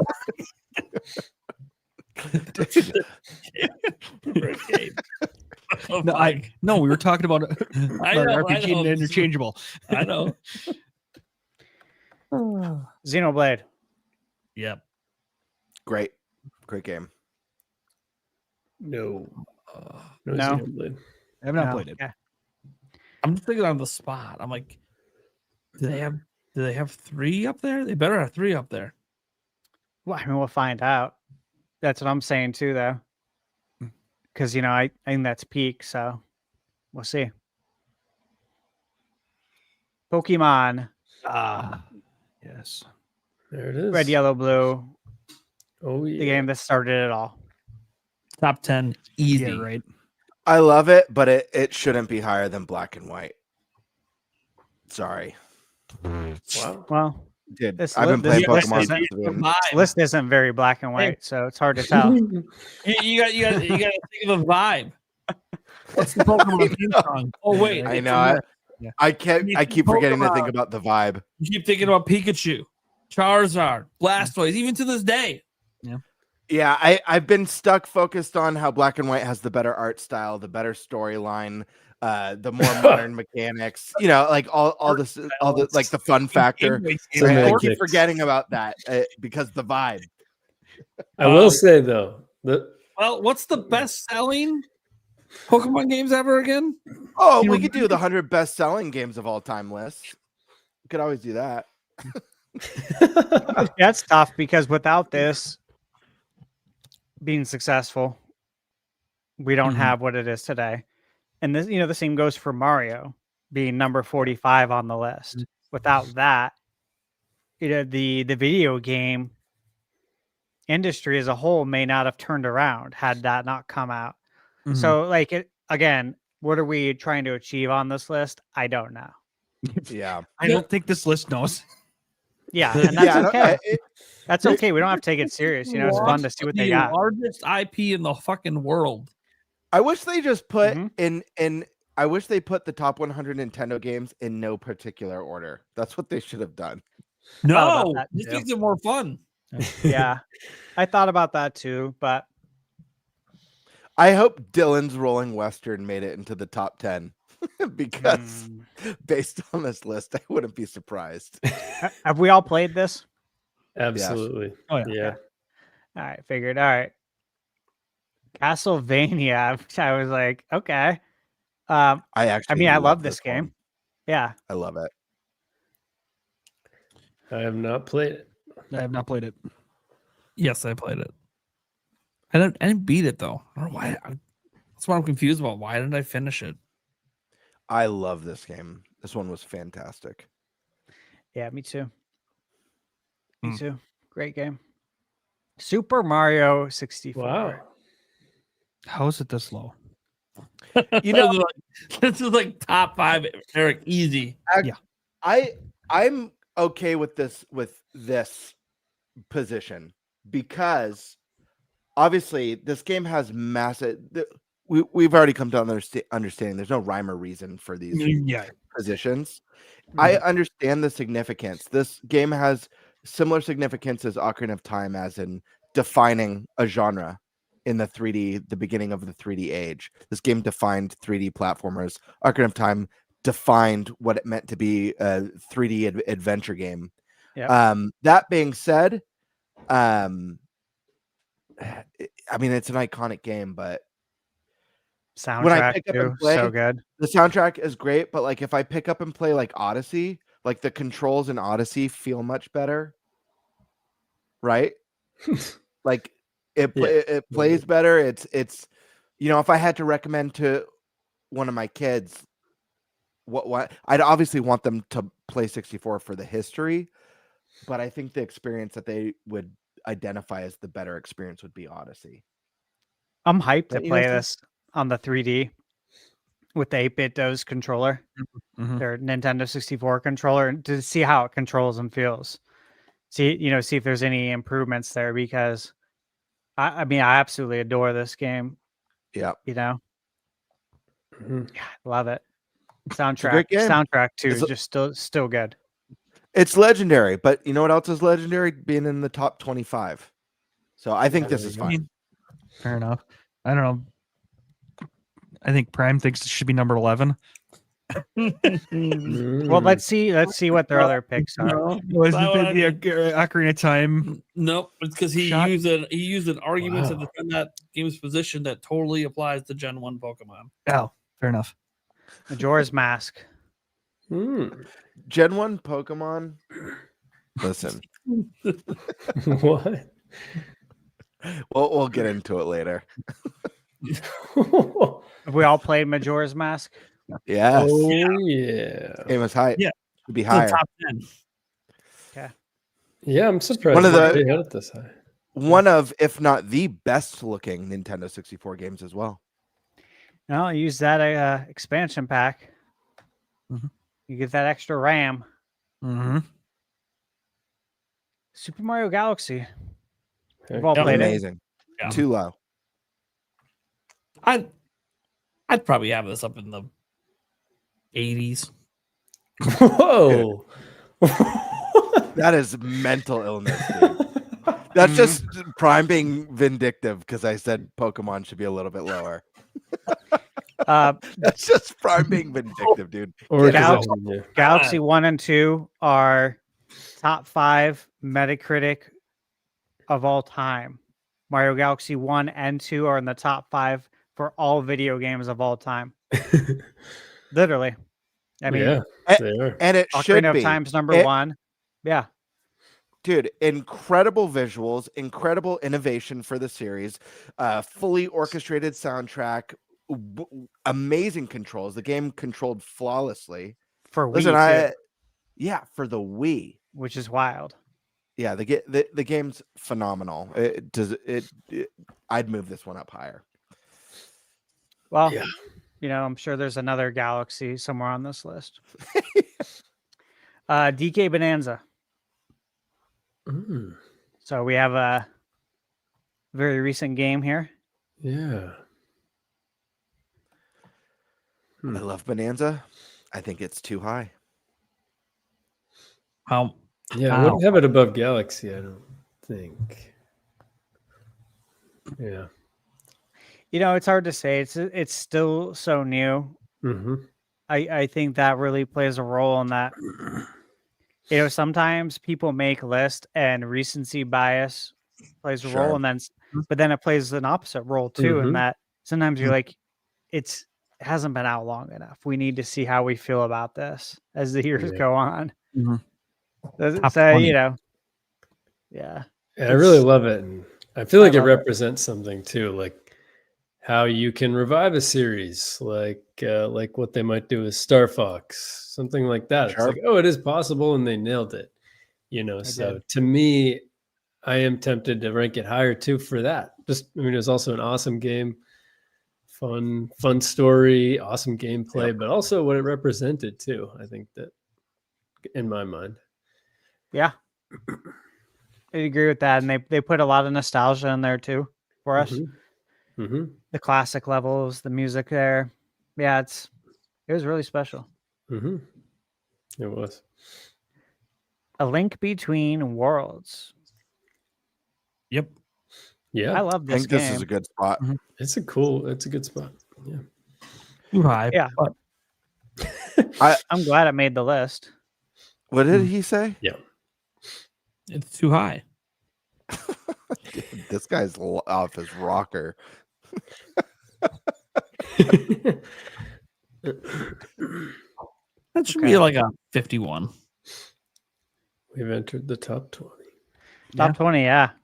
Resident Evil 4, which of course was a GameCube exclusive for a little while. Maybe top 25 for me. I mean, I feel like if it's going to be like, if Resident Evil 4 is going to be on your list, it's got to be like, top 20, I guess would probably be the cutoff. Like, it's got to be top 15. Like, this is one of the greatest games ever, really. I mean, I love this game. So it being 20 on a just Nintendo list that feels low. It's peak Resident Evil for me. This is the best one so far. Absolutely love this game. Here's the thing. I love Resident Evil 4 so much, but like the thing that I'm having a hard time with this list is there are so many games that we've gone through already that like I would drastically change like there's ones that we haven't seen since the 80s and beyond that I would have closer maybe to rank 20 and vice versa. So I don't know. It's hard for me to think like this is definitely a very special game for me, and it was one of my favorite titles on the GameCube. I don't know if I love or hate this placement yet. I don't know. It's something I'd have to reflect on more. Have you guys played the remake on PS5 or no? Not yet. Scared. I have, yeah. Oh my god, it is so good. Yeah. Oh, like it's awesome. Obviously it's better than it is the one on GameCube, but not just for graphics. Like I don't know, man. It's everything you'd best want. Games. Yeah. Yeah. Totally. Final Fantasy 6 or 3, however you want to put it. You know, 3 in the US, 6 in Japan. Again, you know, you can always debate this if it's 3 or 6. Now, I played this game when I tore my Achilles tendon when it was shredded, and you know, surgery, wheelchair. Had a lot of time on my hands, obviously, and I'm like, all right, you know, this is a great opportunity for me to play some games that were in my backlog at that time of my life, which was 17 years ago. Yeah. And this was one of the games I played. And my God, I was so happy that I could just sit there and play it without a care in the world, with nothing I needed to go do except for recover and do my physical therapy, because the time spent with this game was so special. Like this is a highlight of my surgery. was getting to play this game, and you know, like this is all I had to do.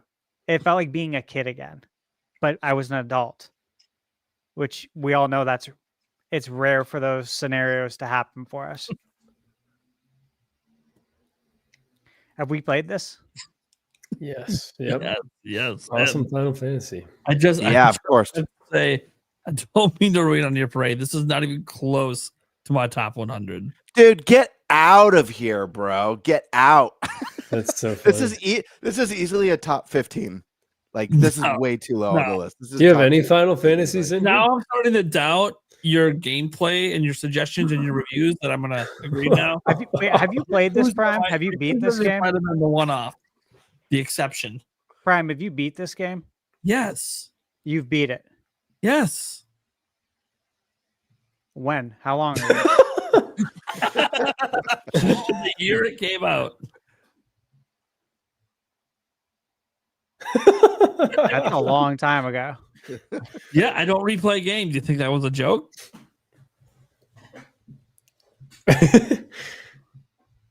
We do have any Final Fantasies on here, Prime? Hold on. I just want to say Final Fantasy VI, the game still looks beautiful today. Soundtrack beautiful is art from the SES. Yeah, the soundtrack is unbelievable. Beautiful arrangements in the game. The gameplay, it doesn't matter that it's such an old game. It's tried and true turn-based RPG gameplay. So it plays just like any, like, think of a game like, you know, obviously Sea of Stars has more action-based combat, but it doesn't feel any lesser than a modern, brilliant pixel RPG. I don't know. I think all those things hold up here. When when I mentioned games like Mario 64, saying that it might be a little bit high, I'm factoring in the fact that, like, while the game made a big impact, it's literally the ugliest generation we've ever had because it was the growing pains of 3D. The game also doesn't have great camera work. Compare the camera in Mario 64 to any modern camera game. These are issues that wouldn't exist in a Final Fantasy 6. So that's just the point, just to clarify some of the points I'm making. I do rank harsh N64 and PS1 games because of some of the deficits of that generation.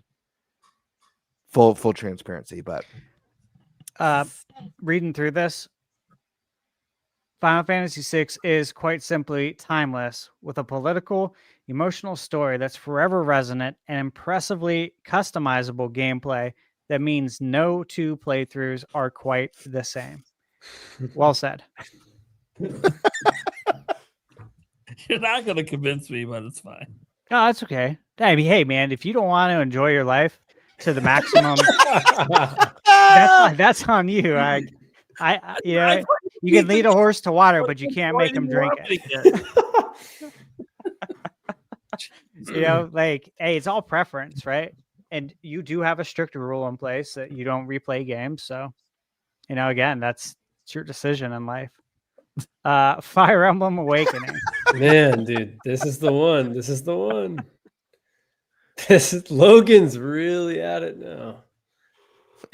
What do you guys think? What is the problem with Awakening? Do you think this was planted in the right spot? No, I don't actually. Listen, Fire Emblem Awakening is amazing. And this was like the first one that started to bring the game over to the mainstream. I love this game. But it's a great one. I'm looking at a list that was crafted by these people. And I have to look at this and realize that Three Houses is number 95. That's the thing. Yeah, that's better than Three Houses. What the? Why? Why is it better? Why is it better? What? How? Three Houses has a better story. In fact, Three Houses has 3 different stories. Also has the social aspects of the Persona series, which kicks ass. It's one of my favorite parts of it. But that's so funny. She's one of those things called the vibe check, buddy. Fire Emblem Awakening is a great game, but the story in Three Houses saved the franchise. You know that, right? It saved the franchise. If it didn't sell well, there would be no more Fire Emblem. Right, but I'm not basing it on which vibe. You got to get the vibes in. It's important. And guess what? Those social features you like, it started in Awakening. Listen, man, we got ourselves a real... Yeah, but it was perfected in Three Houses. Listen, I think Mario Galaxy 2 is better than Mario Galaxy 1. Yes. It does what Galaxy 1 did, but it does it better. Yes. That's how I look at Awakening in Three Houses. Yeah, this should definitely be on the list. No. Get out of here. No. Dude, doing a Nintenbyte 100 is going to be a lot of fun. In fact, we should do it live. Do the decision making live. That's what makes it a 10-hour live stream. It would be really long. Hopefully, each of us with a beer too, because I feel like that would just make it even more fun. Have we all played Awakening? A cigar. Yes. Maybe we make it a 10-week run. You know, you just do 10 spots. Ooh, I like that.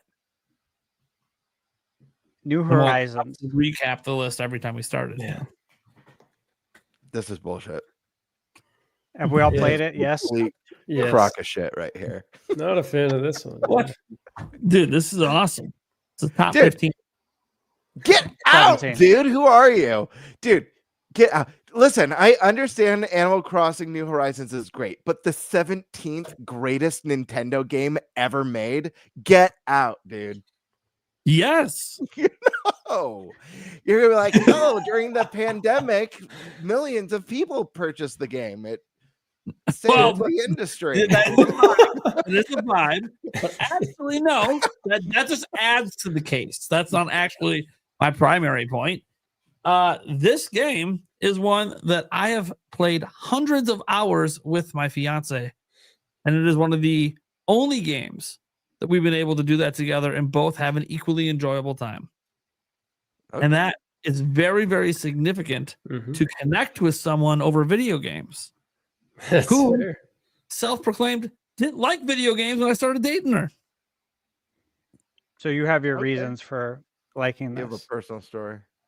Yeah. It's also It's a personal literally one of the attachment. best games of all time. So What And was yet that? he threw a Link Between Worlds. He's all, I'd put that in like the top 50s or 60s. Yeah. yeah, Out.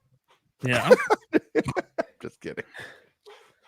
Yeah, I don't play games with no endings. Because that's I don't have time for that shit. And I won't play anything else.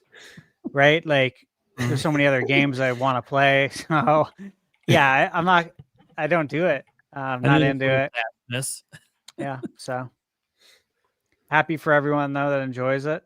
I wouldn't put it here at all. But this is not my list. All right, Wind Waker. Oh yeah. The game It's my that everyone dumped on. Not everyone. Losers. I didn't. You guys didn't. Most people did. Yeah, it's my second favorite Zelda right here. It's great. It's my favorite Zelda and my favorite game of all time. I feel like this should at least be a top 15. I understand if the game's not perfect, and I understand not putting it in the top 5 or top 10 for that matter, but I do feel like it's a top 15. I think a lot of people talk about Breath of the Wild as the first one to really give you freedom and that sense of adventure. But for me, it was Wind Waker setting sails and having like the open ocean ahead of me was The great sea music. Breath of the Wild was the second time I felt that. This was the first. I also think it's one of, if not the best soundtrack in the series. The Celtic, like mixing the Zelda tunes with like the Celtic vibes, and the art style is timeless. It's literally one of the most timeless video games visually ever created, and it's just a super special game. It's the best version of Link, I think objectively, that we've ever gotten, because he's so expressive and animated that we have a Link who doesn't talk yet has more personality than any version in the entire franchise. But yeah, I'd say top 15, but 16 I'm not gonna lose sleep over it. Now Prime, come at me, because I know you just want to ruin my day. 35. 35. Wow. Too much water. No. Mm-hmm.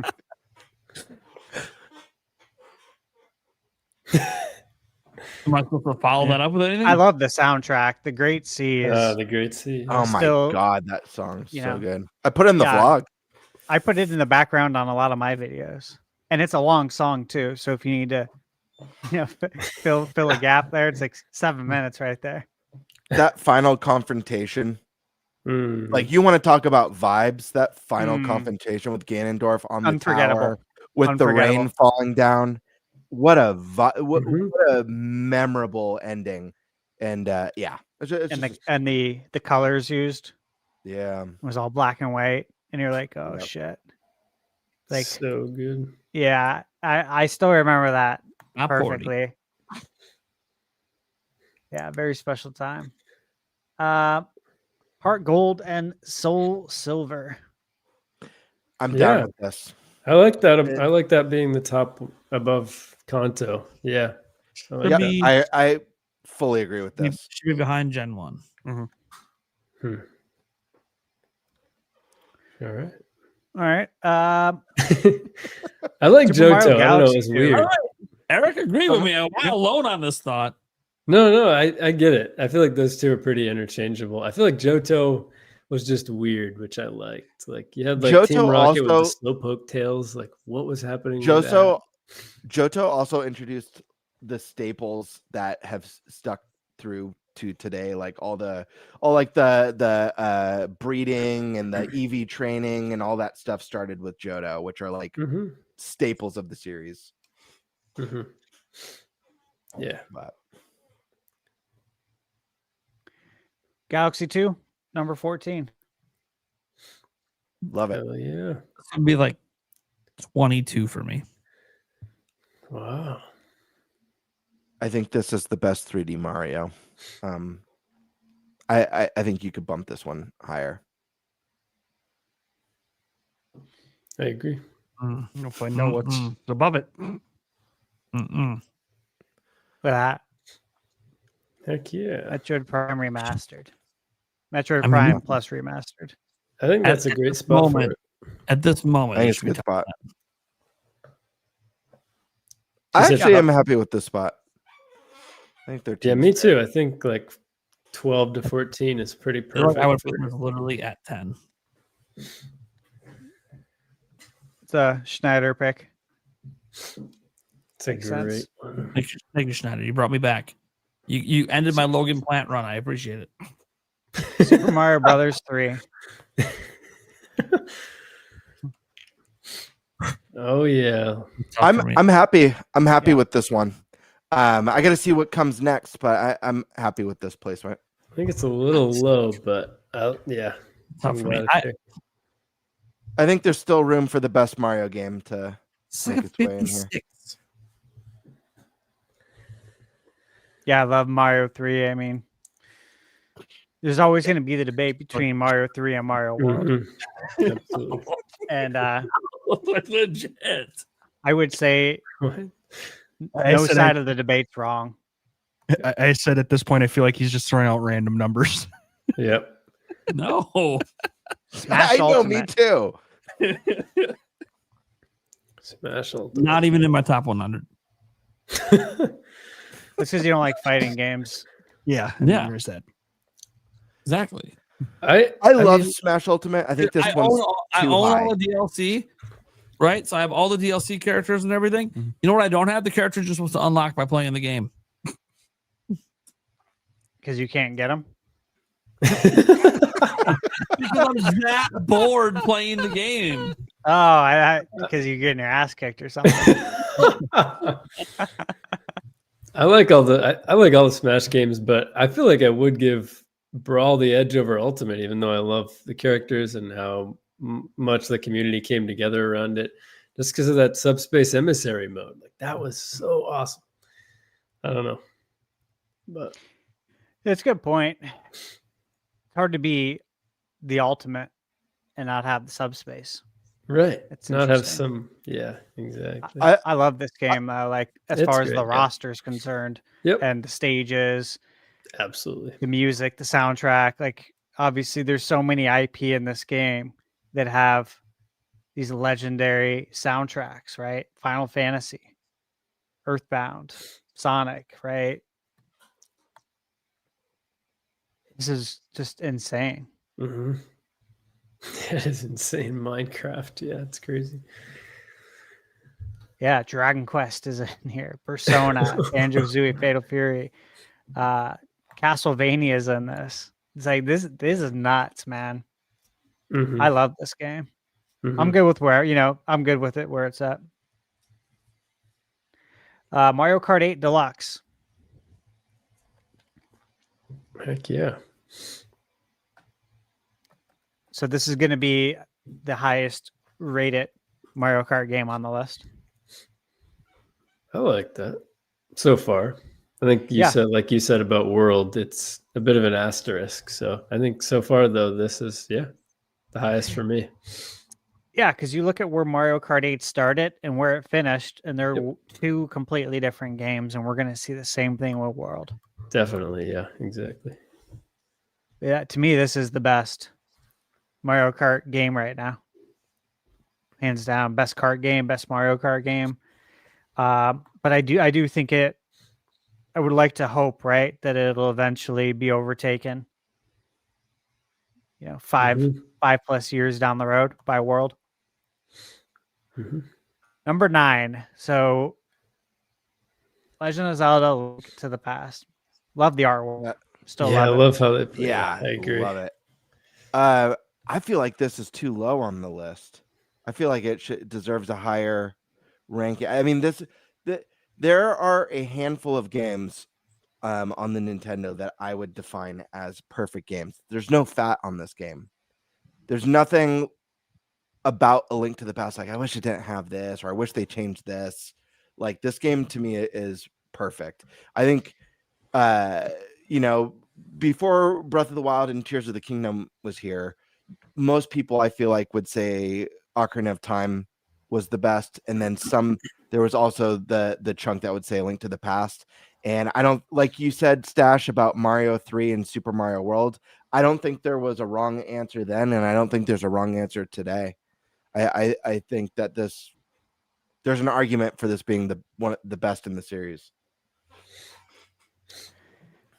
Yeah, so I replayed through this last year, and I played it on my projector with the surround sound with the MSU1, so like the Super Nintendo CD chip.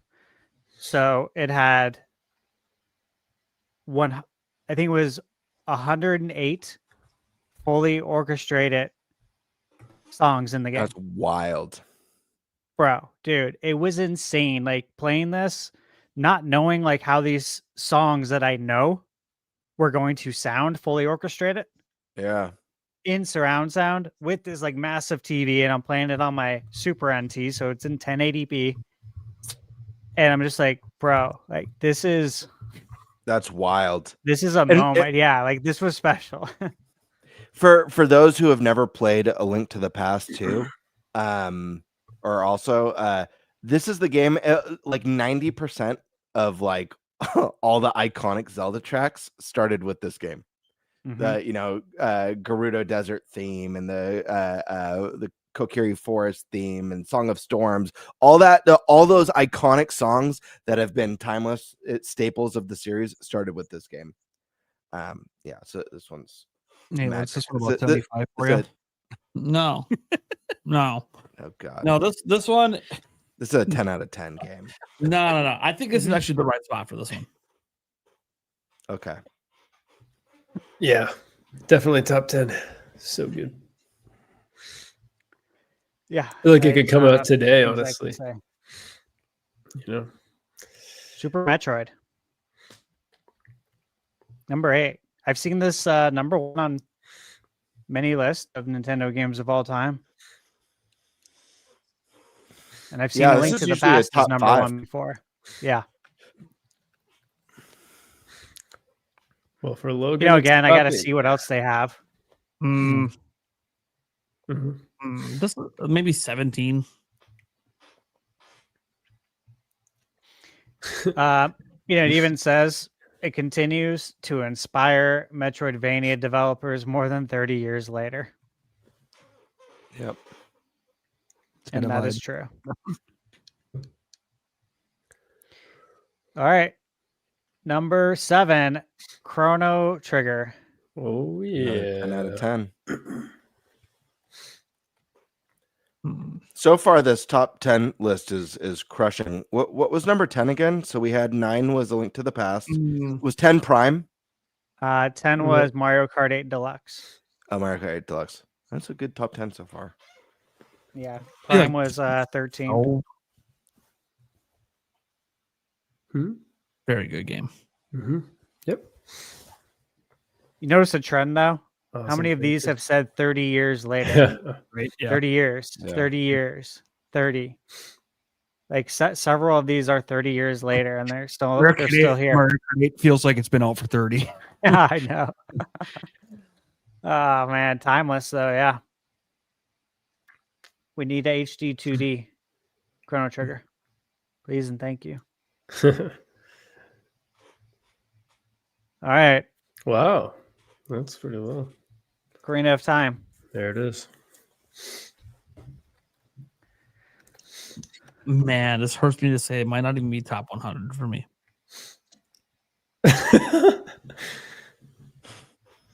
Wow. Dude, you've got problems, man. I stopped taking him seriously like 30 minutes ago.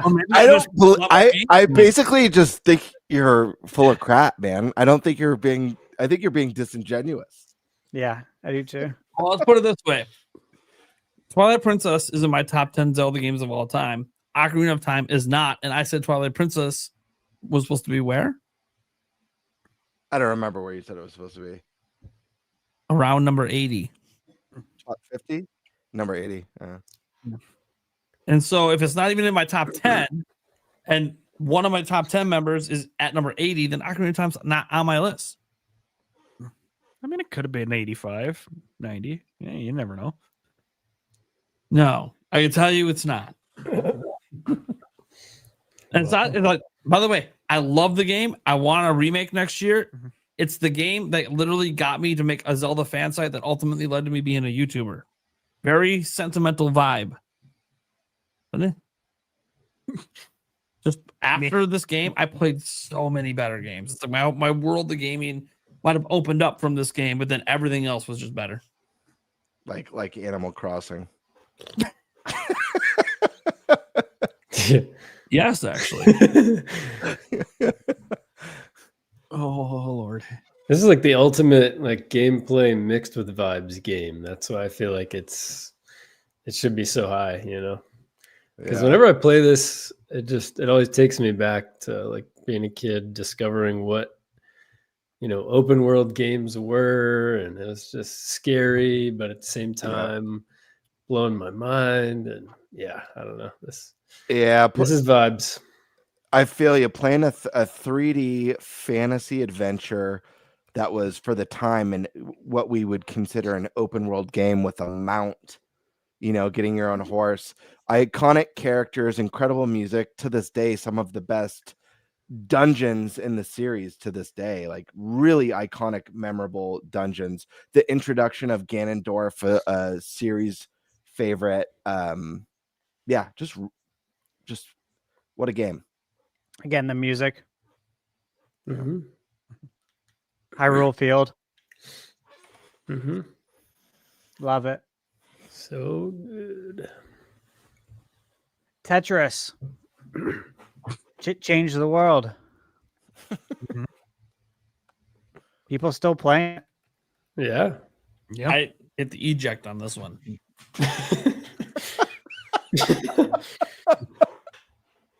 Look, very impactful. One of the most important games, one of the most popular, most bought games of all time. I love Tetris. I love even Tetris, the Puyo Puyo Tetris stuff. Oh my God, it's a lot of fun. Dude, it's a simplistic puzzle game that I can't put that ahead of like thousands of games. It's just I'm serious. I can't I know it's the OG. I can't. Mm-hmm. It's a vibe thing, Nate. It's a vibe thing. It's that song that never left our brains. And see, the thing is, that's not even the real reason you're saying it.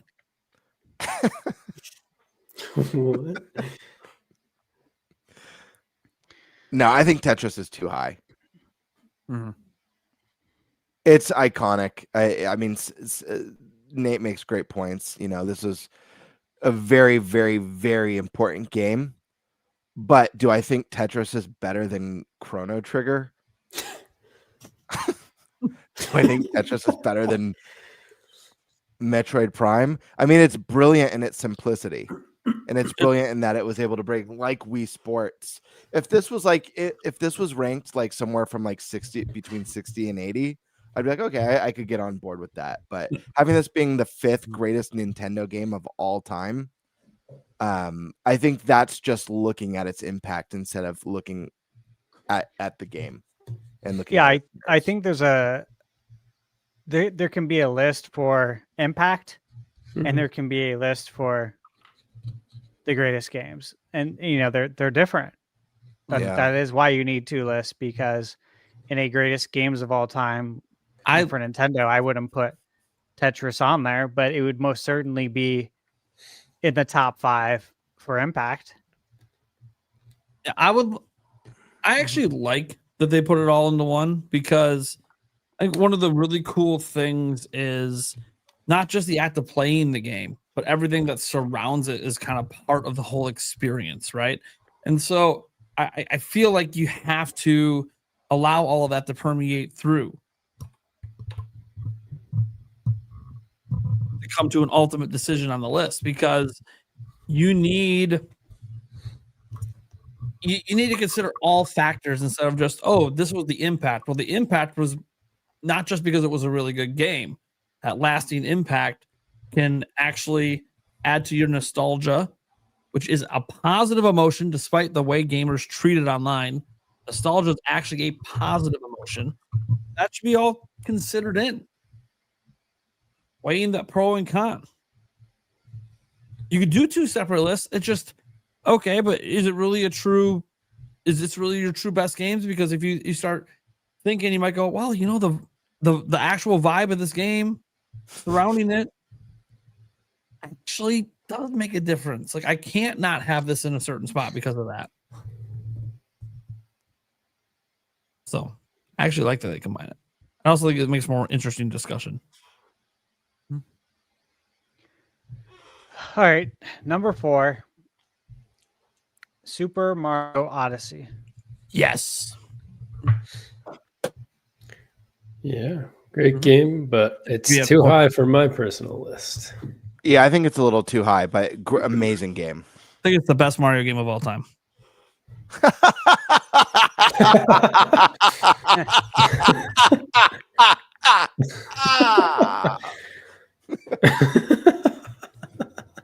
I don't know what you're laughing about. I'm just kidding. It's a great one. It's definitely great.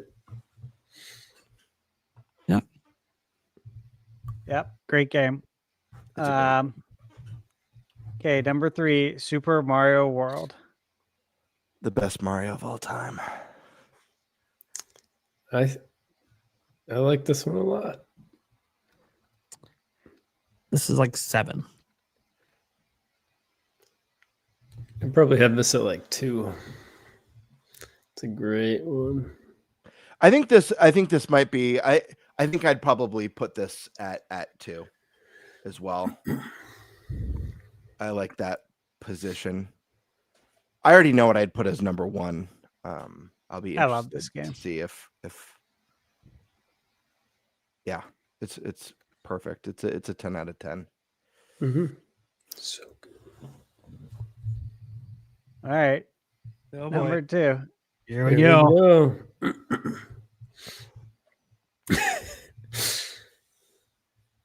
There it is. I love it, but it's too high. I think it's way too high. No, perfect.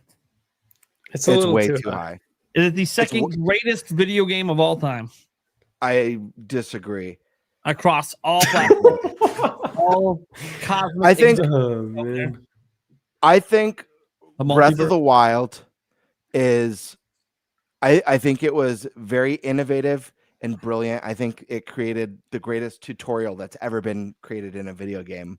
And I think the sense of discovery is unmatched in it. That being said, I feel like Breath of the Wild, like, again, we talk about like when I first played this game, I thought it was like the greatest thing ever made. I gave it time. I was able to reflect, go back, revisit the game, take off the rose tinted glasses. I think it's a brilliant proof of concept. But to me, Tears of the Kingdom feels like the denser, more feature rich experience. Yeah. And that's number 1. Why it's number 1. That's why it's Right. number 1. But Breath of the Wild feels like a brilliant proof of concept. But there are games on this list that there's multiple. In fact, I thought that Mario Odyssey was a tad high, but I would rank Mario Odyssey higher than Breath of the Wild for a number of reasons.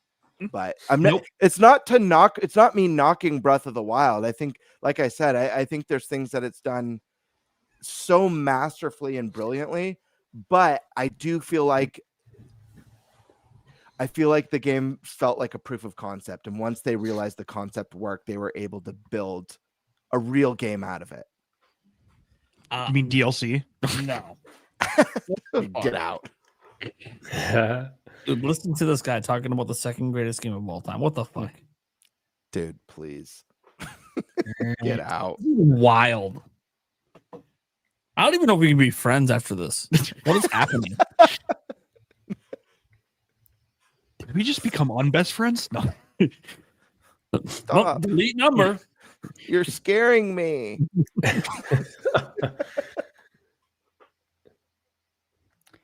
All right. Right. So yeah, Breath of the Wild, man, love it. Iconic. Mm-hmm. Mm-hmm. A lot of things that can be said about it. I will say one thing I wish was better in Breath of the Wild. I'll always say this is the music. Yeah, the music's weak in the game. And the title Music screen, was better. too, the Yeah, titles. music was better. What are your top? in, Well, what are your top 5 Breath of the Wild songs? Couldn't tell you. No, That's you the point, can't. right? Yeah. Yeah. What's your favorite dungeon? Yeah, same. Couldn't tell you. Well, I mean, the title screen is like a small thing too. It's just Breath like of a the little, Wild.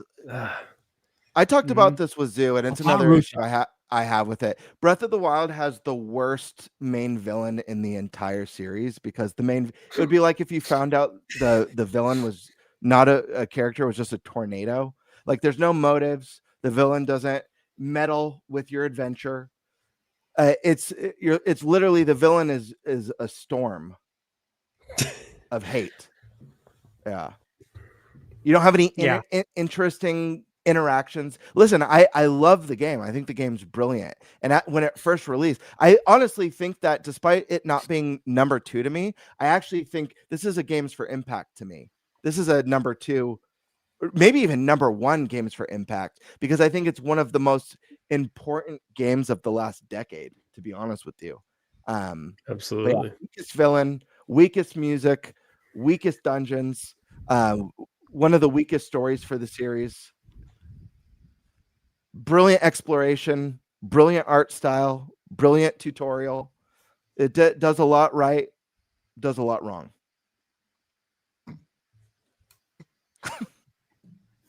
Yeah, like I saw, obviously the Breath of the Wild. Ooh, man, I feel like had a vinyl announced right now, so I can't. I'm tap Did you guys- out.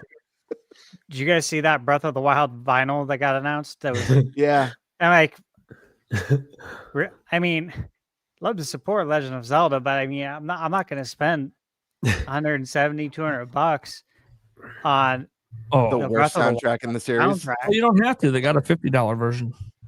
That's not too gonna much for spend that the either. worst soundtrack in the series. I'm gonna Yeah. buy both. I'm not a fan of the soundtrack, but it's okay. It's okay to be wrong. It's fine. Wow. What? Listen, I know there's a lot of great things about Breath of the Wild, but tell me one thing that I was wrong about. All of it.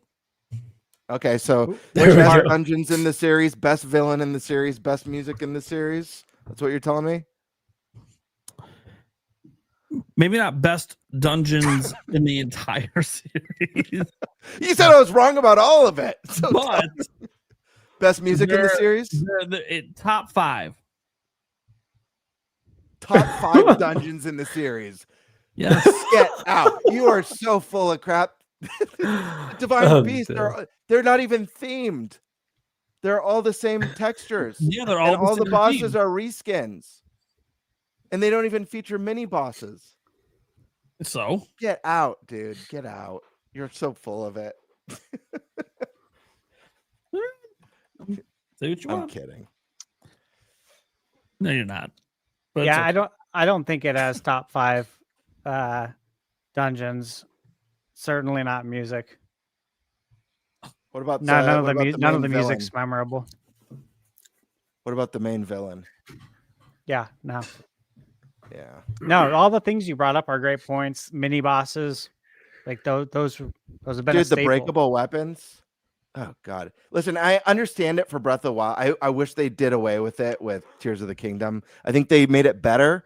But I think the people who I think the problem with the breakable weapons is it turns into inventory management. I found myself hoarding my best weapons because I didn't want them to break. And I don't know. I feel like if breakable weapons are so good, why aren't people begging for it in other games? Like, why aren't people saying, I wish, man, Final Fantasy would true. be so much better if it had breakable weapons. You know what would Nobody's make ever God of asked War for way this. better? If Kratos' weapons always broke. And Yeah. especially when the weapon breaks in your first fight, you know, it breaks fighting one moblin. I Yeah. get like the survival feel and theme of Breath of the Wild. That's why I wish they kind of did away with it in Tears, but it was better in Tears. Sorry, I'm very passionate about Breath of the Wild. I love the game. I adore it. But I think I honestly just feel like that it's the best game ever made is refusing to see some of its imperfections. personally. First off, I never said it was the best game ever made. That's Tears of the Kingdom.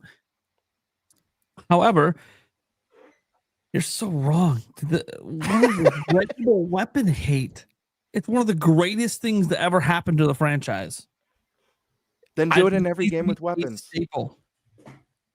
Yeah. Do it with it. Yeah. Bring I'd it like more. every game I play that have weapons to have a similar system. Yes. So you want your shit to break in every game? Yes.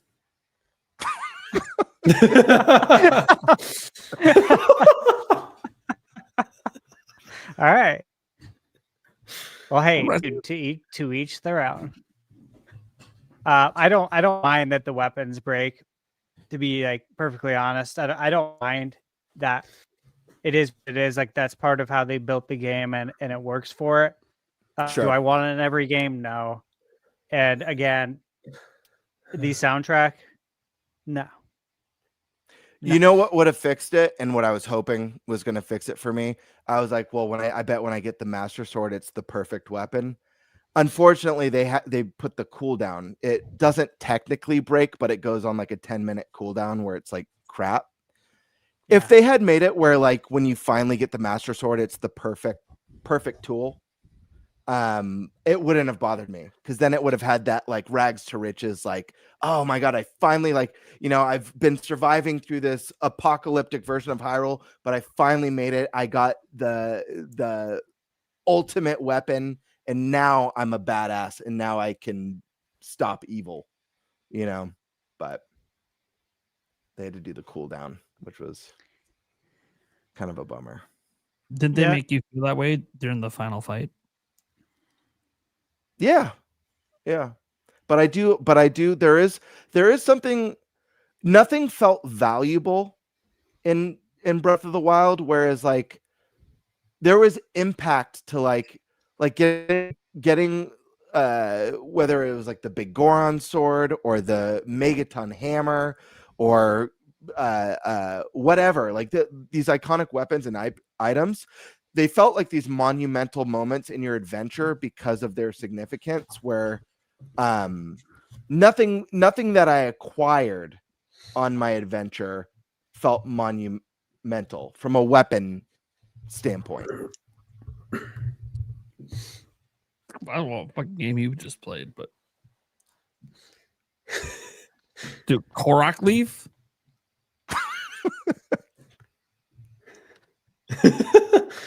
It's just Korok Leaf. What the fuck? I almost short circuited a little bit. Anyways, you can go to the next game. All right. So final game, Tears of the Kingdom. Oh yeah. I'm Agreed. good with this. I agree. It's a great one. It's my Who put number this one. on here? Maybe Who put it? Logan. Yeah. Yeah, Logan. Wow. Oh, what? No. It comes full circle. Yeah, right. Finally, you guys came to the other side. Yeah, I'm happy with this pick. I think this is a good pick. Yeah, this game's unbelievable. Simply the best. I don't know about 82. The fuck? You know, I Listen, we thoughts and opinions, and I just get mocked for it. My God. I didn't mock you. I did. I did. But then again, when don't I mock you? I'm just passionate about Nintendo games. That's all. It's all good. It's all good discourse. It's all. And hey, ultimately, guess what, Nate? We both came together on number one. Yes. So it came full circle. That means we could resave each other's numbers. Yeah. Oh man. Well, there you have it. Definitely an interesting list. Yeah. That was definitely an interesting list. Okay. Let's get to the Q&A. All right, so you guys super chat and get your questions in quick if you want. Starting here, we have Venatus, Mr. P. You didn't mention the game you really want to come back, Henry the Hamster. Yeah. Also, bring back the OG Star Fox. Arcade rail shooters still matter. There you go. Hell yeah. Yeah. Gotta get that love in. Karkun just wanted to pop in, support the show. Couldn't stay. Nice. Metroid Prime 4 will be the next time that she'll be watching our show. Kind of crazy. Yeah, like, wait a second. What is it? She's in Japan, so she literally will have been already playing it before the show even began. All right. Wink the Man 07. Could we get a new Diddy Kong Racing or Sonic Racing on Switch 2? Sonic Racing's coming out. Yeah, Sonic. next week, so yes. Yeah, I was thinking of the Diddy stuff. True. Yeah, Yeah. in a week. You said or, not and, but I hope we get Diddy Kong, a new one. Yeah. I don't see that happening. All right. Jorge Love FT. to see it, though. Since we're all discussing abandoned Nintendo series, which devs do you want making Star Fox, F-Zero, etc.? Because I'm not sure EPD are necessarily interested. I said Star Fox back during the topic. What for me, F-Zero. I mean, I don't know for F-Zero. I don't know. Yeah. I mean, I know. Okay, it's obvious to like go with that one that's made the exclusive F-Zero like games for Switch and Switch 2 by launch, but I just want F-Zero to feel a little different from that. Yeah. Oh, Shinen, right? Yeah, Fast Fusion. Shinen, Fast Fusion. I mean, Sega and Amusement Vision did a damn good job on the GameCube. For Star Fox, I think Bandai Namco could be a good partner. Even Ubisoft with obviously the last ones to make a game similar to Star Fox, right? Yep.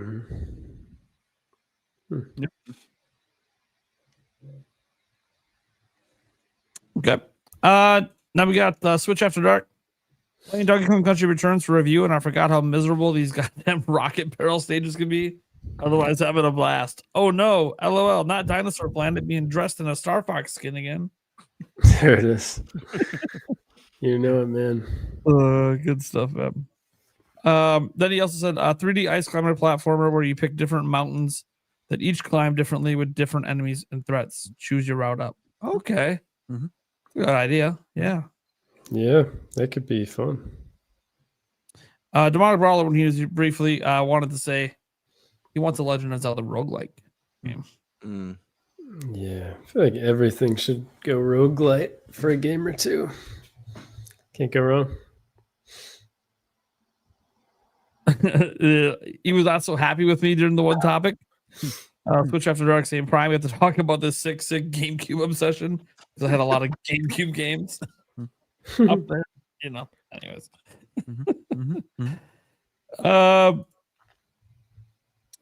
Ash Katano 7215 says, I wanted to ask, now that you all had your Switch 2 for a while, is there any drift issues with the Joy-Cons?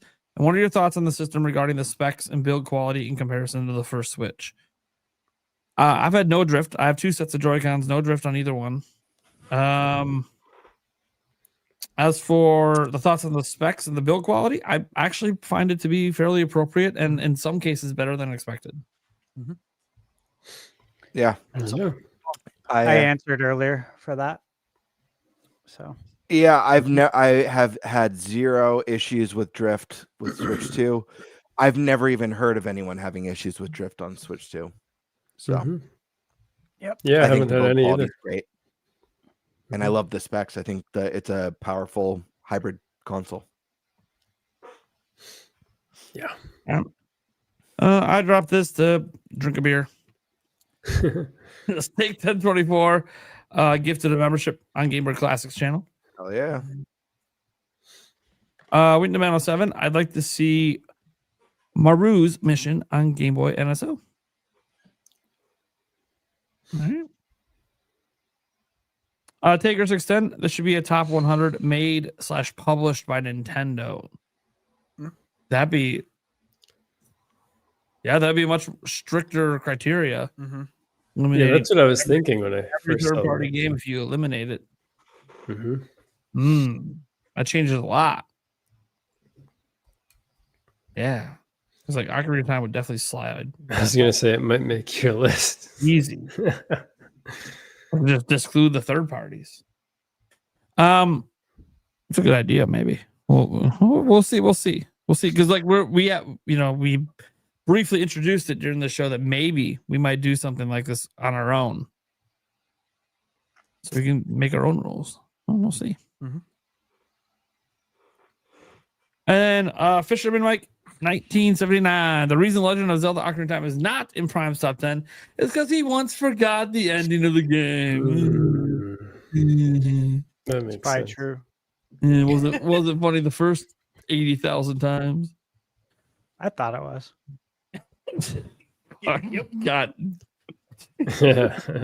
Stash, I'm trying real hard not to tell you to F off right now. It's okay, you can. Anyways. Okay, well, that's all of the super chats, I think. Oh, because Eric had to make sure he did a fuck you to my ear. Guess I just got ear fucked. Thanks, buddy. All right, guys. Well, let's go around, let people know what we got going on and where they can find us. First off, shout out to FVLAM, who was here earlier. Please go check him out. He's got a lot of good content. He streams a lot, all that good stuff. And then let's go to our next guest, TigerTyme. Yeah. Woo. Yeah. So I am going to be, my next video is actually the top 20 published by or made or published by Nintendo. So that's going to be coming up in the next few days, hopefully. But yeah, if you want to check me out, it's TigerTyme on Twitter and YouTube. And I just kind of talk about all kinds of random stuff about games, Nintendo stuff, just really anything. Sometimes current events. I just kind of bounce around and talk about what interests me. So yeah, thanks for having me on, guys. Really respect all you guys. Watch your videos. So it's always an honor to be on here. Yeah. Thanks, man. Eric, you can find me here and on our Clips channel, which our thinking didn't happen, but it should hopefully next week on what we wanted to do with the Clips channel. Yeah. All right. GameBird. All right. Yeah, guys, I'm GameBird Classic. You know where to find me here on YouTube at GameBird Classic or on Twitter at _, what is it? Birdmaster? Yeah, that's right. _Birdmaster. Jeez, it's been a week. I've got some stuff coming out, but first, before I plug that, I actually want to take a moment and say, guys, tomorrow's Thanksgiving. And I wanted to take a moment at the end of the show to say something that I'm super thankful for. And it's everyone here. It's this podcast, Nintenbyte. This has been such a fun year for me. Nate, Thunder, Eric, you guys are best friends. You guys are like brothers for me. I had so much fun at PAX meeting you guys and just being able to have a place to come every week and talk Nintendo and talk video games means a lot to me. Nate, you're the man bringing me on board, setting me up with this excellent mic that upgraded my setup. I just want you all of you guys to know how much that means to me and being here. And, you know, we get to laugh and debate and poke fun over what are the best Nintendo games. But at the end of the day, I'm just really happy to be here. And I'm going to include you in that, Tiger. You know, getting able to meet guests like you. And chat games, everyone watching tonight, everyone who watches every week really means a lot to me. I've had some challenges this year, and this is just a place where, like when I sit down to play a game that I love, this is a place where I get to kind of forget about everything else and just have fun with great company and great people talking about something that I love and I'm passionate about. So thank you, everyone here at Nintenbyte. That includes everyone watching and the crew. I love you guys and appreciate you guys.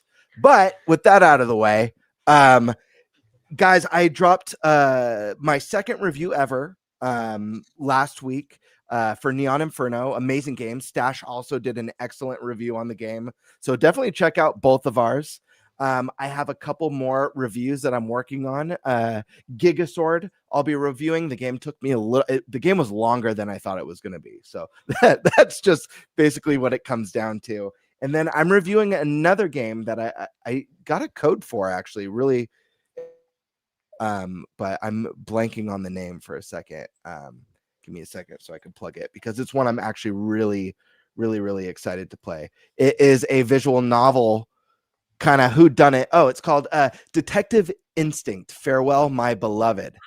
And I'm really excited to play that one. It's got those kind of like EMEO vibes, those 999 vibes. So we'll see how that one turns out. But look forward to a couple new reviews coming over the course of the next week and a half, as well as I have some discussion videos and some other exciting stuff planned. And I'm looking to really kick things up a notch after the new year and bring a lot of fun and diverse gaming content to you guys. So yeah, excited. Hell yeah. Nice. Very good. All right. ThunderStash. Yeah, so I just have a lot of stuff right now that I'm working on for review. Most recent things, GameBird mentioned it, my Neon Inferno review. Reviewed Outlaws plus a handful of missions, remaster, which was a game by Night Dive that was remade originally by LucasArts, which is one of my favorite old school developers. And then I reviewed Constance, which is an amazing Metroidvania. Check the review. It'll be coming to Switch and PlayStation early next year. And Kingdoms of the Dump, I also reviewed that last week. And yeah, check that one out as well. Also coming to Switch 2. What I'm working on, I got a game I'm working on for an embargo. It's on the 30th. They can't talk about right now. I will tell you this, though. Michaela can vouch for this. She came out at she just woke up, I think at 2:45 in the morning to go to the bathroom. And I heard her, moving around because I'm in the other room. I'm sitting out here with the projector on playing the game. And I'm like, oh shit, she's gonna come in here and be like, what are you doing up? Of course she did. Yeah. It's pretty much exactly what she did. I'm like, babe. I'm like, the game's just that good. At this same thing I talked about earlier, at this age, when you can ride that wave, sometimes you gotta ride it because you're not always gonna be able to even stay up late. When you have good momentum, especially when you're working on a game review and the game's long, when you have some good momentum going on it, you kind of got to ride with it because, you're starting to get some really good progression in the game kind of thing. Mm-hmm. So yeah, did not expect to stay up that late. So that was a good thing. Very good game that I'm reviewing right now. So I got that. And then there's a handful that I'm working on that it's going to be coming out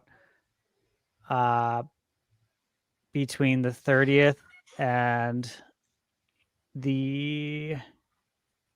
basically the middle of December. So just keep an eye. There's going to be a lot of reviews dropping. I'm working around the clock. So it's been fun. That's it. You know where to find me. ThunderStash Gaming on YouTube. Yep.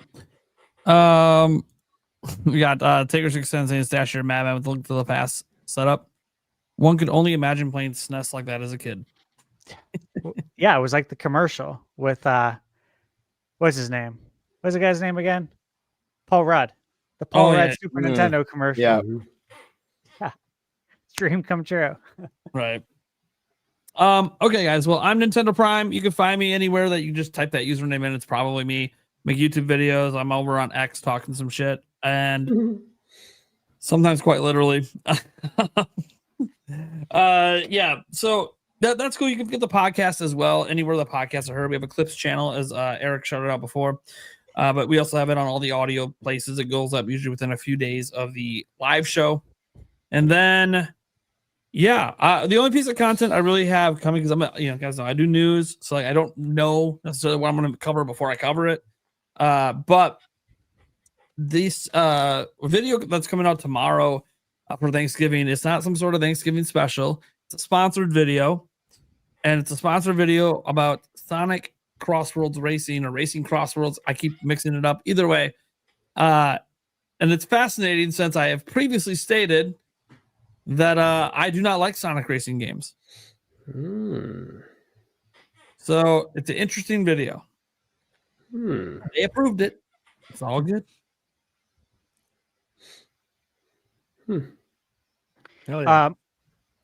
Might I add to GameBird?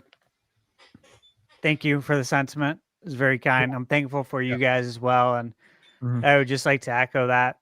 The guests as well. TigerTyme, met so many great people. We've had such great guests on. Everyone's been like cool as hell. Like people I would cool with having over, and or like having a beer with. You know what I mean? Like everyone's been super cool. And obviously I appreciate that. Appreciate doing this every week with you guys, and of course PAX, so much fun. And look forward to this every week. This is like, it's also like my reset. For the week. And it was never planned to be that way, but it's turned into that.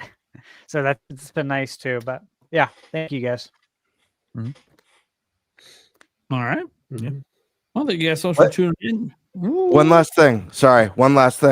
I don't mind to add one last plug, but guys, make sure you subscribe to everyone's channel here. It really helps us out. We love it. And guys, I'm almost at 3,000 subscribers.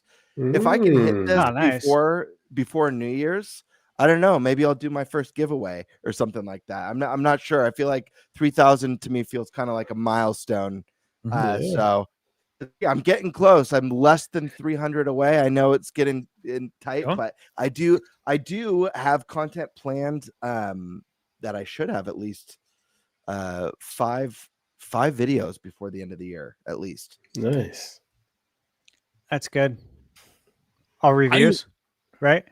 A few reviews and then a couple discussion videos. So Cool. 3 reviews coming.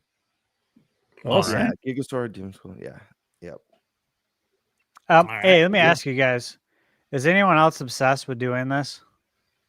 Like, I can't turn my Switch off. I just turned it on maybe 5 minutes ago, but I can't turn it off until I've went to every game and pressed the plus button and checked for an update.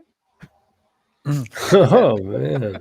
I'll literally go through. I'm like, oh, that game had an update, and like I'll think about it before I click on it, to see.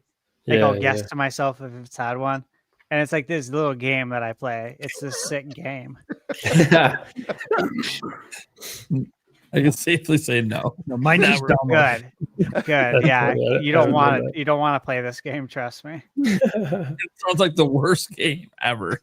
Yeah, I'd rather go play ET than even think about it. Yeah, careful, Prime. That might be in his top 100. I swear. I don't even. It's one game we all have to agree on, right? Yeah. Please. All right. Well, that's going to do it for the show. That's the end of season 3, episode 28. We'll see you same time next week, it's always awkward when it's an episode that's the day before a much hyped, anticipated game comes out, because like there's no point really talking about anything because it's literally in our hands and we should probably play it. Yeah. About it. So, but it does lead to this really interesting where we actually get a nice little week chunk of time to actually play the game before the impressions, which is really nice. So sometimes I feel like some of the reviews are written in from what you played in a day, or in the demo. So, or just that's how it felt with Mario Kart World, because it was like, okay, play as much as I can before the podcast. Yeah, Prime 4 keeps looking better by the day, so it's exciting.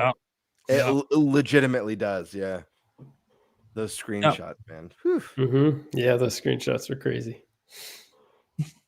All right, everyone. Well, we will catch you on the next episode. Happy Thanksgiving. Peace.